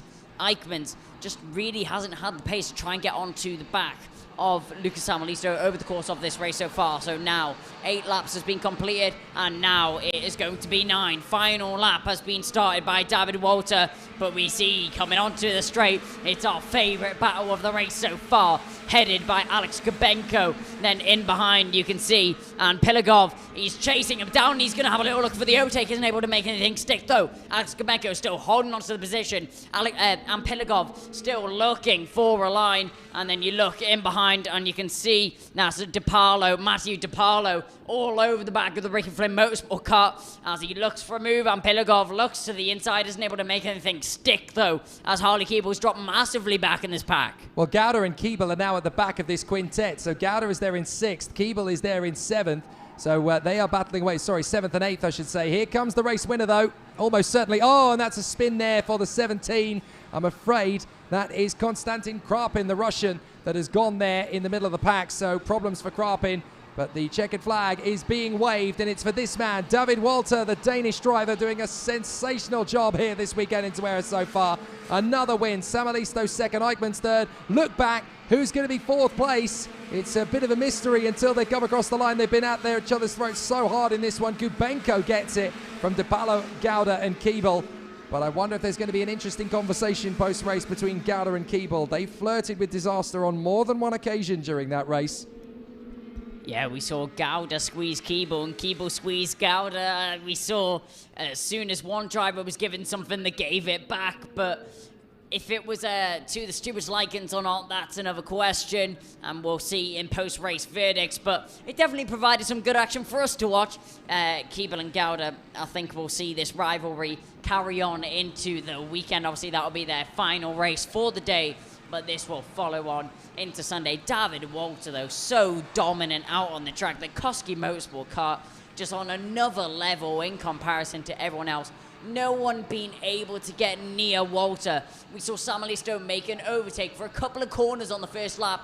And then after Walter got back past, we never saw him again. No chance to beat Koski Motorsport at their A-game so far. David Walter, your race winner from Lucas Samalisto and Ian Eichmanns. Alexander Kubenko in front of Matteo DePalo. Dion Gowda and Harley Keeble from Edgar Pilikov and Josh Erfen. Maxim Rem and Miguel Costa from Lucas Flusha. Nasho Tunion, Max Obst and Enea Frey. Cahal Clark finishes 16th in front of Nicolas Ambiado and Andres Cardenas. Then it's Adam Hideg in front of Marcus Saeta from Martin Molnar and Theodor Odmark. René Lammers drops all the way to 23rd in the end with Tobias Clausen, Georges Champigny and Simone Bianco. The 2 retirements from the race, Konstantin Krapin out on the final lap as we saw, and Hugo Heroin, he had a problem with some kind of technical issue that meant he had to be flagged back into the pits. Talk about drama. We've had so much of it so far here this weekend, and we've definitely had some more as we come to the final heat now of the weekend. Other than the second chance heats tomorrow, it's definitely looking likely that we're going to see pole position go the way of Dimitri Matveev in the juniors. So Dimitri, don't leave the circuit, because we're definitely going to want to have a word with you at the end of this one, as it's looking likely that Dimitri Matveev will be in pole position for tomorrow's pre-final, because of course he won all 4 of his heats, so he will be the man on top form. I'm just looking back over the results from the seniors to see who's going to be the top driver in the seniors. Well, Antonelli, Turney and Lindblad have all won twice, I've just suddenly realised. So they've all taken 2 wins each. So it's going to be on count back, essentially, as to who's going to get the final pole position. And I'm not entirely sure how that one works out. So we will find out very shortly who is going to get the ultimate pole position for their pre-final tomorrow. That's going to be very interesting to decipher. But certainly we've got 3 drivers there who have taken 2 wins apiece. Kimi Antonelli, Joe Turney and Arvid Lindblad. So it's been very close indeed between all 3 drivers this weekend in the senior category. We will find out shortly who is going to be pole position for the pre-final. And that driver will need to join us for the television interview ready for tomorrow's pre-final. But certainly it's been an exciting duel in the juniors, and there is going to be one more very exciting duel, and it's going to put pole position for Max Popov, second on the starting grid, Alex Powell. This one has plenty of drama and intrigue surrounding it already, because the drivers in this battle very, very closely matched, and we could see some very exciting duels between them Looking in terms of raw performance and pace from these guys in qualifying heat B versus D so far, well, Alex Powell has had a 3rd place finish. He's also had a very tricky second race, Alex Powell. Now, well, let's have a look at how the drivers have gone in this particular group, in this particular gaggle of drivers, because it's B versus D that will head out onto the circuit. So Alex Powell has a 3rd place finish, he has a 5th place finish, and he has a 3rd place finish as well from the course of the day. So he's there 2nd on the grid, looking likely to be a tough contender in this one. What about the man on the front row of the grid with him? Well, Max Popov has obviously had a very difficult first race. He had a penalty that dropped him to 17th in one of the earlier heats. Then he had a 4th place finish.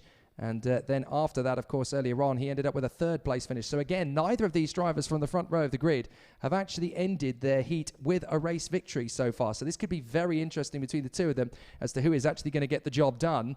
And there's always that lingering threat in 3rd position, the Belgian Douwe de Decker. Is this going to be the race for him? De Decker's been very strong all weekend, and he's been very strong throughout all of his heats so far this weekend.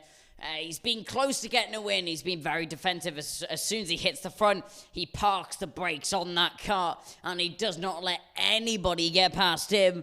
But is this finally going to be the race where he's able to take the win? Well, there's one guy that's going to try and stop him from doing so, and he's starting right behind him on the starting grid, on the inside of that 3rd row of the grid, and that's Keanu Alizardi. The Tony Kart factory driver has been very, very quick over the course of the weekend. This is actually going to be the first time in European racing history that Keanu and Adam Alizari will be on the track at the same time. They've done it many times back home in the United Arab Emirates, and they usually battle for 2 of the 3 steps of the podium when they race together in the same category. They are that closely matched back home, but obviously with a little more experience, Keanu towards the front end of the field for this one, and Adam is there on the final row of the grid. But this is the first time in their European karting careers that they will meet each other on the same bit of racetrack. So that'll be fascinating. And of course, Adam Alizardi in his first weekend in the Koski Motorsport awning. So it's not exactly as if he's got a slow kart underneath him. They've got the fastest package this weekend. So he's learning massively over the course of this weekend, Adam Alizardi. And he made some great progress in his previous heats to make some great overtakes. So just you watch as he charges his way through the field. But of course, the other big factor in this race, we're all scratching our heads and throwing question marks into the air like raisins. What has happened to Matias Ferreira? He's just got no pace at all, and he's not been able to make up massive ground. Ferreira has been very far off the pace, and I think that's painful for us to say at the least. I mean, Ferreira, we're used to seeing him at the front. We're used to seeing him take victories out in this field, but 25th was his last finish out on the track, and that's not the Ferreira, Matias Ferreira that we know. No, indeed it's not. The final race of the day then, and it's the OK Junior Qualifying Heat B versus D. Max Popov and Alex Powell from Douwe de Decker and Kirill Kutskov. Keanu Alizardi and Alexander Bondarev from Kai Sorensen and Jan Pizadovsky. Maxon Verbruge and Akshay Bora from Gerasim Skulinov and Thomas Stochamanis. Salim Hada and Will McIntyre from Julius Dinesen and Len Nys. Garib Gafrara and Jimmy Helias from Thomas Kinsey and Nathan Tai. Shudas Ono and Eric Genet. Matias Ferreira alongside Anatoly Kevalkin, Alberto Hotaru Gonzalez and Adam Rahali, and then Augustin Bernier and Adam Alajari finish up the field. 28 drivers, one final race to do, and a lot of scores to be settled in this final heat.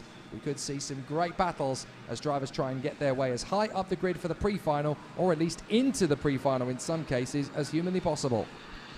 Yeah, remember, if drivers don't make their way into the pre-final straight away off their qualifying heats, there is going to be a redemption heat, as some may say, a redemption race for drivers to try and make their way back into the pre-final. The top 6 from that race will make their way into the pre-final and inevitably into the final race on Sunday. So that'll be great to see from there. It'll be interesting to see who's able to make their way through in that race, but it's also going to be very good to see who's able to qualify themselves straight into the pre-final, and I'm sure every single driver that manages to do so will be happy with that.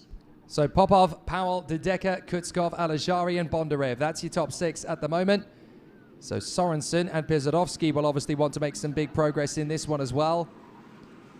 And a very exciting battle and a big contest for the competitors in this one. They will obviously have a very strong battle to take into this race. But what is there going to be in terms of Max Popov and Alex Powell from the strong battles and strong competition that we will see from the contenders in this one? Popov and Powell, De Decker and Kutskov from Alazari and Bondarev. Still some good challenges from the field to come in the midway point. Thomas Stalchemanis and Gerasim Skudanov have been making up good progress. Hopefully Akshay Bora has a stronger race than we saw in his last heat. And of course, you've got the likes of Will McIntyre and Caleb Gafrara as part of the Birolart group on their Birolart and Leclerc chassis, respectively, trying to charge their way forward. Nathan Ty is usually good at putting himself into a decent position.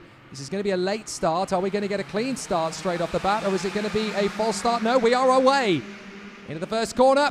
Good start from Popov and De Decker. Powell is forced wide down to fourth position as they come through turn one by a fast starting Keanu Alazari into third place. And Alazari makes his way through into third past Powell. No problem at all. And there's three carts off there in the background. That's Caleb Gafrara also in there with Matthias Ferreira. Ferreira's gone. So there's no chance for Ferreira to get himself into a competitive position in this one. He has gone with Caleb Gafrara. And that is the man who is second in the European Championship standings. It goes from bad to worse for Ferreira. First out in front, though, it is Popov from De Decker and Alajari. I think that means that Matthias Ferreira is going to be not straight into the pre-final, but he'll have to be going into the redemption race, and wheel-to-wheel action there. Due De Decker getting his elbows out as he holds on to his position. Alex Powell definitely didn't get the best start, but he'll try and make his way back through the field as drivers battle for position all the way throughout this pack. We've got an 8-cart train as they make their way round the final sector and round the final corner now. Due De Decker is leading going on to that final corner, but as they go down the straight, tucks back into position. Kirill Kutskov, he had a little look, but he's not able to do it just yet. De Decker still going defensive though. Oh! That's up in the air. Alazari goes up and over the back bumper of Kirill Kutskov as he goes into De Decker. My goodness, Kutskov and Alazari off the road. De Decker carries on, but that was a big launch. What a shame as all three carts come together. My goodness, that was absolutely appalling in terms of the after effects. So two of the three carts involved in that one going off, and it's Alazari and Kutskov that come off worse. So up into the hairpin, still drivers making up places, running out of road. That's Shudazono, I think, being run off there as the two Energy Course drivers are trying to make progress. Bondarev gets the move on to Decker for P2. The privateer still doing an exceptional job in this field of factory drivers. And Alexander Bondarev, the young man from the Ukraine, his confidence is absolutely skyrocketing. Whatever he had for breakfast this morning, I want a year's supply of it. He's absolutely on the march. Bondarev doing a great job there to get himself in the second position. De Decker just not able to go as defensive as he'd want to. De Decker just not able to hold on to that second position. Normally when we see De Decker get into a good position, he goes defensive, and that's a move there. That's Kai Sorensen making his way and making a bid through the field. Alex Powell now arriving onto the back of De Decker. Will Powell be able to make a move as soon as possible? You can see the blue and pink colours contrast as they make their way down towards the second hairpin. Powell, is he going to be brave enough to go for a late move? No, he isn't. De Decker still holds on to the position for now. And remember, these two are teammates, even though their colour schemes are different. De Decker and Alex Powell are actually teammates running in third and fourth. But Max Popov is able to run out in the front end of the field in this one. This is going to be a crucial victory for him if he can hang on to it. Powell on the inside of De Decker. The Jamaican surges through, and that is a very nice overtake. A clean one indeed from Alex Powell as he comes through. Up into third position comes the Jamaican onto the home straight. De Decker, his teammate, still forcing the issue. He's going to work with him down the straight, and in behind them, you've got the fast-charging Kai Sorensen who wants to take a piece of them. Sorensen's going to go for the move on the inside of De Decker, and he gets the place. Nice work from the American. Taking a little bit of a look on the inside line now is Akshay Bora. Kai Sorensen stops the bus on the inside of the apex, tries to hold them at bay. De Decker goes right. Here comes Akshay Bora. He's going to get through on the switch. He does indeed. And also up the inside, that looks like one of the Kart Republics. That is indeed Jan Pesarovsky, I think, trying to make progress to come forward. Will McIntyre is in the mix. He's gone through past De Decker as well. So now McIntyre has a look for Pesarovsky. Bora gets back through on the inside of Sorensen. So great racecraft at the front end of this field, but it's still Popov from Bondarev, Powell and De Decker now dropping way down the order. So up at the fourth place comes Akshay Bora. Battling for positions all the way through this field's drivers. When they see an opportunity, when they see the door open up ahead of them in perfect style, McIntyre As soon as I'm talking about the door opening up, he sees the door open up, takes the opportunity, takes the overtake, and that will drop down Jan Pisarovsky into 7th position. But McIntyre gets himself into 6th. For now, he's chasing down the 2 drivers ahead of him. Kai Sorensen in 5th. We know he's an aggressive driver. We know he's a driver that will hold on to everything that he can get. But McIntyre, he's looking very quick right now. He's looking feisty. He wants that 5th position, but can he get it? Well, Dedek has managed to get the move on Pisarovsky, who now defends and challenges. A nice sweet cutback maneuver from Verbruge. Maxon Verbruge gets back through on the inside line, and now here comes Schudezono. Dezono is trying to get himself up the inside line there. Oh, a big stop from Verbruge. He holds the kart on the brakes, and now he's hoping that there's no way through for the very feisty Jan Pisarovsky, who can't quite make a move stick on the inside line there. Schudezono is lining up, as is Gerozim Skulinov, and you've also got Eric Genet on the Paralin trying to make his own bid through the inside line if he can squeeze through there too. Julius Dinesen is next up on the Alonso kart, so plenty of drivers trying to charge their way forward. No trouble for Popov out in the lead. Bondarev still second, then Alex Powell, Akshay Bora, Kai Sorensen, and Will McIntyre in the top 6. Due Dedeka P7 from Verbruge, Pisarovsky, and Schudezono in the top 10. But Max Popov, he has just been able to run out in front and let them all battle away for position. He hasn't even broken a sweat in this one, as Dezono has to look for the inside line. Can't quite make it stick on Gerozim Skulinov. Watch for Eric Genet. He's going to try and make his bid. He is another son of a famous F1 driver. Eric Genet, of course, son of Mark, as he tries to come through. But up into the next apex, into that square right-hander. So far, so good for Schudezono. Here comes Eric Genet, having a look on the inside line. Can he make it? Oh, the door's still open for Dinesen. Careful. On the exit, he just about leaves Dezono the space to get through the corner. But a nice overtake from the Dane, Julius Dinesen. Lovely job. Very close there between the two of them, and that's a very late move. That's the SK car as they make their way through the field now. The NG course losing out. That's Nathaniel Ty. That's Nathan Ty making his way through the field. Great drive here from the driver in 17th position. Not the position that he'd maybe hoped for, but still fighting for everything that he can. We have a look back at Alex Powell, who now has Akshay Bora all over the back of him. The 2 Kart Republic drivers are surely going to battle for position. Talking about battling for position, Akshay Bora says thank you very much, gets the fastest lap, and will run away with that position now. So Akshay Bora, the young man from Singapore, gets into 3rd place past Alex Powell, the Jamaican star, as they continue to challenge up towards the top end of the field. But that is now Akshay Bora into 3rd position behind the 2nd place man, Alexander Bondarev. The privateer still running an excellent 2nd place here. And this is exactly what Alexander Bondarev wanted to finish off his weekend in fine style. Certainly finish off his Saturday with a clear, strong result. He and his dad will be so proud of what this young Ukrainian is accomplishing. Excellent stuff so far. They continue on as Max Popov is going to complete lap 7. 3 to go at the end of this one.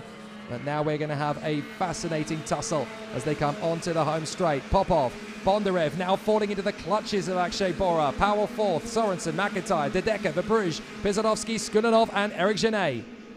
Yeah, Alexander Bondarev, outstanding performance in this race so far. You can see Due Dedeka still going defensive as he has Verbruge all over the back of him and up the inside. The Ricky Flynn Motorsport car takes that position. Verbruge takes that position. Due Dedeka now just dropping down the field. He once was up in the top 3. He was defending for that position, and he's all went backwards. Dedeka, not the race he was hoping for. Down in P7, still a good, solid result, but not the result he wanted. No, it's definitely... Oh, 2 karts tripping over each other there on the exit. That's Pisarovsky and Genet, I do believe, and trying to split his way one way and then the other. That's Thomas Stalchamanis. Does not want to lose traction or speed. Nathan Ty gets through in there as well, as does Jimmy Helias. So that's amazing reactions from Thomas Stalchamanis. He goes one way and then the other, goes left, goes right, stakes his way past both drivers, and now Bondarev under massive pressure from Akshay Bora. Bora is going to be leaving him with absolutely no doubt in his mind that you've come to battle with one of the best in this category.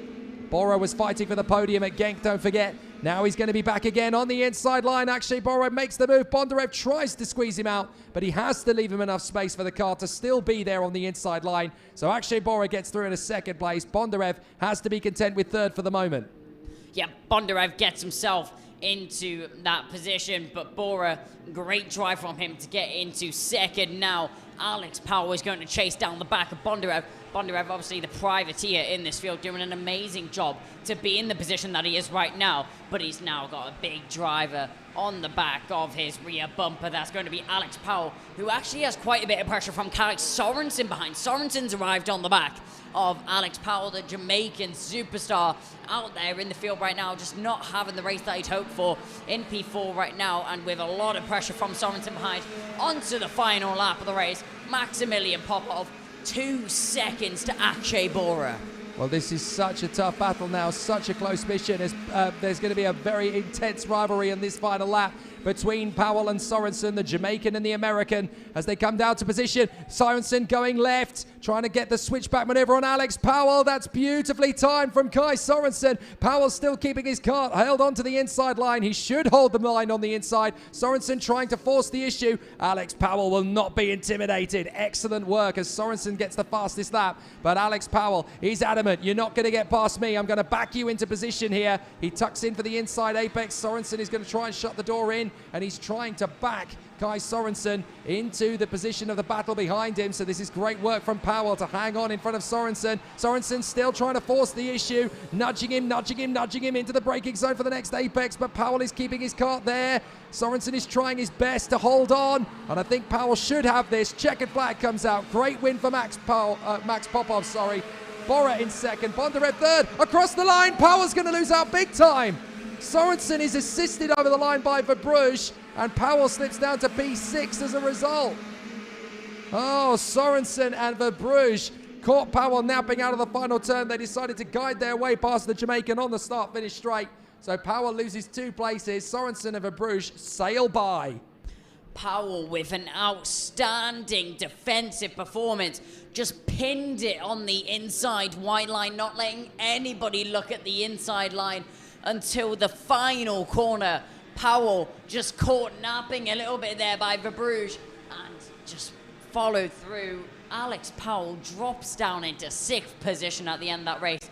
It could have been a P4 if he was just a little bit more aware as they round the final corner. But talking about being aware, Maximilian Popov 1.9 seconds ahead of Akshay Bora. Alexander Bondarev, brilliant drive for him to get 3rd. An excellent display from the drivers to finish up the OK Junior qualifying heats in B versus D. Here's the final result for the final race of the day. Max Popov in front of Akshay Bora and Alexander Bondarev. Kai Sorensen in front of Maxim Verbruge and Alex Powell all the way to the line. Will McIntyre, Due de Decker, Gerazim Skudanov and Julius Dinesen in the top 10. Then Thomas Stalchimanis in front of Shuda Zono and Jan Pisarovsky. Nathan Tai 14th ahead of Jimmy Helias and the recovering Keanu Alazari. Very frustrating for him. Eric Genet 17th in front of Alberto Hurtado Gonzalez. Then it is Adam Rahali, the Algerian, in front of Len Nyes. Augustin Bernier in front of Salim Hana. Adam Alazari and Thomas Kinsey. Kirill Kutskov recovered and finished at the back of the field. The retirements, Anatoly Kivalkin. And then on the opening lap, we had Caleb Gafrara and Matthias Ferreira. 2 big names to go. And that is very catastrophic in terms of their fortunes. So, a fascinating day at the races then, and some really surprising results. Don't think we quite expected to see the Koski boys dominating in quite the fashion they have, but certainly it's going to make things very spicy tomorrow, Kai. Yeah, tomorrow it's going to be a very interesting day, to say the least. We've had battles throughout the whole field, and the question on everyone's mind as they go into tomorrow is Koski Motorsport going to be so dominant tomorrow? They've been on top of their game, and they've been quicker than Ricky Flair Motorsport, been quicker than the reigning world champion of Freddie Slater. But can they continue the performance into tomorrow? Well, certainly the junior battle will be about the Koski boys, David Walter and Dmitry Matveev. They'll go off the front with the juniors snapping at their heels. But now the big question in OK Senior is going to be very apparent as well. Arvid Lindblad, Kimi Antonelli, or Joe Turney. They have 2 wins apiece. They're going to be tough to separate. I'm Jake Sanson. Join us again tomorrow, where we bring you the remaining action from the Champions of the Future second round here in Zuera.